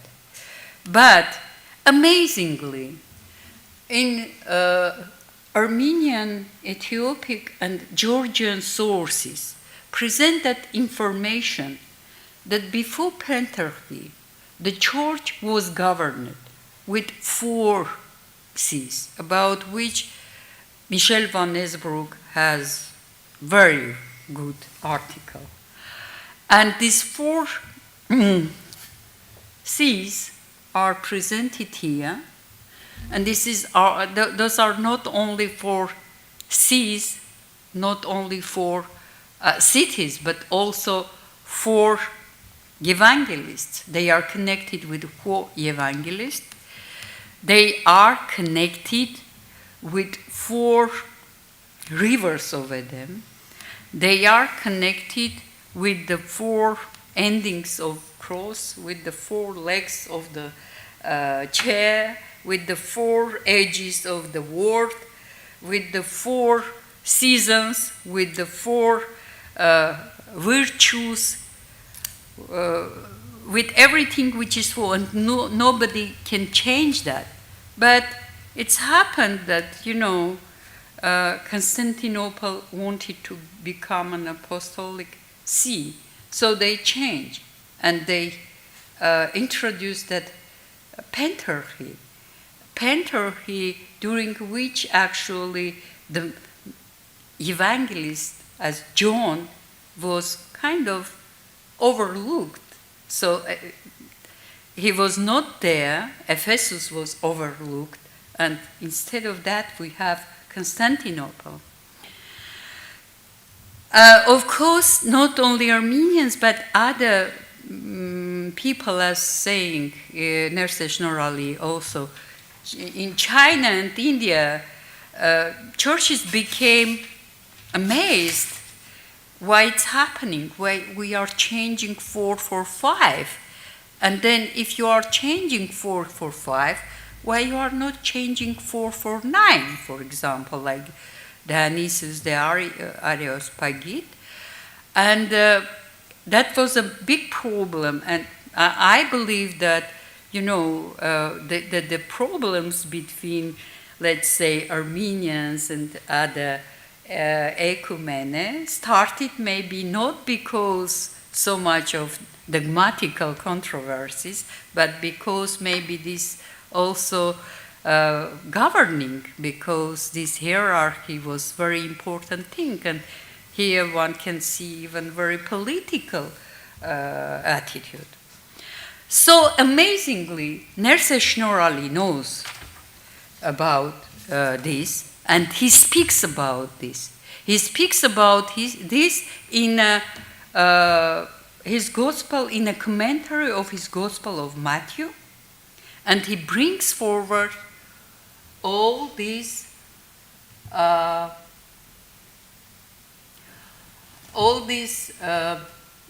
information about 4 rivers, but now I shall say it very quickly. Look, this is Anania Shiragadzi, who has a very interesting work about numerology. He explains what means 4, yeah? The same Ananya Shiragatsi in the Sagas Batsahaytuchan Tavo speaks about the 4 rivers of Edom. I brought very small piece of that for you just to compare. So this is Ananya Shiragatsi. The other one is Matthew's Gospel of Matthew by Nerses. And this is the Book of Coes. The Book of Coes, which is, I think that Nerses Shnorhali had a very big impact for, let's say, formation of Book of Causes, because this is an interesting textbook on introduction to the Bible, which I don't know another one such a complete textbook that we have in Christianity, which is dealing with the prolegomena to the Old Testament, prolegomena to subtle writings, and prolegomena to New Testament. Prolegomena is isagogical chapters which were needed before to start commenting text. As you know, philosophers used to do, you should have introduction before start to deal with something. Before start to comment, you should have introduction to that topic to do your work. I can actually finish here if you want. Yeah, so it's good. Yeah. So thank you, Erna.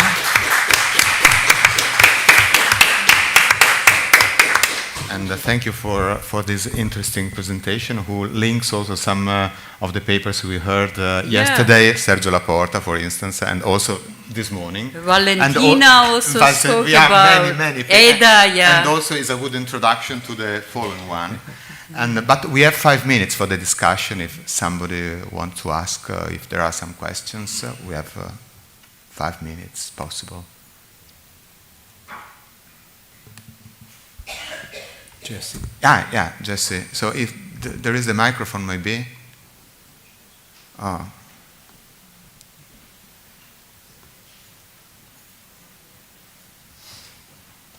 I can just speak loud. Why? Okay. You can start, yeah. My hearing is okay. Yeah, thank you so much for this talk on a very understudied topic, and I've enjoyed so much of your work on the Book of Causes. Thank you. Exegetical topics. Just a super minor point that the Ananya Shiragatsi Sagas Patai Dutyan Tavots Harachya Tamrazian demonstrated it was Ananya Naragatsi, and then our Roberta Irving translated it in the recent St.Nerses Theological Review. So just in even closer time to Nerses Shnorhali's that number symbolism work. This is Raj Tamrajan's opinion. My opinion that it's Ananya Shiragatsi. Sorry. So other questions? No, well, if there are no questions, we can go on to the other paper. And so I present someone who doesn't need presentation, in fact, Abraham Terian, who is also one of the organizers of this conference. And he is an emeritus professor of Armenian theology and patristics at St.Nerses Armenian Seminary, New York, where he also served as academic dean and edited the St.Nerses Theological Review for 12 years. Prior to his time at St.Nerses, he was professor of intertestamental and early Christian literatures at Andrews University for 20 years, and for 4 years a recurring visiting professor for Armenian and Hellenistic studies at the University of Chicago. He has considerable publications in the fields of Hellenistic, early Christian, and medieval Armenian literatures. Since his 2 recent volumes of works by Saint Gregory of Narek, he has published the Hajjarapatum Discourses as volume 143 in the Fathers of the Church series, and Koryun's Life of Mashtot with a commentary in the Oxford Early Christian Text series. He is currently working on a commentary on Philo of Alexandria, De Providentia, in 2 volumes. And he is here with his wife, Sarah, who is also a retired professor of sociology. So you can deliver your speech. Thank you, Marco, and thank you all for being here at such an hour after lunch. But we'll try to keep ourselves awake. At least I'll try myself to stay awake. And thank you, Erna, for kind of introducing my very subject, in that we cannot speak about St.Nerses' commentary on the Beatitudes without first looking at what he has by way of commentary on the beginning chapters of Matthew. So the commentary on the Beatitudes drew my attention when I was studying his conciliatory dialogue with the Byzantines. In his last letter to Patriarch Michael III of Constantinople, Shnorhali structures his final appeal around the 7th Beatitude. Blessed are the peacemakers, for they shall be called the children of God, which he interprets in part in the letter as the beatitude with the greatest promise, that of becoming a child of God. And leaving no doubt in the letter that ever since childhood, his desire for the unity of the church has been propelled by this beatitude. So this compels me to think that St.Nerses Shnorhali was very much at home with the Beatitudes ever since childhood, by his own admission. And for him, this is one of the greatest part of Scripture, in that it holds the greatest promise of becoming a child of God. This makes me think about the paper we heard this morning by Eda Vartanyan, in that how what was in Isaiah a prophecy about Emmanuel, child is born, child of God, and how eventually this translates through baptism and initiation into becoming children of God through baptism and the role of the Holy Spirit. So all this is part and parcel of it. More will be said on this beatitude as we delve into his incomplete commentary on Matthew, which ends with chapter 5, verse 17. Do not think that I have come to abolish the law, but rather to fulfill. And for St.Nerses, the question is, how does Christ fulfill the law? And of course, his commentary on the Gospel of Matthew has quite a lengthy preface, in that he draws a comparison between the law and the prophets, namely the Old Testament, and then the New, namely the Gospels. And this whole transition from the law and the prophets to the Gospels is for him a very overwhelming thing. But what is far more interesting is that just as he begins this incomplete commentary on the Gospel of Matthew, when he draws the distinction between the law of Moses and what is about to come in the revelation of Christ through the Gospels, it is very interesting that his incomplete commentary ends just on the same thought where he begins. Matthew 5:17, do not think that I have come to abolish the law or the prophets, but to fulfill. It's kind of a framing of what he left incomplete, as though in effect putting a full stop at a proper logical place and leaving the rest for future.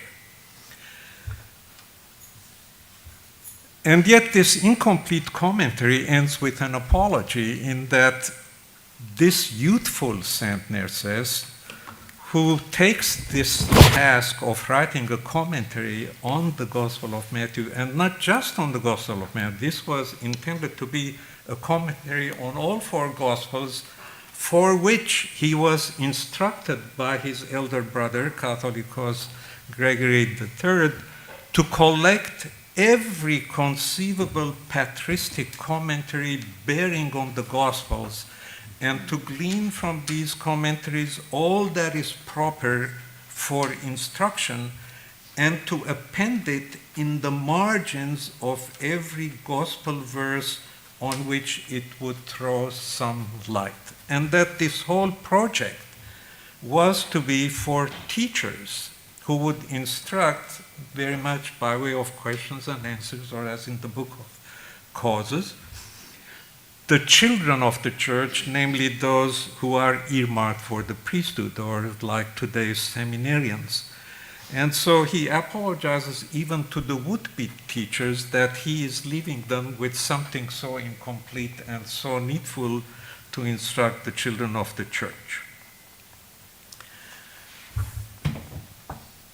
Even for the little that we have by way of commentary on the Gospel of Matthew by St.Nerses Shnorhali, it is also a challenge to find the sources he had hitherto gathered to launch into this commentary.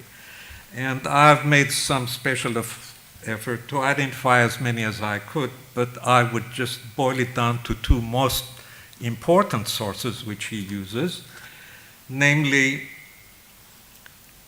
the commentary on the Beatitudes by St. Gregory of Nyssa, and of course he was very fond of the homiliaries of John Chrysostom, especially where we have more than 90 homilies just on the Gospel of Matthew.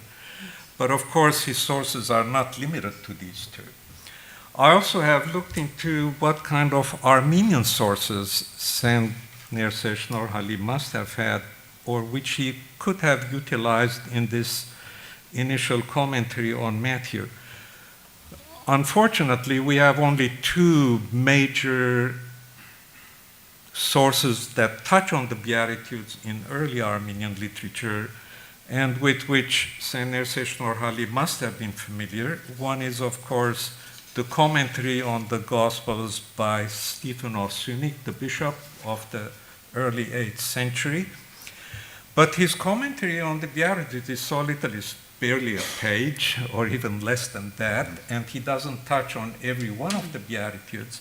And so, in effect, St.Nerses Shnorhali dismisses it. The other Armenian source which we have on the Beatitudes, and with which St.Nerses Shnorhali was definitely dependent, is in the Haja Chabadum. In the 10th discourse of the Haja Chabadum, there is a systematic commentary on the Beatitudes. Now, before I get to each of these Beatitudes, let me talk a little bit as to the way St.Nerses Shnorhali looks at the Beatitudes collectively. Now, of course, I cannot talk about his earlier commentary on Matthew chapters 1 through 4 before we get into the Beatitudes in chapter 5, which marks the beginning of the Sermon on the Mount. But it's very interesting what we heard this morning again from Dr. Eda Vartanyan, his commentary on the genealogy which we have in the opening chapters of Matthew, and then the baptism of Christ, the temptation of Jesus in chapter 4, and so we get into chapter 5. Now for him there's no doubt that the Gospel of Matthew is the Gospel of the Church. And there's no doubt in his mind as to why in the canonical New Testament we have the Gospel of Matthew at the very beginning. This is the Gospel of the Church. And for those of you who study patristic quotations from the Gospels, you will readily know that there are far more quotations from the Gospel of Matthew, in fact 3 times as many as other Gospels combined. So Matthew in effect becomes the Gospel of the Church. Now for St.Nerses Shnorhali, the Sermon on the Mount is in effect a declaration of the constitution of the kingdom of God.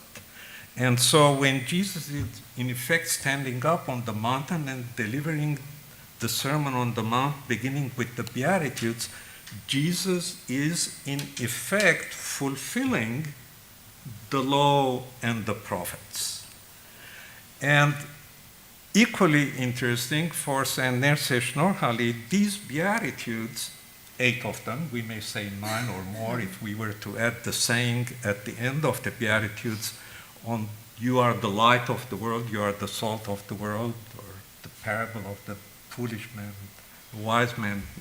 But anyway, in effect they are 8, and they are framed very well in that the first Beatitude and the 8th Beatitude, they both hold the same promise to the believer, namely, for theirs is the kingdom of heaven.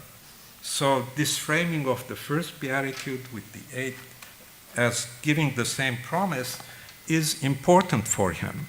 It is also eschatologically important in that the first and the 8th are always combined numerologically, even when we think of what Christ came to do by way of the Passion and the resurrection on Mia Shapat Gyragein, the first day of the week. The first day of the week in patristic commentaries is also referred to as the 8th day. And so the 1 and the 8 go together hand in hand. But the point I want to make is that for Shnorhali, these Beatitudes are indeed the attributes of Christ himself, and these should in turn characterize the followers of Christ. So let's bear in mind that first and foremost, these are attributes of Christ. And so, similarly, the Beatitudes, just as they mark the proclamation of the kingdom of heaven, for St.Nerses Shnorhali, much of this talk about the kingdom of heaven in the Gospel of Matthew ultimately translates to the church. That this kingdom of heaven ought to manifest itself as a reality on earth. And when we look at earthly realities, where on earth we will find a clearer or better manifestation of heaven than in the church. And so the proclamation of the kingdom of heaven, the constitution of the kingdom of heaven, the beatitudes that characterize the followers of Christ, the faithful in the church, the believer in the church, all these ought to be the reality manifest in the church. And so I would like to submit to you that one could look or study the Beatitudes interpreted by St.Nerses Shnorhali as part and parcel of his ecclesiology. So let me begin briefly on each of these Beatitudes and see how I can do within the remaining time. Blessed are the poor in spirit, for theirs is the kingdom of heaven. Now, again, first and foremost, this applies to Jesus, who left the heavenly riches, became human, dwelt among us, suffered for us, and so forth. So this, in effect, describes what Jesus went through. And in so doing, Jesus kind of ushered in the kingdom of heaven, which, of course, is being further ushered in the Sermon on the Mount, in the very proclamation of the Beatitudes. And so for Shnorhali, this is very important. What do we mean by blessed are the poor in spirit? For him, the words in spirit really mean a spiritual cause. That is to say, this beatitude is about people who have become poor or have made themselves poor for a cause. And the cause is none other than the kingdom of heaven. And so this is all about the kingdom of heaven. It is not like in the Gospel of Luke, blessed are the poor. Poverty in and of itself is not a blessing, of course, but this is for a cause. That the kingdom of heaven is not, if we were to use English vernacular language, it's not a pie in the sky, but that it is a reality. It is a heavenly reality that ought to be manifested on earth. And to do it, sacrifice is necessary. Much has to be given for the cause of the kingdom, in the course of which the believer is reduced to poverty, because for the believer, the all importance of the kingdom of heaven has reduced him to a condition of being a dependent poor. So this causal phrase for Shnorhali is very important. It's almost very much like the rich young ruler in the Gospel of Matthew, chapter 19. You recall this episode, the rich young ruler comes to Jesus and says, what else should he do to enter the kingdom of heaven? Jesus says, well, do what Moses tells you, keep the law, and so forth. And the young man says, well, I've done all these things. Jesus commends him. What more shall I do? And Jesus says, well, go sell everything you have and give it to the poor. And this young man walks away. That is to say, when it comes to the law of Moses, this young man passed with flying colors. But when it came to the law of the Messiah, the Messianic law, he was a failure. He failed. So much about this first beatitude. Let me get to the second one. Blessed are the mourners, for they will be comforted. Curiously, the saint devotes twice as much commentary to this beatitude as he does on the average to each of the others. For him, mourning has to do with being sensitive, feeling pain over something, for someone. By analogy, insensitive parts of the body feel no pain, yet stand in need of healing with medicine. Applying the analogy to those immersed in evil who are spiritually dead and unaware of their condition, Shnorhali has much to say what a believer ought to do for those who are insensitive for or toward others. Much more blessed are those who mourn not so much for their own sins, but for the sins of others. Like the prophet Elijah and John the Baptist, who indicated their mourning by the very dress or clothing they put on. Even the psalmist, who as king could have rejoiced, but instead kept sighing the psalms and confessing his sins. I'll leave it at this point, though he has much more to say about mourning for others. In effect, my good friend Haig reminded me that this is very much like what St. Gregory of Narek does. He is mourning for the sins of others. He's confessing the sins of the world. He is feeling the pain of others, very much like Jesus. So these things for the believer becomes essentially imitatio Christi, who suffers for the sake of others, who mourns for others. The third one, blessed are the meek, for they will inherit the land. Well, of course, there is much to say about the meekness of Christ, and for St.Nerses Shnorhali himself, as I said, these are attributes of Jesus that ought to characterize the followers of Jesus. And of these people, he is first and foremost. He applies to himself everything he says, and he finds himself falling short.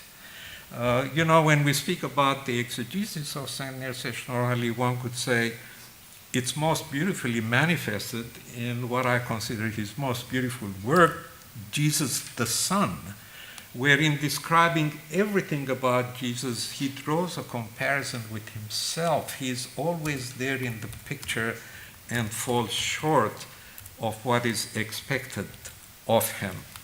So in a way, just like St. Gregory of Narek, St.Nerses Shnorhali as an exegete, he is in his own exegesis. We find the exegete in his own exegesis. ever lamenting, ever mourning, ever confessing, ever finding oneself short of what the Lord requires. Blessed are those who hunger and thirst for righteousness or justice, as you know, in Armenian as in Greek and Hebrew. And unlike English, we don't have two words, one for justice and one for righteousness. It's one word, artarutun, dikaiosune, tzadka. And so, what is it that is required of a believer? And that is to do what is right. And here he digresses a little bit to talk about the virtues, the cardinal virtues, to know what is right, to do what is right, to have the courage or the guts to do what is right, and so forth.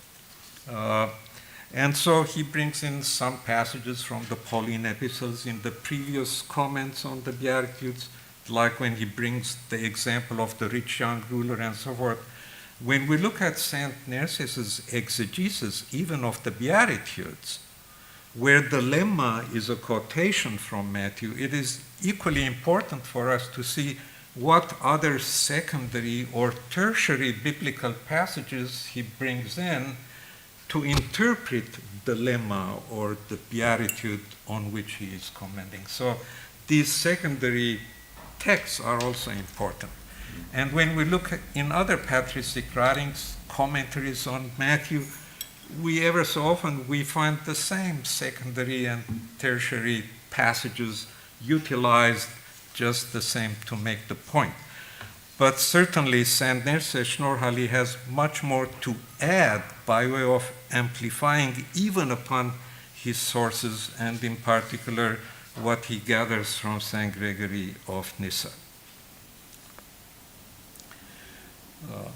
So blessed are those who hunger and thirst for righteousness' sake. We're not talking about food or drink. And of course, for him, thirst is much more dire situation than hunger. And yet Christ offers both the bread of life and the water of life. And so here again, the primary application is to Jesus, and then what the believer could do by extending what Christ has done.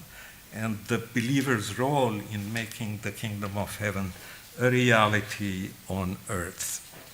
The fifth beatitude, blessed are the merciful, for they will find mercy.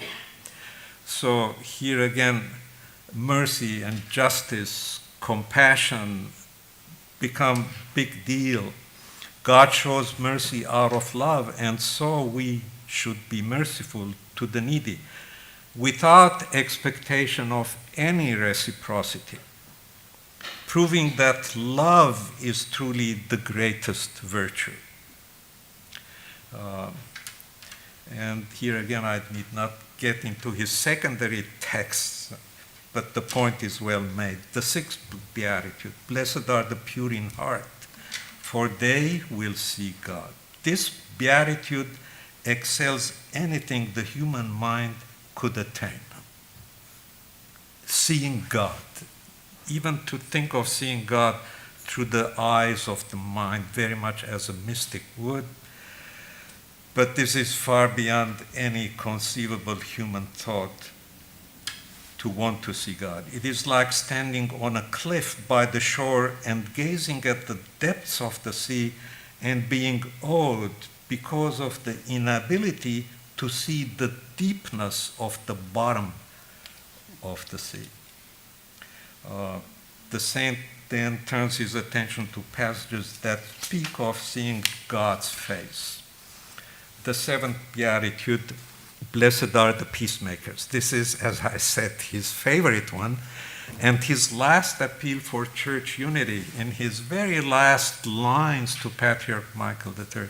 This is the beatitude that he dwells on, and he appeals for church unity. And he seems to be doing so simply because he understands the Beatitudes as manifestations of the kingdom of God on earth, foremost of that reality being the church, and how important it is to make peace among the churches, of course, beginning within the church and among the churches, that for him, the furtherance of the kingdom of God or the kingdom of heaven on earth has to do with the magnanimity of the church and the well-being of the church on earth, and therefore his wholehearted commitment to the unity of the church, because this is the kingdom of God or the kingdom of heaven on earth. And then the last beatitude, blessed are those who are persecuted for the sake of justice, for righteousness' sake. The word is the same, justice. For theirs is the kingdom of heaven. The first and the last beatitude hold the same promise to the believer, and that the kingdom of heaven is theirs, not in the afterlife or spiritually somewhere, something abstract in heaven. But if you want to believe that the church is the manifestation of the kingdom of heaven here on earth, then for theirs is the kingdom of heaven. This is an earthly reality, that the believer lives and experiences this eschatological life as a realized eschatology in the here and now in this world, thanks for the reality of the church. And so, in conclusion, let me just read my last couple of paragraphs by way of summary. Summing up Shnorhali's views on the respective beatitudes, we observe that he considers the spurning of worldly riches as a start of spiritual poverty for a cause, characterized by humility, yet bound to the overall cause of the kingdom. Mourning over sin, especially that of others, is a higher stage in the ascent of virtue. Embracing meekness is a notable example of imitatio Christi. Hungering and thirsting for divine justice is more than soul satisfaction. It involves doing God's will, especially as regards the kingdom, and regardless of the cost. Extending mercy even to one's enemies is the Christian thing to do. Purity is a must condition to see God. Peacemaking extends to safeguarding the unity of the church. Finally, enduring persecution marks the ultimate stage in the ascent, the believer's attainment of the qualification for the promised kingdom. And the believer could experience that even in the present. In a word, the Beatitudes are about those who resemble Christ in their discipleship, those who have joined the endeavor of making the kingdom of heaven a reality on earth, who have periled their virtuous lives for it and thus qualify for the promised rewards. Thank you.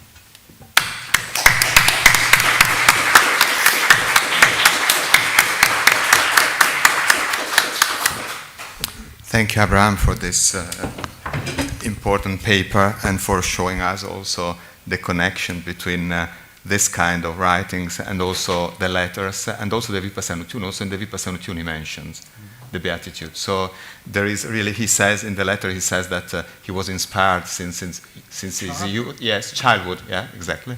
And so and in the Vipassanutune written when he was 18, 19, he mentioned the Beatitudes. So we have 5 minutes for questions if there are. Can I ask? Yeah. Thank you, Abraham. Very interesting. Since you touched the word bajjab, cause, don't you think that actually this word is very common word for Shnorhali, and it has an allegorical meaning like imitatio Christi? It means like, because Bachar and Skizban are the for Right. God. Yeah. So You see, the word Bachar in Armenian could be translated not only as reason, Bachar, like but a cause. cause. And that's what I'm And saying. what we is causes. yes, right. And even this whole endeavor of producing a commentary, not just on Matthew, but on all the Gospels, utilizing the whole patristic literature where it bears on the Gospels, it was for a cause, Bachar, a cause. And the cause was the agenda that this will become a teaching manual in the hands of instructors who would prepare disciples for the kingdom of heaven, for the church. Mangans yegeretzvo. So the church as the kingdom of heaven on earth, a present reality, requires preparation of children of the church through this necessary instruction in the Gospels. If one will account the word Bachar, how many times St.Nerses Shnorhali used that, I think it will be the most common word in his works. So, other questions?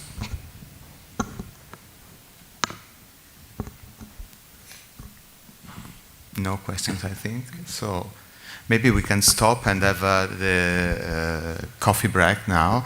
But first, I would like to remember that, well, not to remember, to say that Archbishop Barsamian messaged me this morning saying that he tested COVID positive this morning, and so he cannot be here, and he won't be at this evening at the dinner with us. So that's... So the coffee break there, and then we will start again in half an hour, with Cardinal Gugerotti and the conclusion, and then we will have a discussion.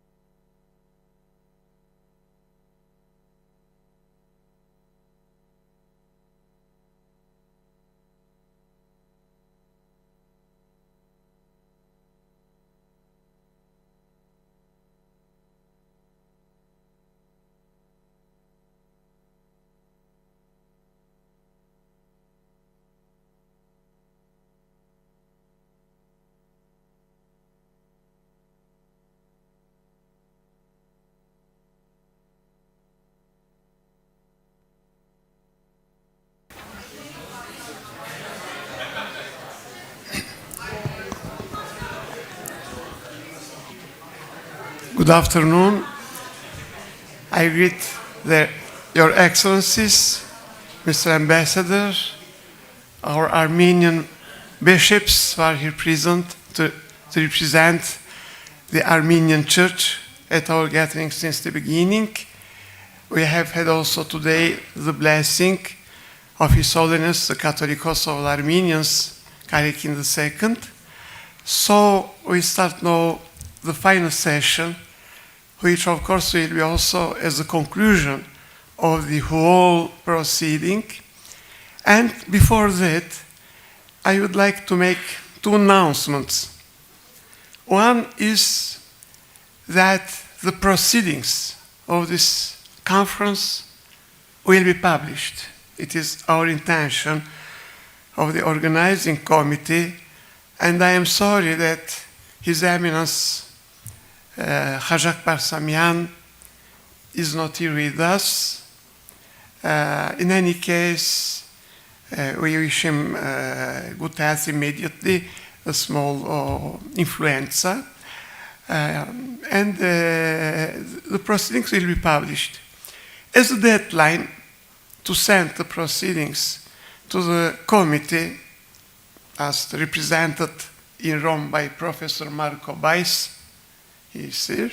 You can send him your writings, and in their final form, of course, elaborated with footnotes, everything. And let's see, I hope so much. We have not yet spoken of this with the responsibles of this Pontifical Institute, but as the proceedings of the Conference on St. Gregory of Narek were published in the prestigious series Analecta of this institute, that also these proceedings may be published in the same series. This we will see in these just following days, but in any case, I would like to say that the proceedings must be published because, as Roman wisdom said, verba volant, scripta manent, so that we would not like that our words fly in the ether.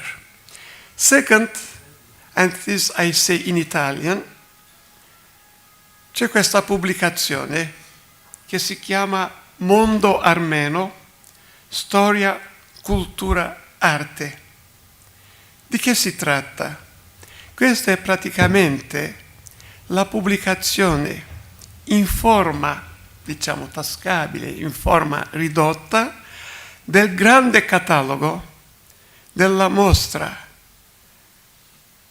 armena, Armenia, impronte di una civiltà, Armenia Imprints of a Civilization, della mostra che è stata organizzata tra fine 2011 e aprile 2012, in occasione del quinto centenario della stampa del primo libro armeno, quel grande catalogo che pesa 5 kg. Ovviamente non era per un uso pratico, si può collocare nella biblioteca e di tanto in tanto consultarlo. Questo è per un uso pratico. Alcuni scritti un po' specialistici non sono stati accolti in questo volume, però la grandissima parte vi è, quelli diciamo di carattere più generale, e questo può anche servire, lo dico anche per i docenti di armenistica nelle cattedre universitarie, può servire anche come manuale da dare in mano agli studenti. C'è una bibliografia aggiornata, certamente al 2011, forse con qualche ritocco, in alcuni casi, dei singoli autori che hanno fatto a volte lievi o lievissime modifiche sul loro testo. Quindi questa, diciamo, è anche una edizione del catalogo, del grande catalogo, aggiornata al 2023. Quindi questo poi potete chiedere al professor Bais. L'editore è, Tab Edizioni, che si trova qua a Roma a 2 passi, la sede centrale si trova a 2 passi, quindi è congruea perché anche questo è stato un parto di lunga durata, cioè praticamente 6 o 7 anni, questa rielaborazione del volume del catalogo in un formato più accessibile, più leggero, più tascabile, più portabile. Adesso è mio grande onore invitare per fare il discorso conclusivo Sua Eminenza il Cardinale Claudio Gugerotti, prefetto del Dicastero per le congregazioni orientali. Cardinale Gugerotti non ha bisogno di presentazione, la sua carriera ecclesiastica è evidente a tutti, insomma, io dico solo questo, oltre il cardinalato c'è solo il papato, punto. Ecco, lui ha avuto anche una grandissima esperienza delle chiese orientali in loco, è stato, se non sbaglio, per 9 anni e mezzo, nunzio apostolico nel Caucaso meridionale, Georgia, Armenia, Azerbaijan, che poi queste nunziature si sono un po' distinte, però a quel tempo erano una nunziatura per questi 3 paesi. Poi è stato in Bielorussia, in Ucraina e poi ovviamente una delle sedi più prestigiose tradizionalmente per un nunzio apostolico a Londra. E perciò un grande onore per me invitarlo a parlare e anche fare una breve presentazione soprattutto della sua produzione armenistica, perché Cardinale Gugerotti è anche uno degli armenisti più produttivi e più originali che noi abbiamo avuto negli ultimi 30 anni. Ed è anche tanto ammirevole la sua produzione armenistica quanto il lavoro amministrativo, e lo so anche per esperienza personale, ti toglie ogni spazio. Qua vorrei fare un piccolo ricordo di una cosa che mi ha detto Sua Santità Carichin I, di beata memoria, quando era ancora Carichin II di Cilicia. Nel 1982 era venuto in visita al Papa e io venni appositamente da Venezia per salutarlo, perché non l'avevo visto da tanti anni, dal Concilio Vaticano II in poi. E lui mi disse, Padre Leon mi disse, se vuoi studiare e continuare a produrre, non accettare mai di fare il vescovo. Io ho cercato di resistere per più di 20 anni, però poi ho accettato perché ho percepito, ho capito che forse era necessario anche per poter mantenere in vita la sede storica e prestigiosa degli armeni cattolici a Istanbul e in Turchia. Quindi io ammiro tanto più l'attività armenistica del Cardinale Gugerotti perché lui praticamente fin dai primi passi si è impegnato moltissimo e in prima linea nel campo amministrativo delle attività ecclesiastiche di governo, di amministrazione, e però ha prodotto. Io vorrei citarne 3 pubblicazioni principali anche per rinfrescare un po' la memoria. La sua tesi di laurea a Ca' Foscari, la traduzione di Sebeos, con un commento, con una introduzione, ampia introduzione a Sebeos. Ecco, la storiografia armena non è facile da capire. Spesso ci siamo persi, filologi, a discutere se un autore o un testo apparteneva al V, VI, VII secolo, perdendo di vista il contenuto sublime di quei testi. Io parlavo ieri della storiografia araba, però la storiografia armena credo non sia di livello inferiore. Il cardinale Gugerotti è stato dei primi scopritori di Sebeos come uno storico di gigantesca statura. Poi ha pubblicato un libro sulla mistagogia, St.Nerses di Lampron, che anche questo concetto della mistagogia, soprattutto noi armeni, ci illudiamo un po', parlavo poco fa con un nostro giovane levita, che spesso l'uso moderno dei termini classici ci induce non in errore, ma in incomprensione. Horror-tazutun in armeno moderno significa riflessione, meditazione, riflettere. Invece horror-tazutun è la mistagogia. E purtroppo anche i nostri migliori preti hanno perso di vista cosa significa questo horror-tazutun. Non abbiamo questa dimensione, non la sentiamo neppure nella nostra liturgia. Il cardinale Gugerotti ha dedicato il suo secondo grande lavoro a questo argomento. Terzo grande e importantissimo lavoro, che fu, se non sbaglio, la tesi di dottorato presso questo istituto, è il discorso sulle ordinazioni nel rito armeno. E qui cardinale Gugerotti ha dimostrato una cosa molto particolare, molto speciale del rito armeno, che il rito armeno, nelle sue migliori espressioni, prende tanto dai riti affini confinanti, dal rito bizantino, siriaco e in Cilicia anche da quello romano, senza però latinizzarsi in questi casi. La latinizzazione è di pessimo gusto nelle epoche di decadenza. Lui ha dimostrato che il rito delle ordinazioni è un capolavoro di imprestito interliturgico, e qui ovviamente non è stato da solo.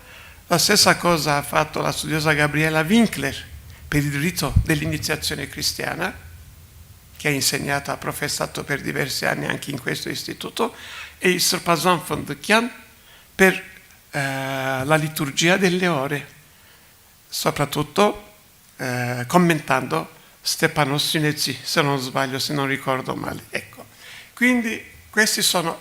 Poi ultima cosa, last not least, il suo articolo, che è un articolo, ma per me vale un libro, su Corion, dove lui mette in evidenza la teologia dell'etnia presso Corion. Corion, grazie a lui, anch'io ho cominciato a meditare, è un grande, forse grandissimo teologo, di grande originalità, che forse per primo nella storia della cristianità sviluppa una teologia dell'etnia. E soprattutto questo detto stupendo, quasi intraducibile, che Mesrop fece di Cristo e degli Apostoli Hayahosk Yev Hairena Parpark. Qua è il nucleo intimo di ogni teologia dell'etnia.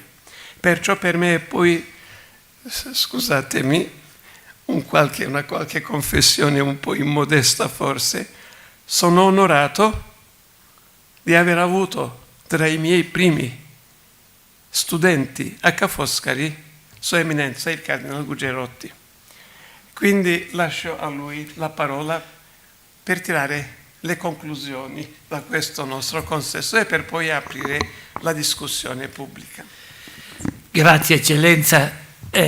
Lui dice che vuole essere modesto, ed è così modesto da non dire che lui è stato il mio professore in tutti i gradi di questo lavoro che ho fatto, e non soltanto, ma un maestro di vita, oltre che un grande amico, per cui sono ben lieto di averlo vicino ad assistermi anche in questo momento, Pahmanic, e di aver avuto questa generosa introduzione, perché effettivamente io mi sento un somaro dopo tutti questi anni.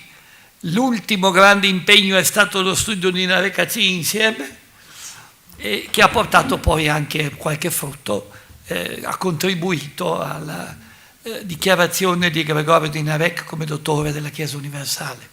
Quindi sono io che arrossisco, e non per la porpora, ma per la vergogna, di fronte alle parole che ha detto Sua Eccellenza.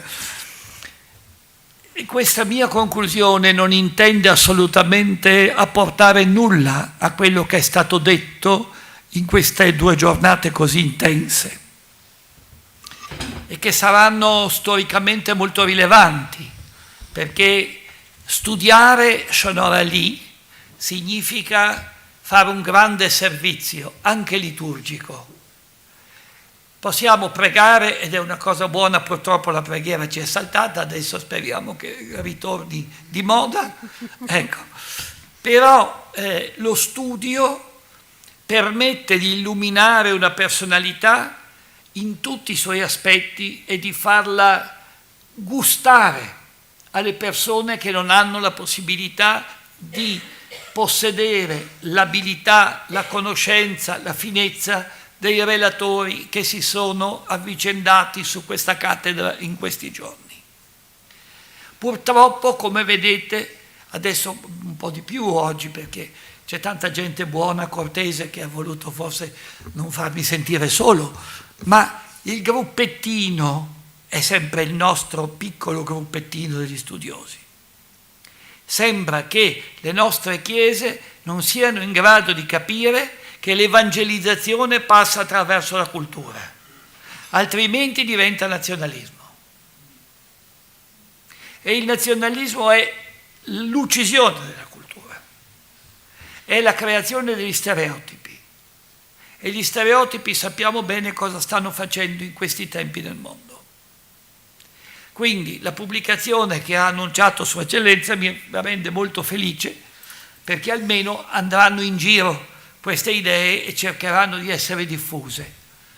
Noi che ci siamo dedicati, io poco, voi molto, all'approfondimento della cultura armena, noi sappiamo che la tendenza, la costrizione a vivere nel ghetto è stata un po' la nostra condanna.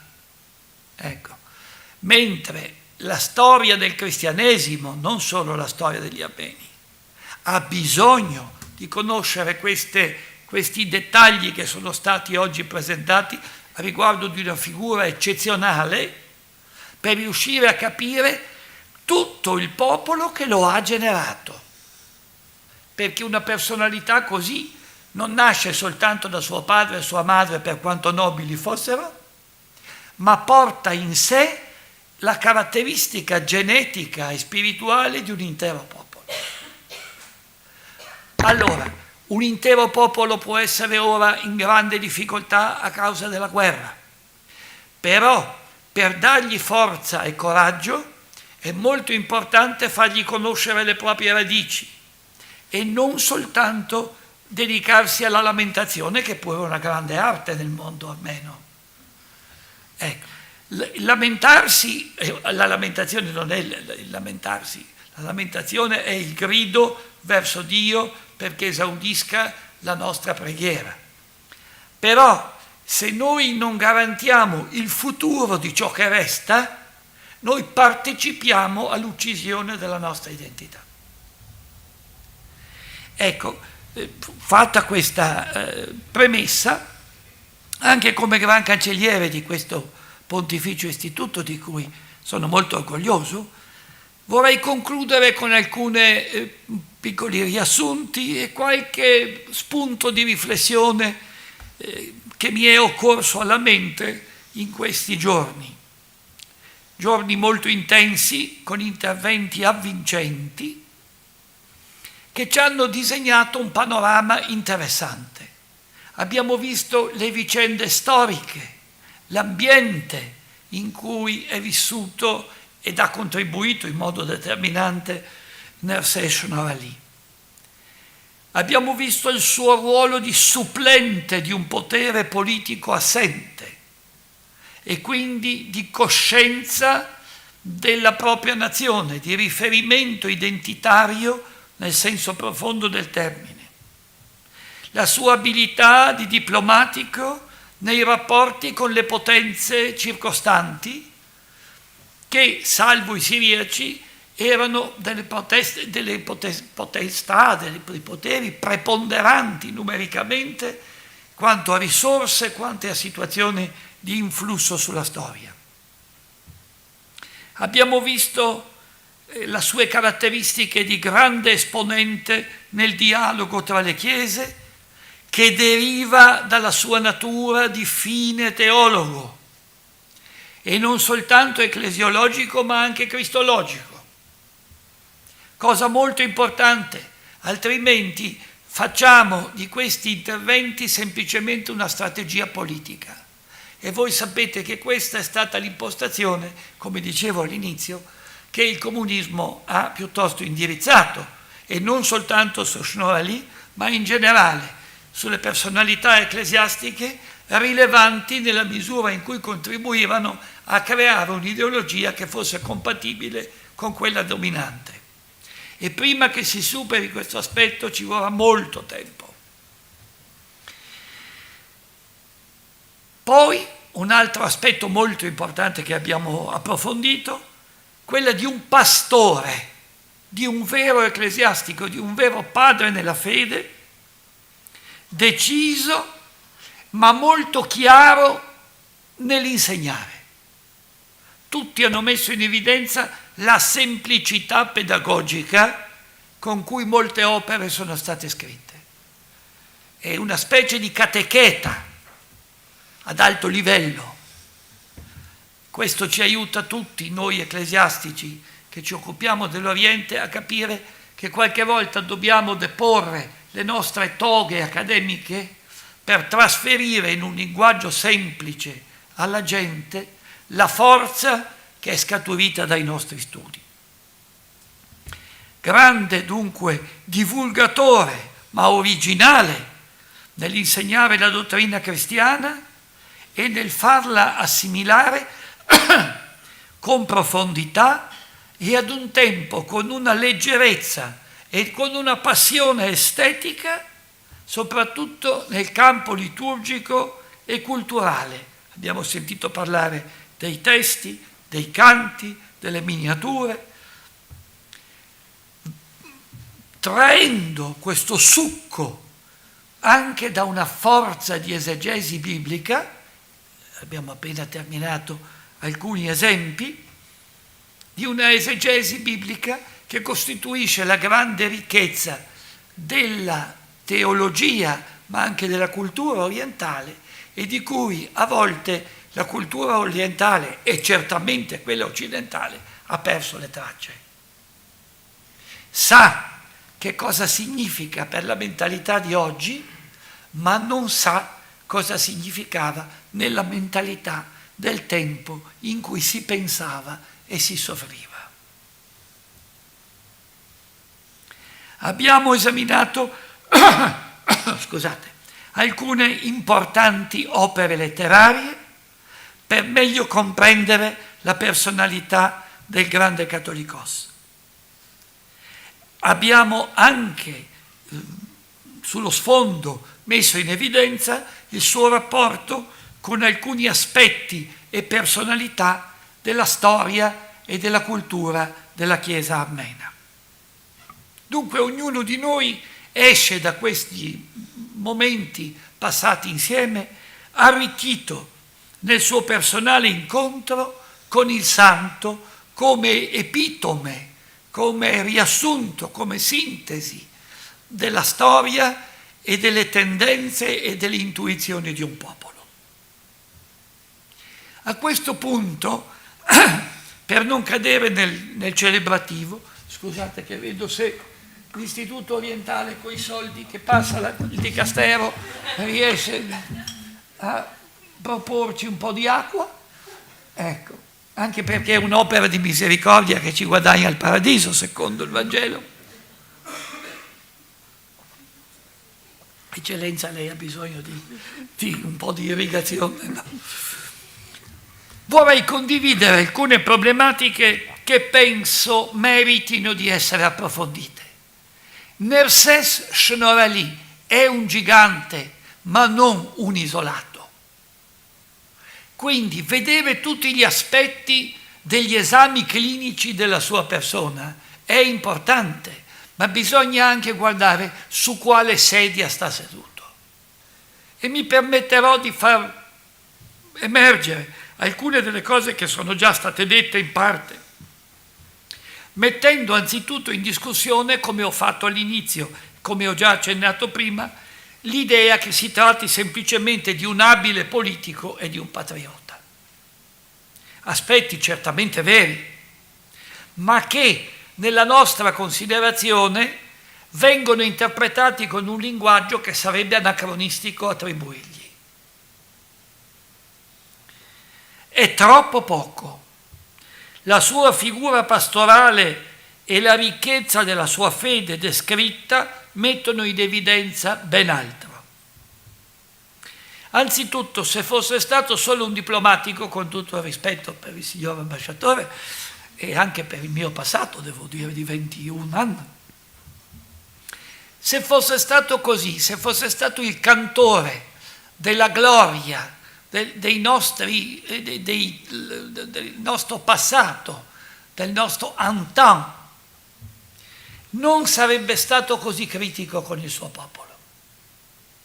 Osservate che in questo tempo l'autocritica di tipo spirituale, non era tradizione fare autocritica di tipo politico, ma di tipo spirituale è una componente marcatamente monastica, e cioè la percezione che se si soffre è perché si porta l'espiazione per il peccato proprio o per il peccato del mondo.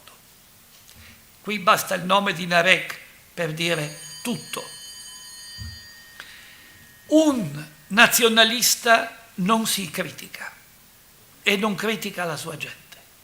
Se fosse stato un politico si sarebbe guardato bene dal farlo, sapendo che comunque l'avrebbero fatto i monaci cosiddetti settentrionali a riguardo delle posizioni che lui ha preso, cosa che esploderà con il suo emulo e parente Nerses di Lampron, al punto che lo stesso re di Cilicia gli chiederà di scusarsi per le accuse che gli vengono rivolte di essere una specie di traditore del suo popolo. L'autocritica per sé e per le colpe del suo popolo è un atteggiamento piuttosto raro nel suo tempo e nel futuro molto raro in Oriente come in Occidente. Il tempo in cui viviamo ripropone drammaticamente il risorgere di un nazionalismo, di tanti nazionalismi biechi e ignoranti che servono semplicemente a nutrire la pancia di popoli che non usano il cervello. L'altro aspetto che vorrei mettere in evidenza, citato molto chiaramente, la tesi esplicita dell'uguale dignità di tutti i popoli cristiani e la protesta contro ogni discriminazione in ragione dell'irrilevanza politica. Anche questo è insegnamento straordinario in questi nostri tempi. Oggi in questi tempi siamo addirittura costretti a nascondere la nostra identità cristiana per essere socialmente rilevanti.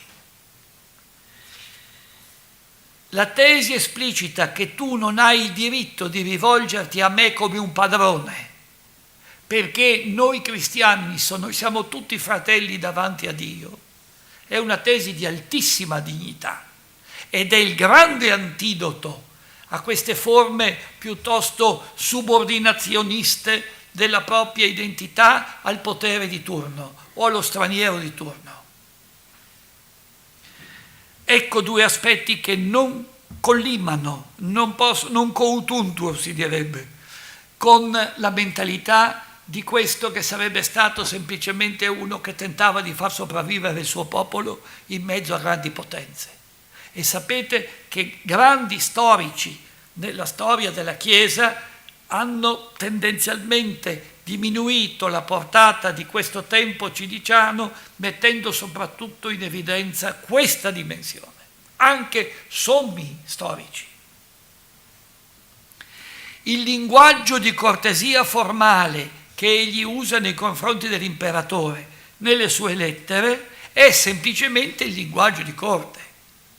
Non è un annientamento della propria dignità. Tu che sei glorioso sul tuo trono, tu che siedi, si sa benissimo che questo è il linguaggio che soprattutto in Oriente implica il modo di rivolgersi allo Shahenshah. Ecco, qui abbiamo un padre iraniano che sa bene che cosa significa tutto questo, per esempio nella cultura persiana. Ecco. La percezione della ingiustizia radicale della divisione tra cristiani. Una ingiustizia che è teologica e metafisica, prima che politica. Cioè l'aver spezzato il corpo di Cristo. Tema che verrà ripreso all'infinito sia da Nerses di Lambron sia dal cattolicos successivo che ricorderà. Dunque la cosa importante è rimettere al centro non noi stessi, ma l'amore di Cristo. Una traduzione italiana fatta da Sua Eccellenza del discorso conciliare di Nerses di Lambron in italiano ha infelicemente per la manipolazione, ma sostanzialmente in modo perdonabile da questo punto di vista, messo in evidenza che anche Lambron a Ramtla, quando introduce il dialogo con i greci, usa esattamente la questione del primato della carità. Ripeto, non si doveva chiamare così il libro, ma il concetto certamente è presente.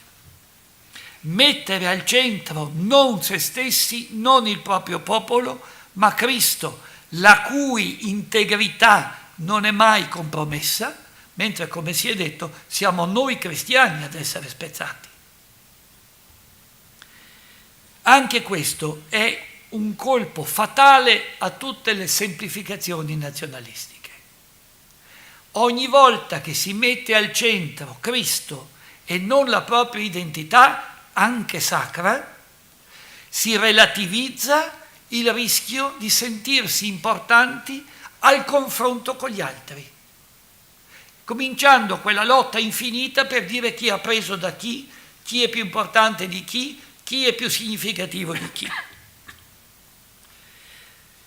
St.Nerses Shnorhali apre una porta al suo popolo che non riguarda solo la vita religiosa, ma anche quella civile.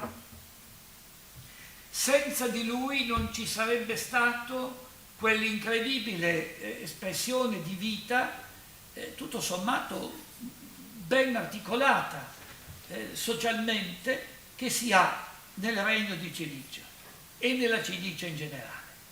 Lasciamo stare l'aspetto storico. Non si sente? Sì, mi pare di strillare? Va bene. Questo è un aspetto molto importante, dicevo. La descrizione che Nerses di Lambron ci fa della vita di corte al tempo del re, delle scuole, delle accademie, della vita monastica riformata, della carità e delle mense dei poveri restituite, e attribuendo questo al fatto di averlo visto fare da altri, ci mette in evidenza come ci fosse un clima di scambio e di dono reciproco che certamente non è caratteristico soltanto degli armeni, ma negli armeni splende in modo speciale, proprio perché non avevano la sicumera degli altri nel pensarsi il completamento del regno di Dio sulla terra, come accadeva per i latini e per i greci. La società di Cilicia è una società estremamente ricca e interessante. Vi ricordate quando nella lettera a Levonta Karosh, Nerses di Lambron gli dice: vuoi che ritorniamo come prima? Tu dici che io ho tradito l'identità del mio popolo. Comincia a cambiare i titoli di corte e prendi quelli persiani invece di quelli che hai adottato dai francesi. E le scuole e l'insegnamento del latino e l'insegnamento del francese. Va bene, dice, io sono d'accordo che ho cambiato qualche cosa, ma la vera avantution non è la ripetizione, ma è la capacità di aggregare, di imparare ad aggregare. È tutto lì, e direi che in questo ci sono delle somiglianze evidenti, anche se St.Nerses Shnorhali è molto più leggero, è molto più diplomatico, sa menzionare anche l'accordo possibile con i settentrionali, contro i quali invece Nerses di Lambron si scatenerà in una maniera tanto violenta quanto loro parlano di lui. La descrizione che fa di Duteorti è assolutamente incredibile, di come celebrano la liturgia con la loro pelliccia invece che con gli abiti liturgici, e di come vanno a bere insieme coi persiani nelle taverne, nei bicchieri da cui penzolano le monetine secondo l'uso orientale. È questo, dice, il tipo di chiesa che voi volete? Cioè, anche questo fa parte di questa identità, cioè della capacità dell'espressione dell'importanza di una riforma in membris et in capite della Chiesa, che si può fare anche con l'aiuto dell'esempio degli altri. Che poi ci sia anche una dose di ingenuità in questo suo ottimismo è certamente vero. Sappiamo bene che le alleanze in quel periodo non erano esattamente etiche. C'era chi si alleava con i latini, poi si alleava con i greci, poi si alleava con i musulmani contro tutti questi, a seconda dei vantaggi che potessero trarre. Però proprio in questo opportunismo politico, riuscire a percepire che questa occasione poteva essere straordinaria per un ripensamento e una rivitalizzazione dell'esperienza religiosa profonda è, secondo me, un'esperienza geniale che si ritrova molto raramente nella storia delle chiese cristiane, le quali nei momenti di esilio, di abbandono, tendono alla decadenza. Qui, come si è detto bene, non si tratta di una prima spiurk, qui si tratta di ricreare un'esperienza armena fontale in un altro posto. Ed è una distinzione molto importante. La disciplina religiosa, come ho detto, soprattutto il concetto di karg, o gark, come volete. Il concetto di ordine è anche il concetto della taxis greca, e quindi di una armonia universale che è ad un tempo la perfezione di Dio e il suo riflesso nelle strutture umane, sia dal punto di vista ecclesiastico che dal punto di vista sociale. Angar kutun è una delle parole che ricorrono più spesso in questo tempo, cioè la perdita dell'ordine, che non è un concetto fascista naturalmente, nel senso che bisognava reimporre l'ordine costituito, ma è proprio un concetto assolutamente filosofico di una concezione armonica della umanità e della vita che è molto simile allo shalom ebraico. Greci e latini non comprenderanno, e anche fra gli armeni le rotture e le fratture non mancheranno. Basta vedere il periodo che intercorre tra la vita di Shnorhali e la fine del regno di Cilicia. Non mancheranno le difficoltà, sia per le varie difficoltà politiche, sia per l'imporsi di un atteggiamento autoconsolatorio del pianto che spesso diventa il vanto dei popoli perdenti. Questo desiderio di piangere sul proprio passato. Où sont les lièges d'antan? Ecco, noi dobbiamo capire che se questo è comprensibile, le tante grunk della nostra cultura sono una componente fondamentale, ma non sono l'unica. Tanto è vero che se gli armeni avessero pensato solo alla grunk, non sarebbero mai riusciti a crearsi una posizione così rilevante nella diaspora come di fatto hanno fatto, a differenza di moltissimi altri popoli. Il che vuol dire che il concetto di Archaiutun Yergnitz è un concetto che comincia sulla terra, ma che non si identifica con la Eretz Israel come capita con gli ebrei, i quali peraltro si sono dati da fare non meno degli armeni quando sono dovuti andare all'estero, se li avessero lasciati in pace. Ecco. I greci continueranno nella loro politica di imposizione militare e culturale e gli armeni ne patiranno tra gli altri le conseguenze. Ogni volta che diventeranno calcedonesi perderanno la lingua e spesso la coscienza di sé. L'esempio però più classico di questo è la Georgia. La Georgia, paese dalla tradizione ricchissima, nel momento in cui viene bizantinizzata, perde completamente la propria liturgia.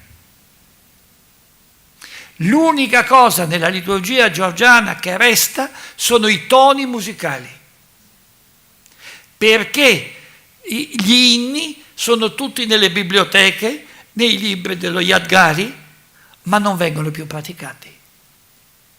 Se voi pensate a questo confronto, vedete anche come una certa originalità e una grande forza come quella di Shnorhali ha potuto difendere la sopravvivenza della cultura armena e della coscienza armena, questa conservazione della identità armena, che in altre circostanze è stata catastrofica. Questo uniatismo bizantino non è certamente inferiore a quello che noi latini abbiamo esercitato con discreto successo in giro per il mondo. I latini saranno in continuo contatto, ma assaliti dall'incubo della diversità e della mancanza di precisione. Pensate, nel 1185, vuol dire praticamente 8 anni dopo la morte di St.Nerses Shnorhali, ci sarà la famosa ambasciata inviata da Krikordra a Papa Lucio III. Papa Lucio III, nella mia città a Verona, perché non stava a Roma in quel tempo, riceve l'ambasciata armena, si appassiona a quella celebrazione, partecipa alla loro liturgia, dice che la loro teologia è perfettamente ortodossa. C'è da cambiare qualche cosina perché la data del Natale, insomma, un po' facciamolo insieme, mettete un po' di acqua nel calice se potete, ma non c'è nessuna idea che questo possa rappresentare un uso monofisitico, perché forse non sapeva neanche cosa fosse veramente. Ecco. E questi tornano con la mitra dal mio capo, dice il Papa, che vi dono. Tenete presente che la mitra non era corrente a quel tempo, era un dono speciale che si faceva. E da quel momento i vescovi armeni porteranno la mitra latina. Tanto è vero che in alcune miniature del 1200 e qualche cosa noi vediamo già la mitra latina sul capo degli armeni, dei vescovi armeni. Dunque, anche da parte latina ci troviamo in una disponibilità, diciamo così, di carattere possibilista nei confronti dell'altro da sé, che però i latini da quel momento perderanno progressivamente. E questa è la grande causa della tragedia dell'unità mancata, non dell'unità nel senso dell'assorbimento della Chiesa latina, ma della comunione ricostituita, perché è evidente che nei sinodi successivi la Chiesa armena in Cilicia si sente in piena comunione con la Chiesa romana e continua a dirglielo. E la Chiesa romana, che nel frattempo si lascia convincere, anche in senso positivo per certi aspetti, dalla nascita del canonismo e della scolastica, non capisce più le categorie di tipo essenzialmente platonico che sono alla base delle culture orientali. e comincia a fare delle domande sui dettagli celebrativi che gli armeni regolarmente, tanto più quando è un francescano o un domenicano armeno incaricato di rispondere alle obiezioni di Roma, non capisce di che cosa si tratta. Quando si chiedono ma perché voi pensate che quando uno muore, se la sua anima non è pura, diventa un mostro che va dentro un mare? E la risposta del sinodo, sono i sinodi di Sis e di Adana, sarà quella di dire: gli stupidi ci sono da voi come da noi. Se voi descrivete le nostre cose facendo una parodia, allora possiamo farlo anche noi con voi. Guardate che questo è lo spirito di Shnorhali. Se non ci fosse stato Shnorhali, queste risposte non ci sarebbero state. E questa tragedia che porta fino alla compilazione dei famosi errori degli armeni, questa lista incredibile di errori degli armeni, perché non hanno 3 celebranti durante la consacrazione episcopale, e gli armeni che rispondono: ma noi abbiamo un libro solo, e come facciamo a usare un libro in 3? Questo non significa che non comprendiamo il significato dell'ordinazione come atto collegiale.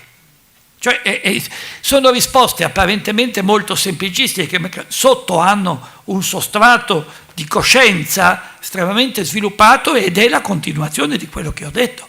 Ricordiamoci che quando Krikor manda la sua ambasciata a Lucio III, chiede il libro degli ordini, come si dice nel testo, cioè il pontificale. E Nerses Shnorhali, nel suo colofon, dirà: questo testo è stato dato a me, che l'ho tradotto, in maniera però un po' libera, perché non si tratti di una cosa letterale. Chi di noi potrebbe pensare che, come ha accennato Sua Eccellenza in quello studio piccolo che ho fatto, oggi l'ordinazione dei vescovi nel rito armeno è esattamente la sintesi di un nucleo originario armeno, di tutto il rito bizantino dell'ordinazione dei vescovi e di tutto il rito latino dell'ordinazione dei vescovi. E questo permane fino ad oggi. Ora, chi può accusare gli armeni di essere stati gli schiavi dei latini e dei greci farebbe qui un grosso errore. Hanno scelto una cosa che gli piaceva e se la sono infilata nelle proprie preghiere. Questo vale per moltissimi altri aspetti, a cominciare dalla liturgia del Badarak fino a tutti gli altri aspetti possibili. È stato fatto col siriaco molto prima. Che ci sia una coscienza viva nel popolo di questi prestiti scelti per arricchimento, questo è difficile dirlo, sempre perché subentra l'idea che questo possa apparire come una diminuzione della propria originalità. E invece non è affatto così, perché in questa traduzione si vedono chiaramente gli adattamenti che vengono fatti da un armeno che sa di tradurre per il suo popolo. Questa fase dell'arricchimento sociale, di carattere religioso, per esempio, dice Nerses di Lampron, 7 volte adesso pregano i nostri monaci nella chiesa, 7 volte al giorno, e questo l'abbiamo preso dai latini. Ora, tutto questo aspetto diventerà invece, sarà in buona parte rovinato, da quello che i latini chiederanno, anzi imporranno agli armeni per poter mantenere la comunione. Comunione che viene considerata tale da entrambe le parti per almeno 200 anni. Queste modifiche imposte spariranno completamente dalla liturgia armena. Le cose acquisite rimarranno, anche se vengono da fuori. E in questo sta la caratteristica di un popolo che sa chi è e sa che la libertà non è fatta di imitazione o di ripetizione, ma è fatta della capacità di quella flessibilità che è all'origine di ogni cultura che vuol vivere. Ci furono anche gli armeni che andarono a Roma a protestare perché le tradizioni della loro chiesa erano diverse da quelle armene. E questa tragedia andrà avanti fino ai tempi di Mkhitar e fino alla situazione di Costantinopoli e certi allievi di propaganda fide andranno su quella linea, altri viceversa saranno molto più creativi e manterranno lo spirito originale. Mkhitar, nella sua genialità, capirà che non bisogna diventare latini per essere autenticamente dentro la Chiesa, ma la cosa evidentemente viene risolta con una soluzione diversa, come tutti sappiamo. Il nord dell'Armenia rimane invece radicato in questo suo atteggiamento di conservazione della propria identità, perché la minaccia dei popoli che continuamente lo invadevano lo portava a un atteggiamento di autodifesa. È come la parabola dei talenti. Questi trafficano i talenti, l'altro lo seppellisce perché sa che il padrone è duro. Questa lotta è sostanzialmente una lotta di questo tipo, tra chi considera la flessibilità una cessione della propria identità e chi considera invece questa flessibilità come il segno di una identità matura.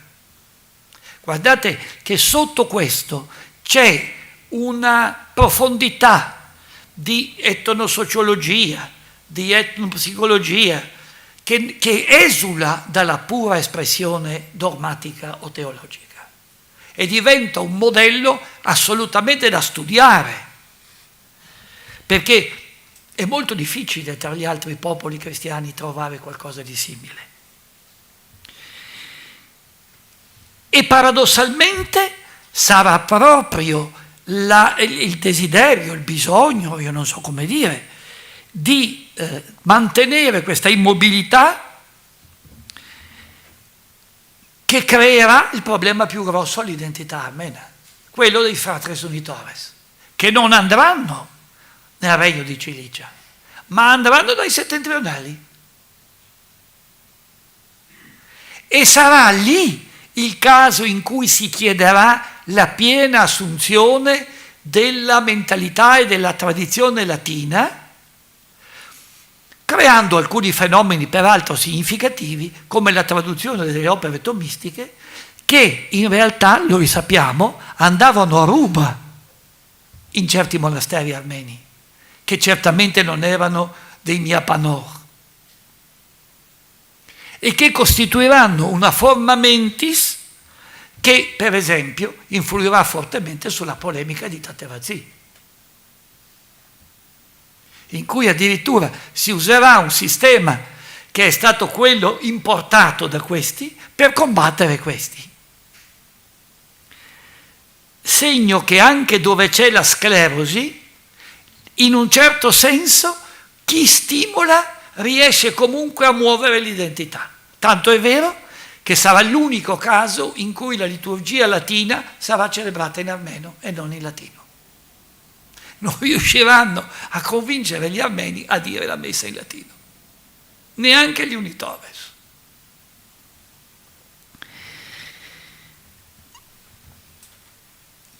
Cosa sarebbe potuto succedere, concludendo, se la cancellazione del regno armeno di Cilicia non avesse fatto di questo regno armeno una diaspora e non più una rifondazione? Che come avrebbe reagito Nerses Shnorhali di fronte a quello che accade dopo di lui? Probabilmente con grande delusione, perché in parte smentisce i suoi presupposti, in parte li continua in senso positivo. Certamente il trionfo della posizione sospettosa dei settentrionali, la continua lotta con poteri ormai definitivamente orientali, non più con la sintesi tra Oriente e Occidente, porterà a quella che noi normalmente chiamiamo la decadenza del mondo armeno e da cui di nuovo sorgerà un Lusavoric che sarà Mkhitar Apareir, che creerà sempre in contatto con altri mondi la possibilità di ritrovare la vera essenza della propria identità, anche ecclesiale.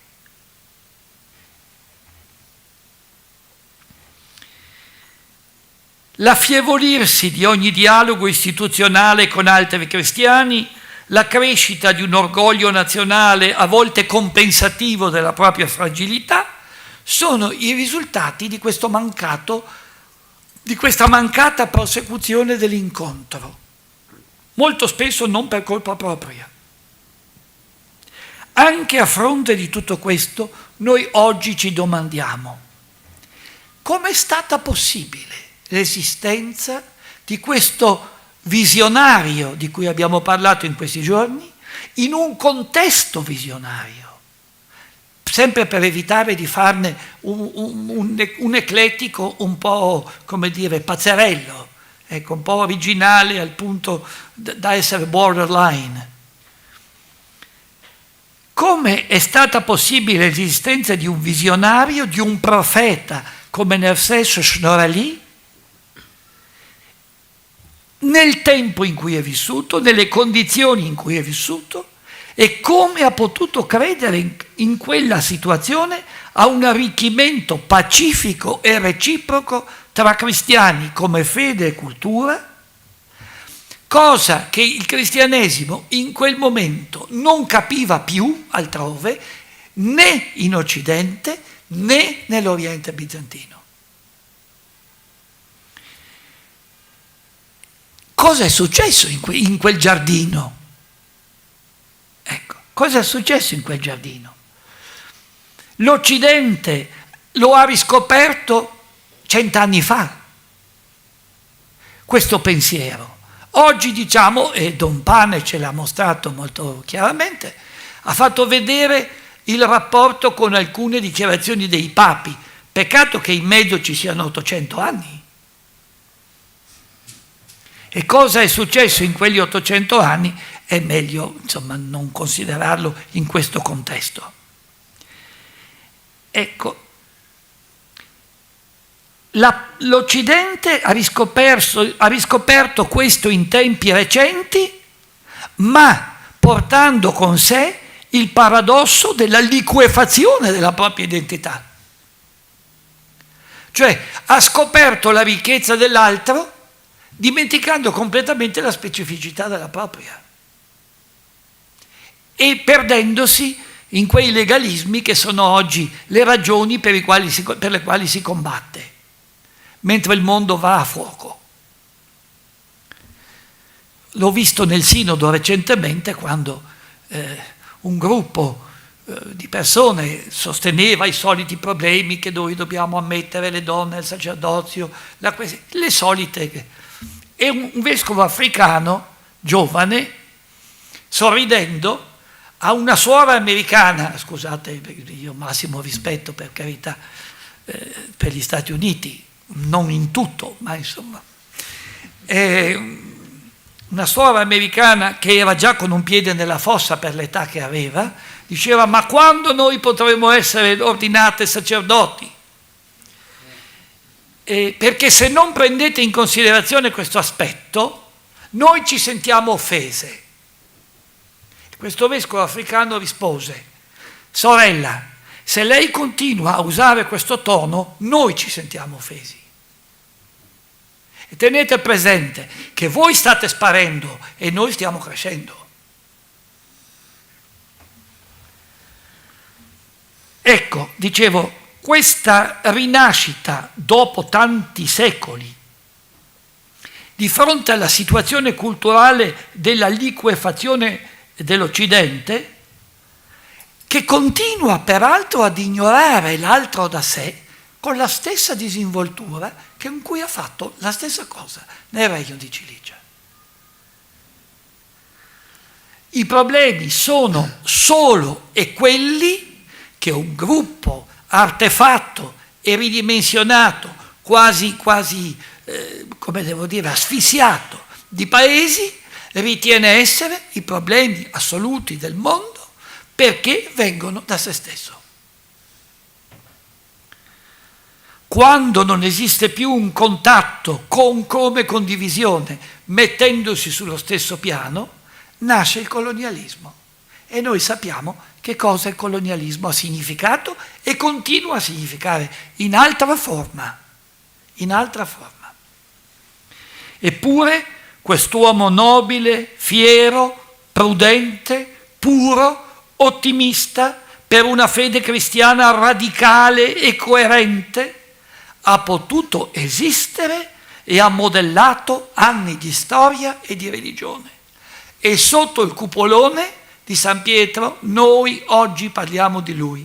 Speriamo che venga il giorno anche in cui sotto il cupolone veramente riusciremo a pregare per lui e lui per noi.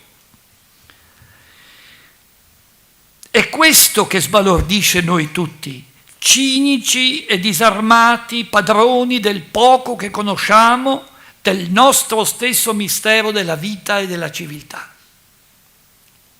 Noi abbiamo dedicato questo convegno, e qui colgo ancora una volta l'occasione per ringraziare chi caparbiamente l'ha voluto. Noi abbiamo dedicato questo convegno e la celebrazione di questo giubileo a un miracolo, quello di un segno vissuto e creduto come incredibile pellegrinaggio verso un mondo possibile, anche se non ancora immaginabile, di cristiani amati e amanti. Grazie.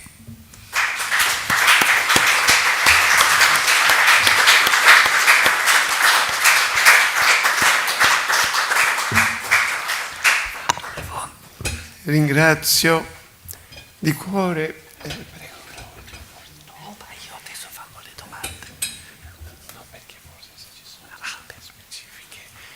Ringrazio infinitamente di tutto cuore il Cardinale Gugerotti per questa conclusione così splendida che ci offre materiali di riflessione non solo agli armeni, ma penso a tutti, perché questo forse è anche una delle caratteristiche del mondo armeno, che è un po' un mondo, un micromondo, dalle plurime dimensioni per quelle multiple esperienze storiche che hanno caratterizzato la sua esistenza storica. Perciò io direi che questo testo appena pubblicato sia un testo di meditazione e di riflessione, ovviamente anzitutto per noi armeni, anche con tutte le sue attualizzazioni da cui lo spirito intelligente può trarre delle conclusioni anche molto attualizzanti e di cui abbiamo tanto bisogno, ma anche per tutti Occidente e Oriente, perché oggi insomma non occorre avere il genio né di Kant né di Platone né di Einstein per vedere che il mondo intero soprattutto, e ci interessa in modo particolare perché anche noi armeni ne facciamo parte, pur avendo un po' anche una funzione di ponte tra due mondi, due continenti o tre continenti che sia, è in profondissima crisi identitaria. E mi si permetta di dire che noi abbiamo perso il logos, che dio dirigere alla civiltà occidentale. E di qui noi armeni siamo stati emuli. Oggi poco fa parlavo anche il discorso del rapporto tra Chiesa e Stato, tra pontificato e regalità. Queste pontificato e regalità sono categorie permanenti, forse deriva anche da parte dall'ignoranza della nostra propria storia. L'abbiamo visto anche qua, alcune relazioni eccellenti in questo senso su cui dobbiamo riflettere. E soprattutto quello che nell'esposizione del Cardinale Gugerotti come sempre ha suscitato anche oggi la mia grande meraviglia e questo profondo senso di empatia, di Einfühlung, per dirla con un termine forse un po' più tecnico, che lui ha avuto con il mondo armeno, ma non solo. Io sono sicuro che di qualsiasi mondo orientale che lui faccia una simile conclusione o produzione, avrà la stessa empatia anche di quei mondi, perché questo è anche una dote, una capacità che ci mette il Signore probabilmente già un po' dalla nascita. Perciò prima di passare alla discussione generale che sarà moderata dal professor Abraham Terian, io vorrei chiedere se ci sono domande specifiche, special questions, su quanto ha detto Sua Eminenza.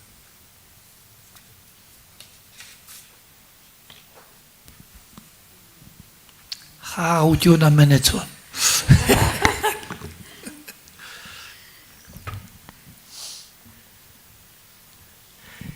Allora, ecco, prego, la dottoressa continua.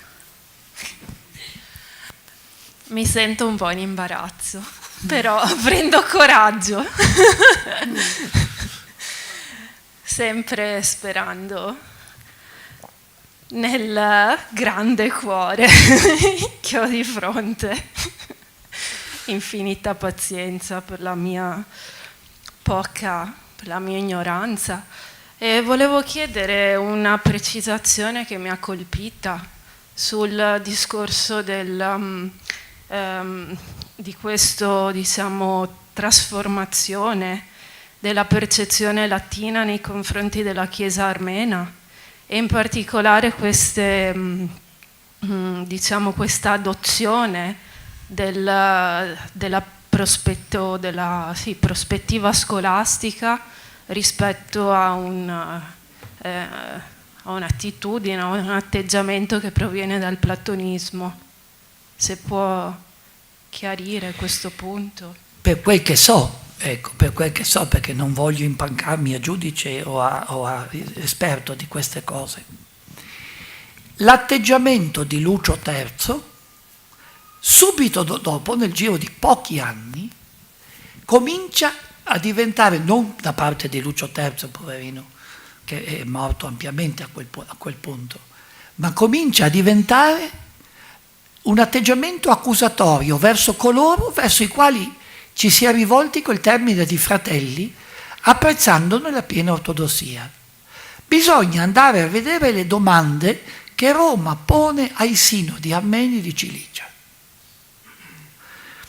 Lì si capisce che il concetto di forma del sacramento, materia del sacramento, diventa dominante in chi questo concetto preso da Aristotele non ce l'ha, non lo ha mai applicato alle categorie ecclesiali anche laddove ha conosciuto Aristotele, mentre per noi è diventato condizione sine qua non per una spiegazione. Io sono molto, molto ammirato di quello che ha significato il tomismo, anche perché ha significato la scienza, ha dato l'apertura alla porta della scienza.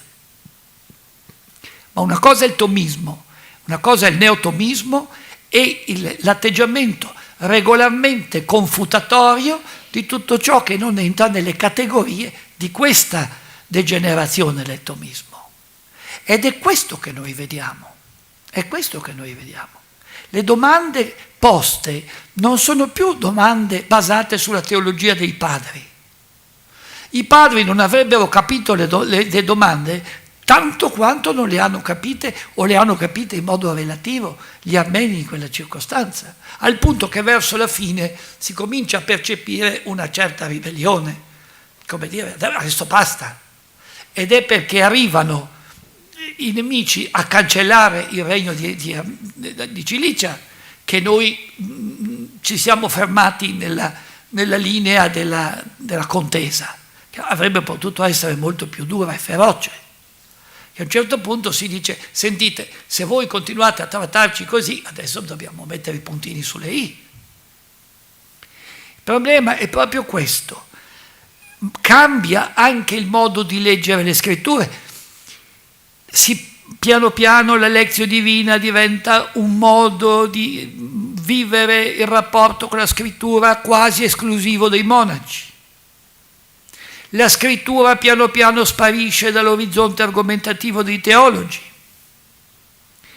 L'argomentazione di carattere razionale diventa fondamentale, e quindi la logica, per la dimostrazione e la spiegazione dei dogmi, quando è evidente che esiste un paradosso alla base del cristianesimo che non può essere sempre spiegato con la razionalità e con la forza di un sillogismo.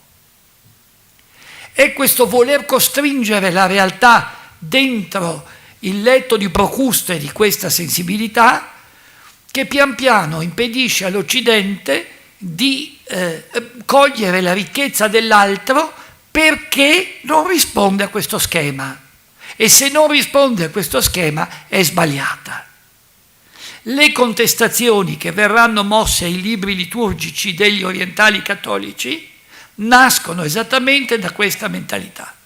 Ed è significativo che siano state cancellate dalla stessa Santa Sede che in qualche modo le ha ispirate nel passato, per tornare al testo comune comprendendo che non esiste al di fuori di questa metodologia interpretativa un problema teologico nella formulazione. Se voi leggete i commenti di cardinali geniali della cultura, il cardinale Mai per esempio, che sono i revisori dei libri liturgici degli orientali a propaganda fide, in quella specie di ufficio fatto apposta per la revisione dei testi liturgici orientali, voi vedete che l'affermazione è: che cosa c'è di dogmatico in questi testi che non si possa cambiare quando c'è una poca chiarezza teologica? In fin dei conti non c'è grande poesia, non c'è una grande forma espressiva e quindi sono facilmente cambiabili. Che problema è? Ciò che conta è il dogma formulato secondo la nostra formulazione occidentale. Ecco, questo è secondo me il problema, che poi, come ripeto, nasce da questo movimento che in sé è stato positivo nello sviluppo dell'Occidente, per finire nella decadenza di una sostanziale incomprensione del mondo circostante che non segua queste categorie. Quindi l'impermeabilità un po' imperialistica dei due mondi occidentali rispetto all'Armenia, cioè Bisanzio e Roma, mentre per Bisanzio diventa un fattore rilevante perché decade totalmente, Bisanzio non ha più niente da dire dopo un po', con Roma viene soggetto anche a questa situazione. Un esempio che non riguarda gli armeni è la questione di Barlaam il Calabro. Lui stesso appassionato dalle stesse categorie, che viene emarginato dalla cultura greca. Come dicevo, Tatevazzi è un altro esempio di questa realtà. Tenete presente che gli unitores hanno un'importanza nell'Oriente cattolico che va fino al 1800, pur decaduti che siano. Ma i vescovi latini a Nakhichevan, a Teheran, eccetera, vengono presi tutti dagli unitores, che a quel punto non sono più soltanto armeni, anzi non lo sono per la gran parte. Quindi bisognerebbe riuscire a studiare come collegare questo diverso approccio filosofico con le conseguenze che ne sono derivate nell'ambito ecclesiologico. Ecco, una raffazzonata risposta. Grazie. Altre domande? Io più che altro delle curiosità a livello molto più basso rispetto ai livelli toccati dal discorso, devo dire. Però lei ha citato il concetto di Karg all'interno del suo discorso. Io mi chiedevo se, perché questo concetto di Karg torna spesso in realtà. Lei si occupa di storiografia e sa benissimo che l'idea principale, e mi ha sempre colpito questo, infatti io ho sempre voluto scrivere qualcosa, non l'ho mai fatto, però lo farò. Una delle idee principali di questi storiografi armeni è quella di mettere in ordine le cose, di creare una cargutun, diciamo, un ordine nelle cose, e secondo me è collegato a quello che lei diceva in qualche modo, quest'idea della necessità di avere un carg come regola in quel caso per spiegare la storia, per raccontare qualche cosa, un punto di riferimento, però che sia ordinato, quindi creare un ordine dentro qualcosa che invece è disordinato altrimenti.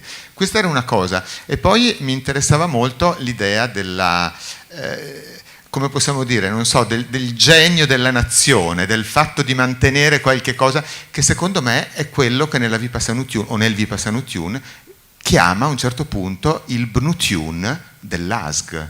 Lui parla del Bnutun dell'Asg e dice noi Parlavuni lo abbiamo mantenuto, quindi è il Bnutun dell'Asg di tutto il popolo, però compete a noi l'abbiamo mantenuto questo Bnutun, quindi è un qualche cosa che si può perdere nel popolo, ci deve essere qualcuno però che glielo ricorda e che lo riconduce a questo Bnutun. Questa è un po' l'idea giovanile, diciamo, perlomeno che ha nel Vipassanutun, quindi su queste due cose. Mi arrischio. Il concetto di Garg si trova già in Koryun. L'alfabeto viene inventato per dare un Garg al popolo armeno. E quindi risale alle origini, almeno testimoniate, più antiche. Perché viene inventato l'alfabeto nell'interpretazione che ne dà Koryun? Perché le orenk contenute nella scrittura diventino la legge ordinatrice del popolo armeno. E chi sono i popoli che vengono chiamati barbari perché sono senza alfabeto? Quelli che non hanno la possibilità di accedere a questo cargo. In quel caso i poveri georgiani e gli alluani. Ecco, ma la cosa è un concetto, secondo me, molto vicino all'universo ordinato che si trova nella mentalità ebraica dello shalom, che non è la pace, è l'ordine secondo il progetto originario di Dio, il cosmos, appunto, che ha una notazione quasi estetica dentro. Quella componente che riguarda la psicologia, riguarda la natura, tutte tematiche oggi frequentissime, ma che nel popolo armeno diventa quasi un'ossessione. Non è semplicemente il fatto di mettere in ordine le cose perché sennò c'è disordine. Il problema è che l'alterare l'ordine creazionale è un'azione contro Dio ed è un'azione contro la natura profonda del popolo, che è quella di essere figli di Dio, al punto che Dio decide di parlare nella lingua di questo popolo, di questi suoi figli, di questo popolo concreto. La citazione fatta prima è molto evidente in questo chiaro e poi è famosissima. La mia impressione è questa, che percorra tutto l'arco della storia armena con terminologie diverse, almeno finché rimane intatto il senso della continuità della propria tradizione, non delle proprie tradizioni, della propria tradizione. Quanto alla questione del genio della nazione, il genio della nazione, come diceva il professor Zechian, nasce proprio fin dalle origini nel fatto che Gesù, Paolo e Mosè cominciano a parlare armeno. E dice: perché non siriaco, cosa ti importa, te traduci? No, infatti chi sono? Chi è, diciamo, che ha una categoria di santi che sono i traduttori? Il mio segretario, padre Emanuele, certamente è già beato dopo tutto il tempo che ha tradotto per me. Ma perché? Perché i santi traduttori? Perché hanno reso possibile la traduzione della Sacra Scrittura? Non è tutto. Perché hanno saputo cogliere come un'ape il meglio del polline dei popoli cristiani per rendere più civile anche il popolo armeno, cioè più vicino al Gark voluto da Dio nella creazione. E infatti la storia, non a caso, fa l'esperimento con i greci e con i siriaci e poi decide qual è l'alfabeto che va meglio. E addirittura, e questo è un altro fattore molto interessante, è da lì che nasce il concetto di Vartabedutiun. Mesrop Mashtot è il primo Vartabet, cioè la cultura nasce dal Gark. Chi trasferisce il Gark attraverso il Gark, non come succede adesso, che questa Vartabedutiun si dà come se fosse il titolo di cavaliere del lavoro, ma la continuità attraverso l'ordine della continuazione è uno dei segni che riportano a quel Gark originario voluto da colui che fu promosso all'Astigian del Vartabedutiun. Vuol dire che il dottorato, quello che noi chiamiamo il dottorato, voi sapete l'importanza del Vartabedutiun nella storia armena, che molto spesso è superiore a quello dei vescovi, e anche alle decadenze di questo aspetto, di cui Mechitar si farà partecipe in qualche modo per poterle in qualche modo reintegrare, guarire. Ma se voi anche nel mondo siriaco c'è un concetto analogo, ma poi quasi subito sfumato. Ma il concetto di Vartabedutiun è esattamente il concetto che riporta a colui che ha reso possibile fisicamente la trasmissione del Gark. Questo per me è l'aspetto significativo. Un'ultima domanda, se c'è. Ecco.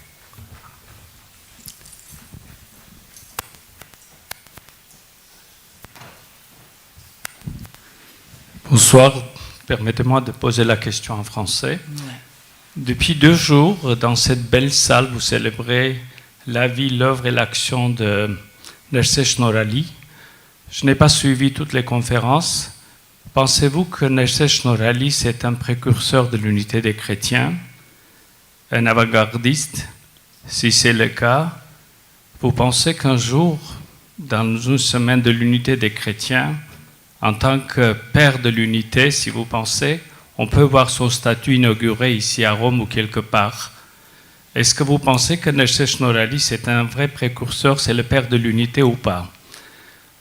Puisque dans notre Varkserpots, vous avez parlé, on a beaucoup de saints qui ont été sanctifiés à cause de leurs œuvres, de la culture.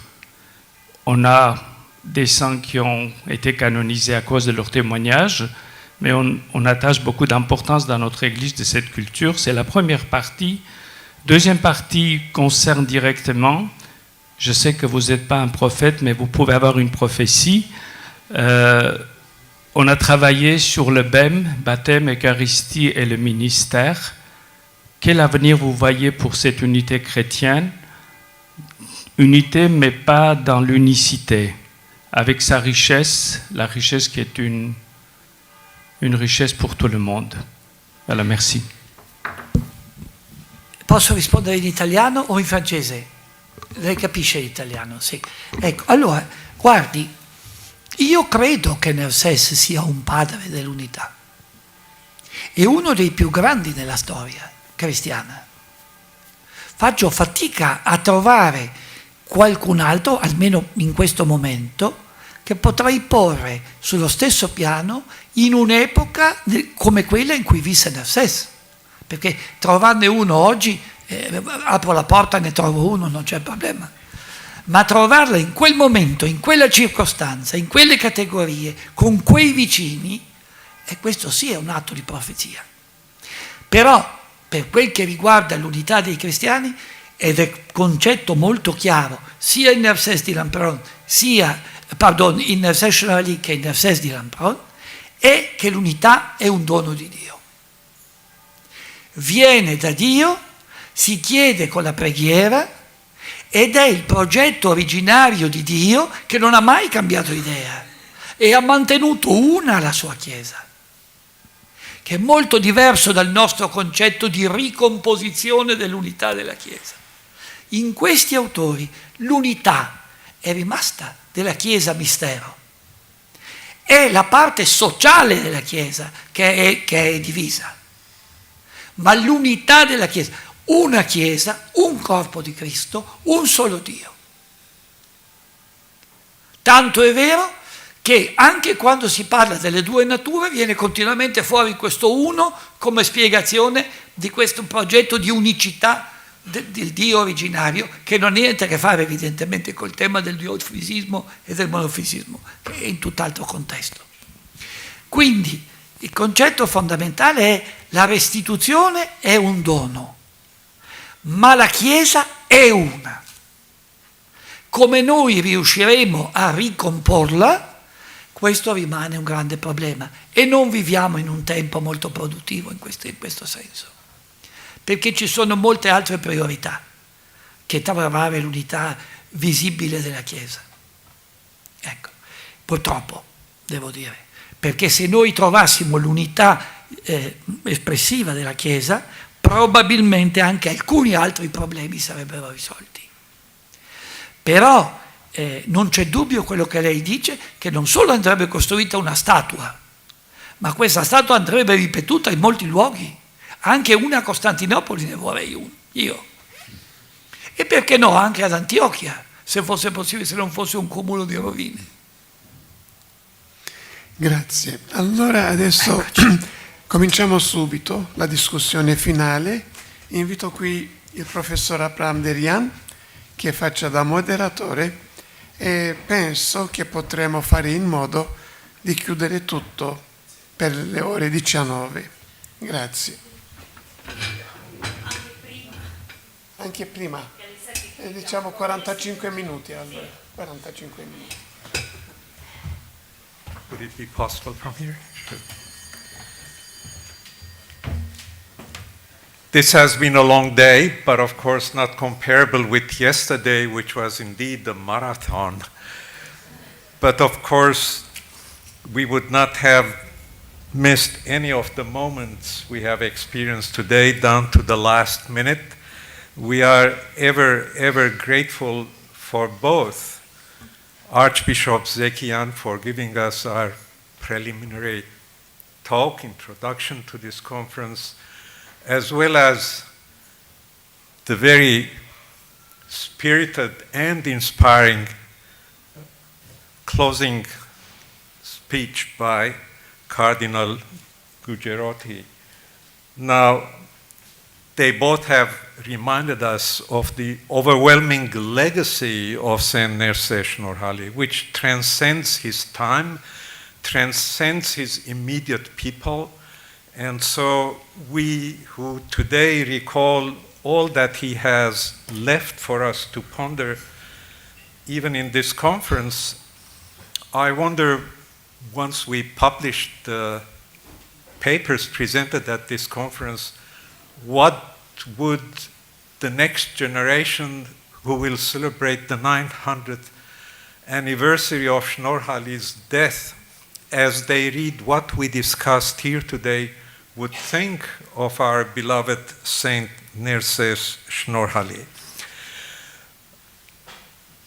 While thinking about the various papers presented and the ensuing discussion, I've been thinking primarily a discussion among the presenters or from one presenter to another without the exclusion of the rest of our audience, but it will be good to even begin with our presenters if they had any second thoughts, or not just second thoughts, further thoughts on their presentation, if they could voice it in a minute or two. I, for one, being the last presenter, even in the last hour, I thought about the incomplete commentary by St.Nerses Shnorhali on the Gospel of Matthew. I forgot to mention the two attempts to complete the commentary to the end.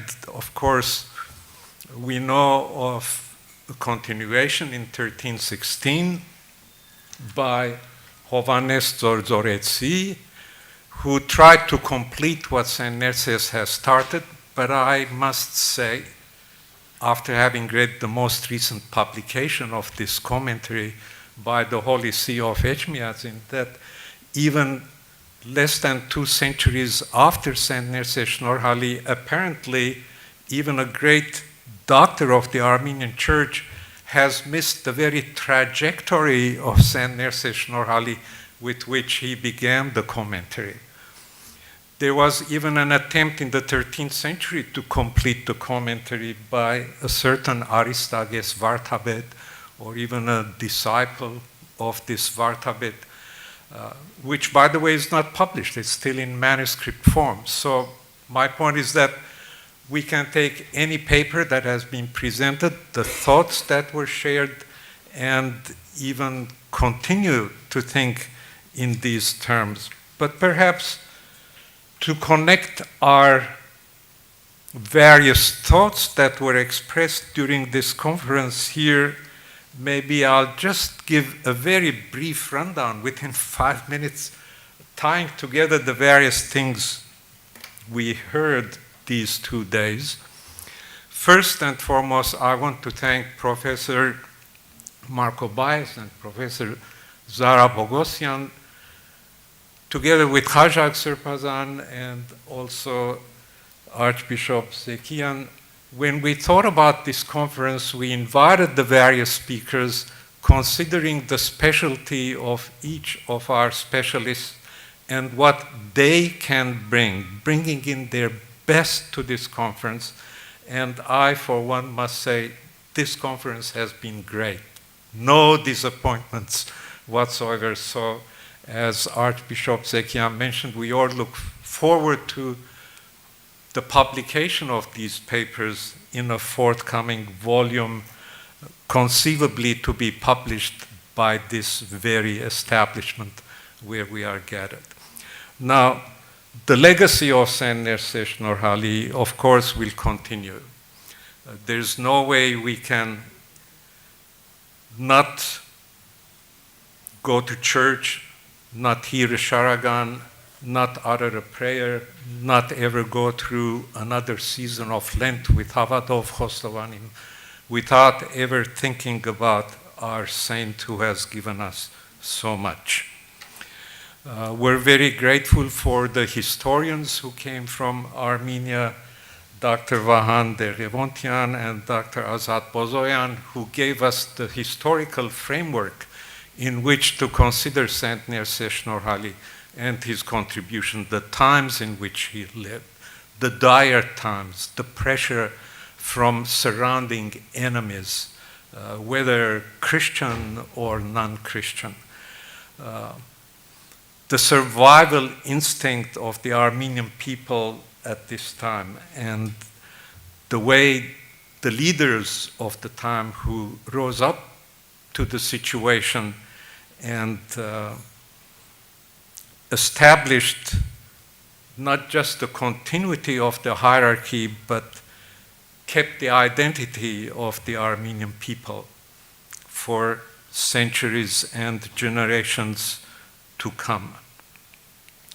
I'm thinking of the presentation by Professor Baez about the Vibasanu tune of St.Nerses Shnorhali. Just think of it, he was a teenager when he wrote it. And he's recounting in verse, beautiful rhyming verse, his ancestral history. Where did he learn it from? No doubt it must have been an oral transmission by the time he committed it to writing. And of course, when we heard later from Professor Calzolari about Shnorhali's lament on Edessa, here again we see how a maturing St.Nerses, ever advancing in his literary skills, gives us such a beautiful lament on the fall of Edessa. But when we come to Jesus the Son, on which we did not hear a special presentation during this conference, if there's any lacuna, so to speak, or desideratum that this conference left, of course, would be remedied when we get the volume published with an added chapter on Jesus the Son. You know, when we think about the theology of St.Nerses Shnorhali, his most beautiful theological expression, personalized, applied first and foremost to himself, expressed from the depths of his heart. Even when we think about the Christology of St.Nerses Shnorhali, we need not go beyond Jesus the Son. But of course, as Bishop Daniel reminded us, and also Professor Armenuhi Abkaryan, when we think about the theology of St.Nerses in general and the theology of the Armenian Church, we have been reminded that we have to really look at the Sharagans as teaching the pedagogical side of the Sharagans, reminding the worshiping community what this feast is all about, the teaching effect of the Sharagans as we sing them. Professor Irwin's presentation on Shnorhali's message, especially to the monastics, of course, when we think about his sociologically oriented encyclical, she could have dwelt on any of the social classes covered within this encyclical, but of course, for the constraints of time, she dwelt on his message to monastics in particular. Of course, we could ask to what extent he was thinking about the canon law of the Armenian Church, which more than 90% is intended for the clergy. Professor Peter Cowi's and Professor Laporta's presentation taking a broad sweep of the very topic of their presentation, the ecclesiology which St.Nerses Shnorhali himself inherited from the millennium preceding him, and the way he passed it on to the millennium following him, coming in at a transition of millennia. To what extent the ecclesiology of St.Nerses Shnorhali, traditional as it was, further inspired the ecclesiology of the succeeding generations. Also, Professor Laporta's take on the legacy of Dionysius the Areopagite, the extent to which Shnorhali was influenced by it, and also the way he transmits it, perhaps all the way to Datevasi and so forth. But here again, we can connect dots. For example, the presentation we heard from Professor Erna Shirinyan on the number 4, or should it be 5, or should it be 9? Believe it or not, behind it all is Dionysius the Areopagite. Because in the beginning there were only 4 hierarchies. When the Jerusalem bishopric became a patriarchate, then we got 5. And then came Dionysius the Areopagite, and he said, now wait a minute, there could be 9. And this raised quite an enthusiastic drive within the Caucasus when the traditional churches of the Caucasus, beginning with the Armenian Church, tried to fill in the remaining number from 6 to 9. Could this be part of the reason why the Georgian Church parted ways from the Armenian Church? They will fill one of these hierarchies contemplated by Dionysius the Areopagite. The Armenian Church will be one. The Bishop of Syunik wanted also to desist and start a hierarchy. And so did the Afghan Catholicos tune and so forth. So here again, we begin to see how these traditions continue from earlier times, and they influence succeeding generations, but then at certain times they take certain turns or certain trajectories of their own, but all stemming from an initial trajectory and then branching out like the branches of a tree. We are indeed most grateful for the paper read by His Eminence Archbishop Narek Almezian on behalf of Archbishop Anushavan Tanielyan, and also the paper by Father Ricardo Pane reminding us of the crucial correspondence and the rapprochement with the Byzantine Church initiated by St.Nerses Shnorhali. I'm also mindful of Professor Bernadera's paper, quite interesting. But of course, even there one wonders, did Dionysius Barsalibi resurrect some fossils from the past simply because the Armenian Church, as it established itself in Cilicia, it admittedly possessed some of the Syriac churches or monasteries? Is Barsalibi reacting to that and therefore resurrecting fossils from the past that were no longer issues within Armenian Christianity?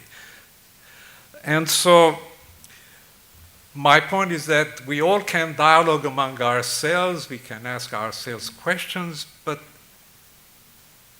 my brief point is that there is so much we can talk among ourselves with one another, but surely this is time for you to ask questions. Presenters could ask questions to other presenters. Those faithful people who sat with us throughout these 2 days, I'm sure some may have questions. So please do so. And address your questions not necessarily to me, but to the presenters themselves. I'll be happy to direct certain question to a certain person if no such person is named. Considerations, reflections, altogether. Yes, exactly. Reflections, responses, reactions, further benedictions. We are not dismissed yet.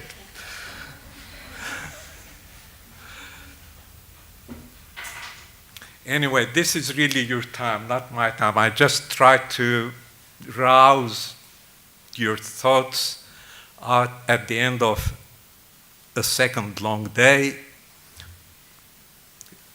Please, come up here, come up here.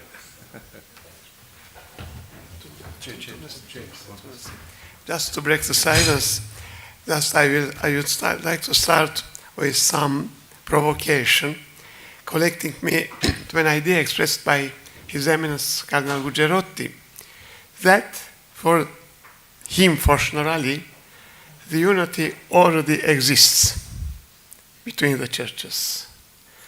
So that to speak of union to realize is perhaps an utopia which will never be realized. Because today, His Eminence too made some illusions.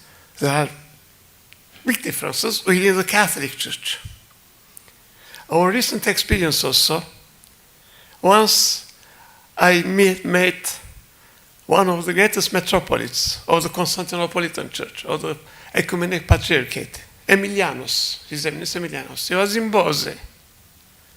He was there for a week of rest, of retirement. I asked him, you have so many monasteries in Greece. Why you don't go to one of these monasteries? His answer was, I feel here myself better. And I think that Monsignor Dupré, of blessed memory, and Emilianos felt themselves better than also Monsignor Dupré with many Catholic monks or priests. So that I think in our church history we have somehow even perhaps entre guillemets deviated from the deepest meaning of what church unity is being. As one said, non-unicité. Fortunately, in the Church of God, there is space for many thoughts. At some point, to the extent not to break the basic unity, of course, of faith.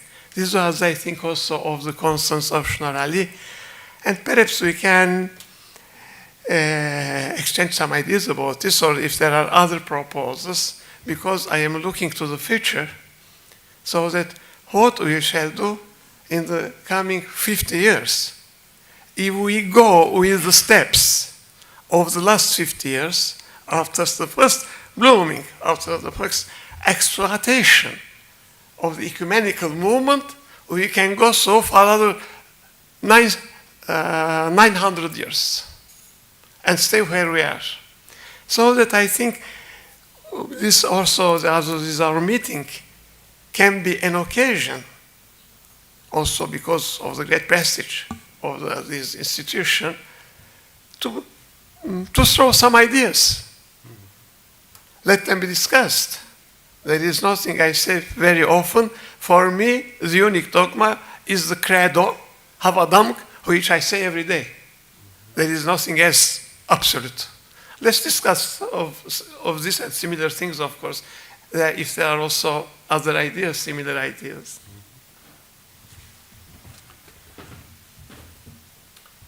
Thank you very much, Your Grace. You know, I myself am mindful of one aspect of St.Nerses Shnorhali's thought when it comes to ecumenism, which for us is the most important subject given the place where we are gathered and the celebration here in Rome. Ecumenism is fundamental. And if I may invoke one model held by St.Nerses Shnorhali for the unity of the Church, is based on the concept of the Trinity, the unity of the Godhead, and yet we have the Trinity. Could there be one faith, one church, one confession? It's the body of Christ. You know, St.Nerses himself holds beautiful models for us in terms of which we can think of ecumenism. Now, since there are no questions, let me raise one. You know, we heard a lot about the literary side of St.Nerses Shnorhali's legacy, be it his Vibhasanu tune, be it the Lament over Edessa, be it others, the charagans, the rhymes, and so forth. And of course, we were also reminded how there was a response, so to speak, let's say, with the fall of Edessa. Why this? Have we committed such a sin that we are being punished? Now, of course, the challenge of Islam, one can say, can be manifold, but in my mind, I'm just thinking of the two foremost challenges of Islam at the time. One of the biggest challenges was that of power, conquest. At times when Islam had the upper hand. And of course, the questions of theodicy and the responses in eschatological terms, well, at the end, God will, take care of it. So, but there are other literary indirect responses to Islam. For example, when we think about the influence of Gregory Magistros, the great-grandfather of St.Nerses Shnorhali, he left us a great model in his 1,000-line epic in which he summarized the whole of Scripture from Genesis to Revelation within about 1,000 lines of rhyming poetry. No doubt St.Nerses Shnorhali was influenced by that. And by the time he comes to Jesus the Son, he wanted to even outperform his great-grandfather threefold, fourfold, not only in length, but also in literary quality of his writing.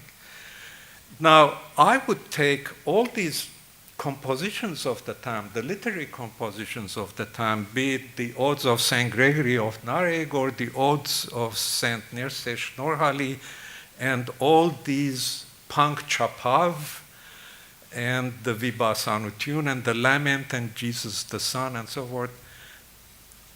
What if we think that this too was with Magistros it was a direct literary response to Islam. But with St.Nerses Shnorhali and, let's say, St. Gregory of Narek, their literary output and the beauty of it, could this be an indirect response to Islam, where the other great challenge of Islam to Christianity was at the time, and it was a big challenge, the argument that the Quran has descended from heaven, it is literally so beautiful, to the point that it is inimitable. No human being could ever write anything like this. This was a big challenge to Christianity. How did they respond? Well, of course, we know how Magistros responded. Directly. Did St.Nerses Shnorhali respond indirectly to say, now wait a minute, we have just as beautiful literary contemplation based on our own scriptures and the like. Professor Zara Bogosian, please. I'm just soliciting questions. I'm trying to rouse questions. Please.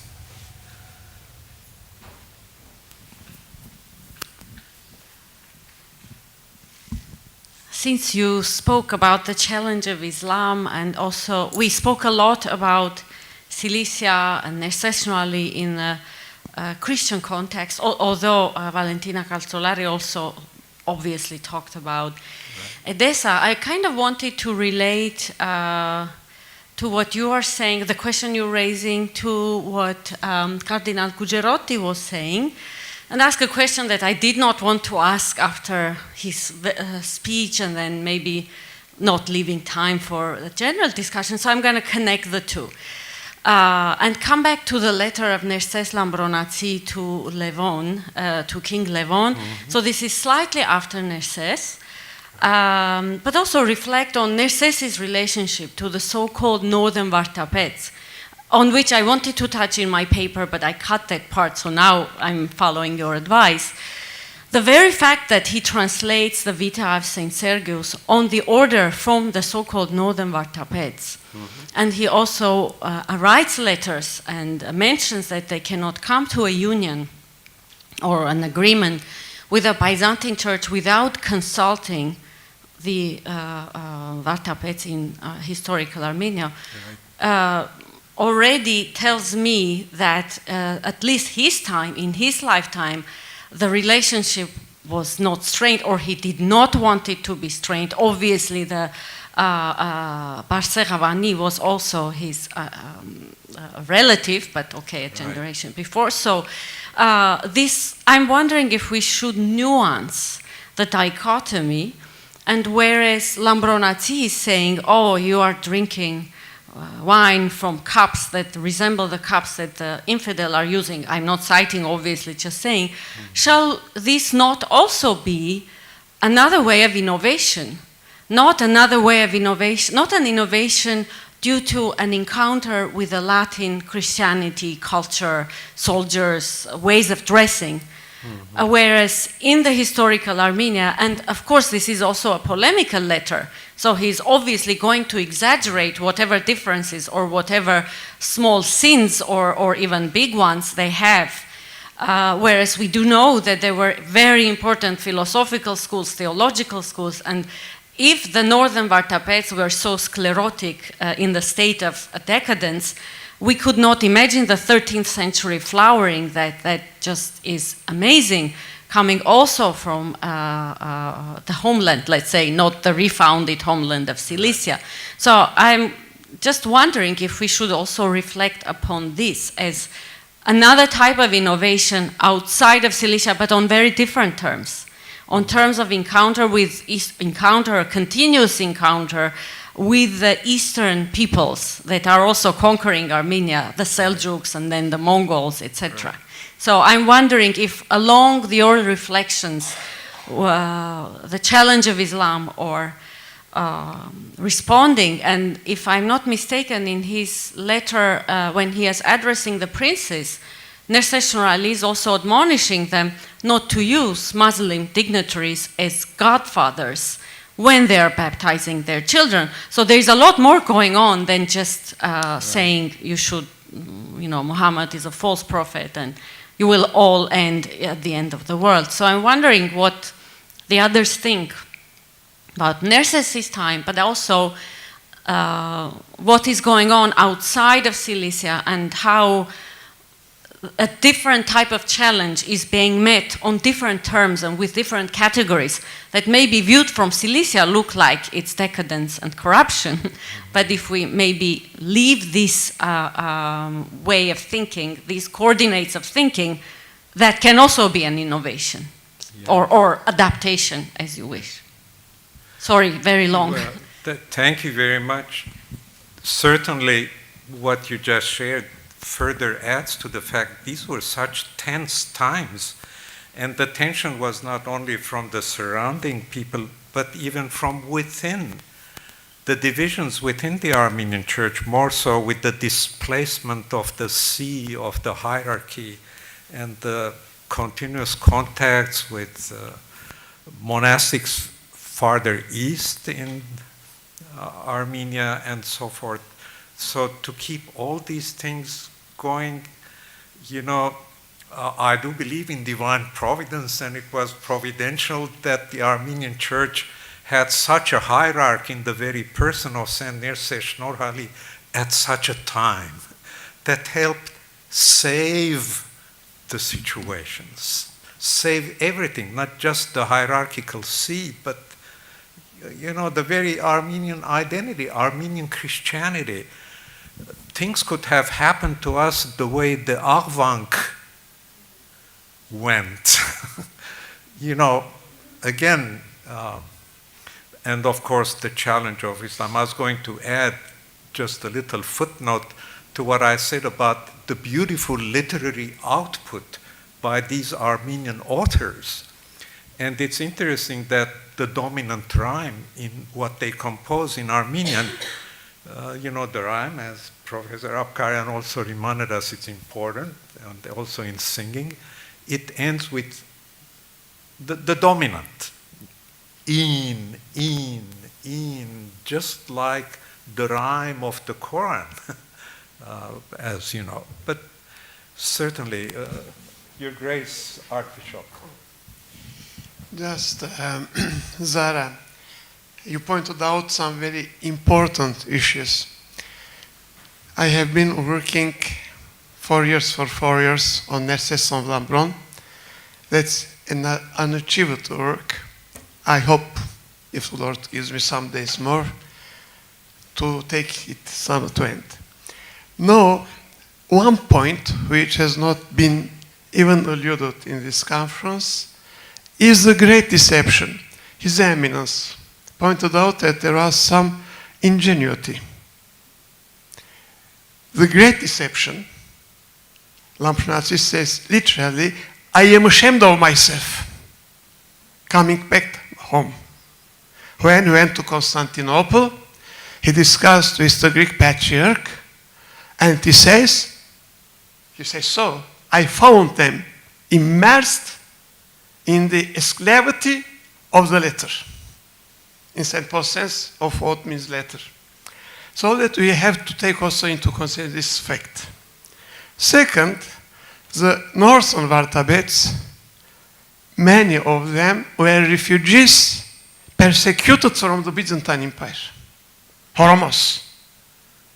Near Ani, Huay, Ivank of Hormos of Greeks. They were Armenians persecuted by the Byzantine Empire.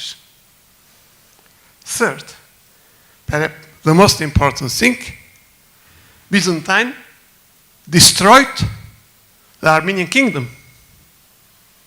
Every time I made a conference, especially in the United States, I started with the question, who destroyed the kingdom of the Armenians? Immediate answer, the Turks. No, sorry, it is not so. Byzantines, the Greeks, the Christian Greeks. So that all this attitude of the northern Vartabets, I think, put in their context, can be explained.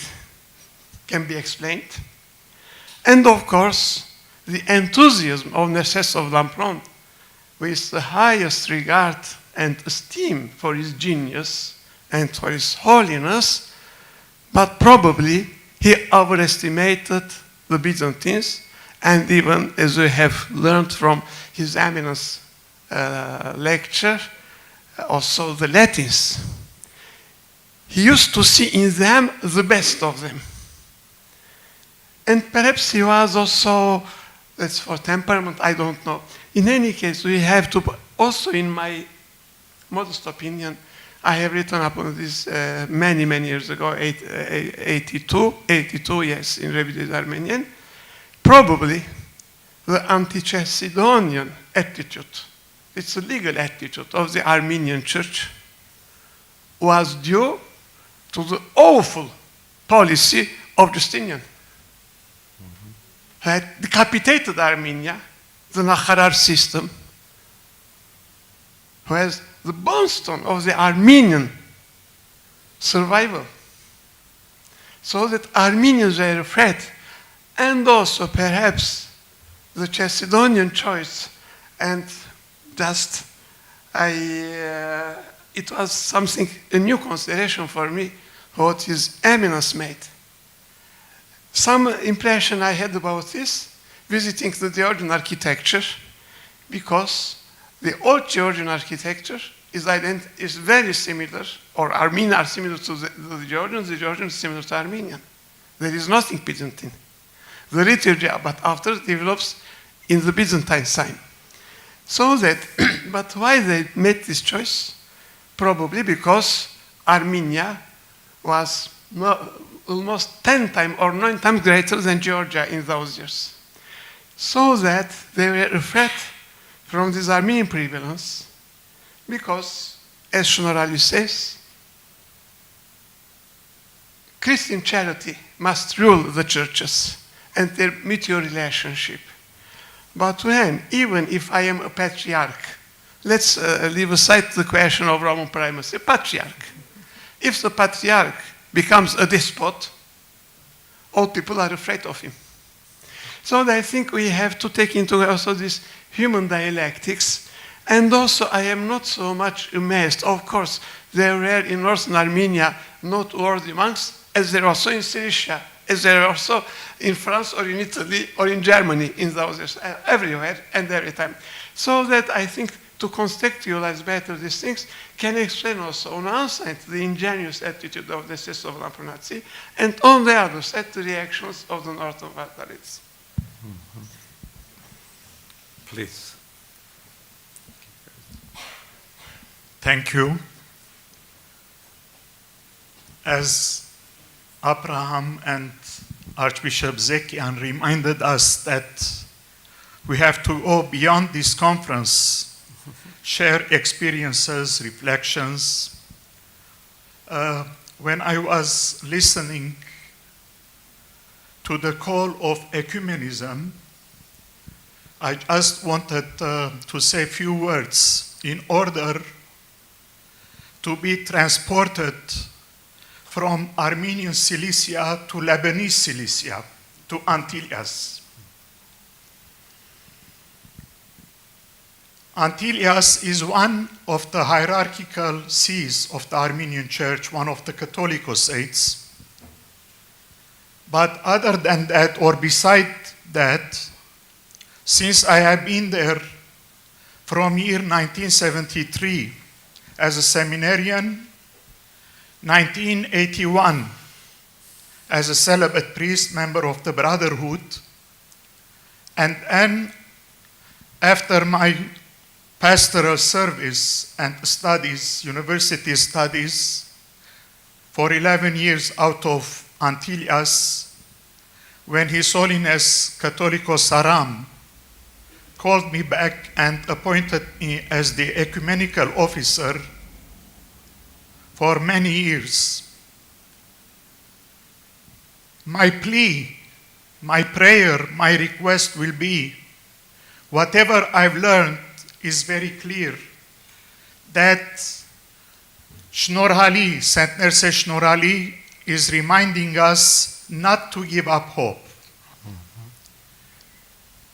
I learned in the ecumenical movement that dialogue, besides meaning humility, also means patience. Patience is a movement. It's not a frozen reality. We have to be patient to listen to each other, to talk to each other, to visit each other, to give time to each other. And Antillas has been and continues to be, during the pontificate, especially during the pontificate of His Holiness Catholicos Saram, a center of dialogue. And dialogue for us is not an intellectual concept, but a living reality, dialogue of life. And it was very clear, especially in the correspondence of St.Nerses with the emperor and with the churches, that truth has to unite us. When we speak about the visible unity of the church, it's the Church of Jesus Christ, it's the mystical body of Jesus Christ, and we are the members of the one church.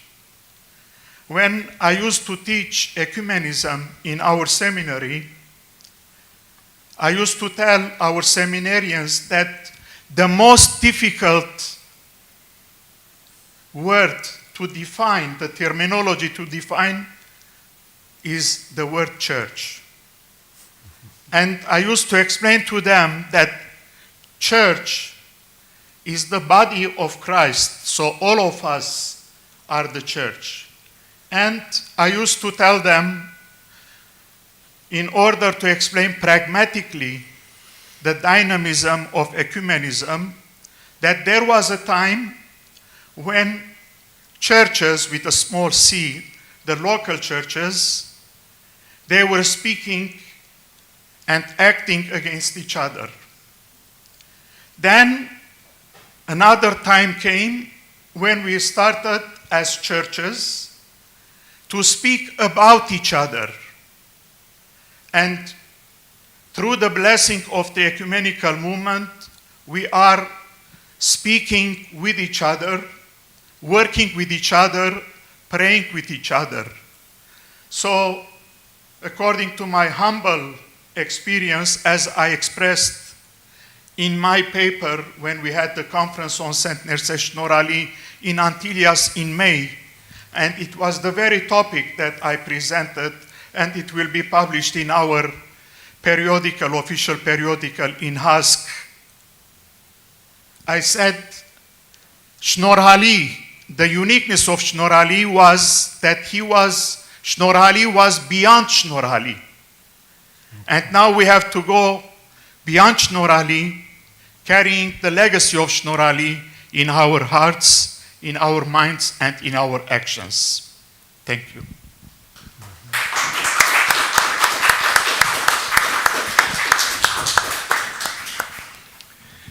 Thank you very much, Your Grace. Of course, when I referred to some of our presenters by name, in no way I wanted to ignore the younger generation among us, like Dr. Jesse Arlen and Dr. Armenoui, who is with us, Armine, sorry. But of course, we begin to see that even the very definition of ecumenism, like what St.Nerses Shnorhali did regarding the Arevortik and everything else, also is within the spirit of ecumenism as he cherished it. Exactly, and that's the point I wanted to pick up on, to also say something about the question of ecumenism and church unity, with all fear and trepidation that this is such a difficult issue and one about which so many greater minds than me have spoken, but Sir Bazanhar's words inspired me to say my piece also.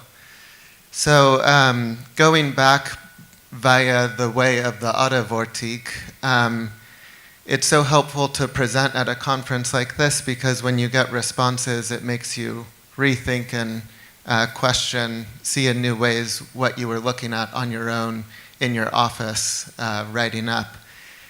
And the question about what prompted the Adavortik want to join the majority apostolic church made me think about something that had pricked my curiosity as I was looking at the text, and it's the very phrase, we were talking over lunch with Zara Bolosyan, the very phrase that was used when the Adavortik approached to be joined. They said, Gamin yev agachen ihoden Christosi charnel eznosa.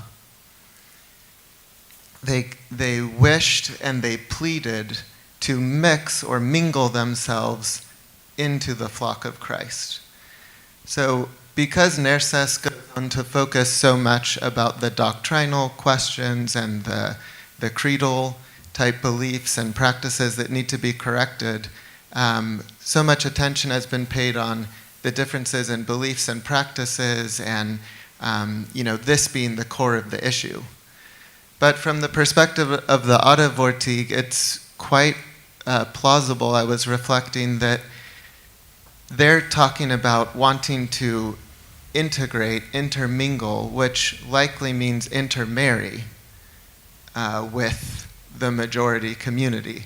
And there's someone putting a block on it, which is, no, you can't marry, join sacramentally in with this community because you're outside of it.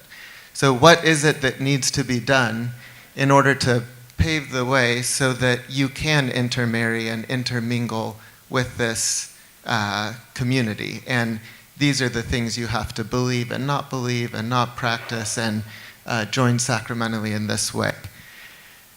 And this made me then reflect and think in the broader issue coming today that if that is true, and if we look at it that way, it's really a movement of unity coming from lay people, from common people. And with all due respect and reverence to all of the bishops and hierarchs in the room, who I respect greatly, but looking in the past of Christian history, it's the bishops who've been dividing the church for about 1,600 years. And the lay people going along with it or sitting, waiting around for the bishops one day to be able to unite the church together again. And how could that even happen, technically speaking? Who's the bishop that's going to say, well, I'll give up my throne or my seat when it's overlapping jurisdictions? So maybe it's time for the people, the laity, to take upon themselves the burden of uniting, practically speaking, not recognizing unnecessary distinctions anymore. Speaking for myself, I feel myself spiritually at home when I'm in Rome and in the churches of Rome. I don't feel myself to be in a foreign church or congregation. And that same kind of movement towards sharing in the agape, the love meal together, on the part of the laity, is a way forward towards unity through love and action, rather than talk about ideas and fine points of doctrine. Thank you very much, Jesse. That's a very nice, beautiful comment. Alors, tout le monde vient ici, donc je m'approche aussi. Je ne veux pas laisser tomber. Si vous me permettez, je continue en français à cette heure-ci. Je ne veux pas laisser tomber ce que vous avez dit Mais pour l'instant, je m'adresse à Abraham parce que c'est lui qui a suscité donc une question très importante sur la beauté de la poésie, justement comme une réponse indirecte de Shnorhali à l'islam. Et je voulais souligner autre chose, alors continuer la réflexion à propos de Grigore de Rhin. Comme j'ai dit hier, il a été un peu maltraité, mais lui aussi, donc bien sûr, il a suivi la leçon de son ancêtre, pas très éloigné, donc St.Nerses Shnorhali. Et donc l'étude que j'avais faite sur la lamentation, sur la prise de Jérusalem, alors j'avais fait une étude vraiment sur le contexte d'énonciation. Donc j'avais étudié les différentes prises de paroles donc, dans la lamentation sur la prise de Jérusalem, et je l'avais comparé avec donc, une analyse donc, semblable sur les contextes d'énonciation dans la lamentation sur la prise d'Édesse. Et le résultat était que Shnorhali donne vraiment la parole à la ville femme. Et on trouve la même méthode donc, dans la lamentation sur la prise de Jérusalem, mais ce n'est pas la seule voix qui s'élève. Il y en a plusieurs, mais il y en a une très importante. Le poète ne s'efface pas. Il ne s'efface pas du tout. Elle fait quelque chose de très complexe. Alors là, je l'ai écrit en 50 pages. C'est difficile de résumer, mais vraiment, je pense, grâce au pouvoir de la parole, de la poésie, il donne une interprétation, il fait revivre vraiment toutes les références bibliques qui sont parlantes à la fois dans la lamentation de Shnorhali et dans la lamentation de Grigore de Rhin. Et il y a tout un jeu de superposition, d'enchaînement de voix qui fait en sorte qu'on trouve, là où normalement on a Jérémie, considéré comme l'auteur du livre des lamentations, et Jérémie, donc il est sur les rives du fleuve de Babylone, il est là pour annoncer, prophétiser, prédire donc le retour de l'exil et la reconstruction de Sion. Mais Grigore de Rhin, à travers, comme je disais, un jeu très subtil, il fait ce que, alors là j'ai besoin plutôt d'un mot anglais, une sorte de reenactment. Nous trouvons à la place de Jérémie, nous trouvons le poète Grigore de Rhin. Donc il est là, non seulement il fait référence à la Bible, au livre des Lamentations, mais il fait revivre à travers ce reenactment cette situation à propos justement de la situation décrite. Et donc je trouve que là vraiment il y a une confiance dans le pouvoir de la parole poétique. Et je ne peux pas ne pas penser, parce que vraiment je pense que les Arméniens ont toujours eu cette confiance dans la parole. Donc non seulement l'alphabet, fonction sacrée, etc., tout ce qui a été dit à propos des Koryoun, mais là, alors ce n'est pas la poésie, l'ennemi dans ces cas-là n'était pas le musulman, c'était le sassanide, donc Agatange, lui aussi a des références, je vais arriver très vite, des références, et des références aussi à propos de ceux qui l'ont précédé, donc il utilise bien sûr Koryoun, et il l'utilise dans l'épilogue de son œuvre. Et il apporte une modification à la citation de Koryoun. Koryoun, à la fin, on peut dire qu'il voulait donner, il avait attribué à son œuvre une valeur parénétique, donc il l'explique dans la préface, il faut donner l'exemple pour que tous les lecteurs s'élèvent à la hauteur du Christ, et ça c'est une valeur parénétique. Mais Agatange fait quelque chose de différent, il ajoute quelque chose.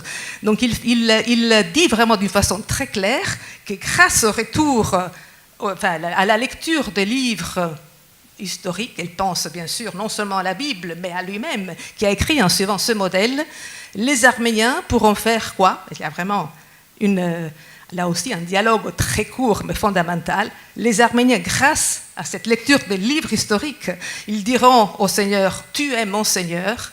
Et très important, il y a la réponse du Seigneur. Ce sont les derniers mots de l'histoire d'Agatange, tu es mon peuple. Et tout cela, c'est grâce justement à la lecture de ce texte. Donc encore une fois, c'est vraiment le pouvoir de la parole écrite qui permet justement des nouvelles choses. Alors, je voulais le rappeler parce que c'était très important de souligner vraiment la valeur de la parole. Voilà.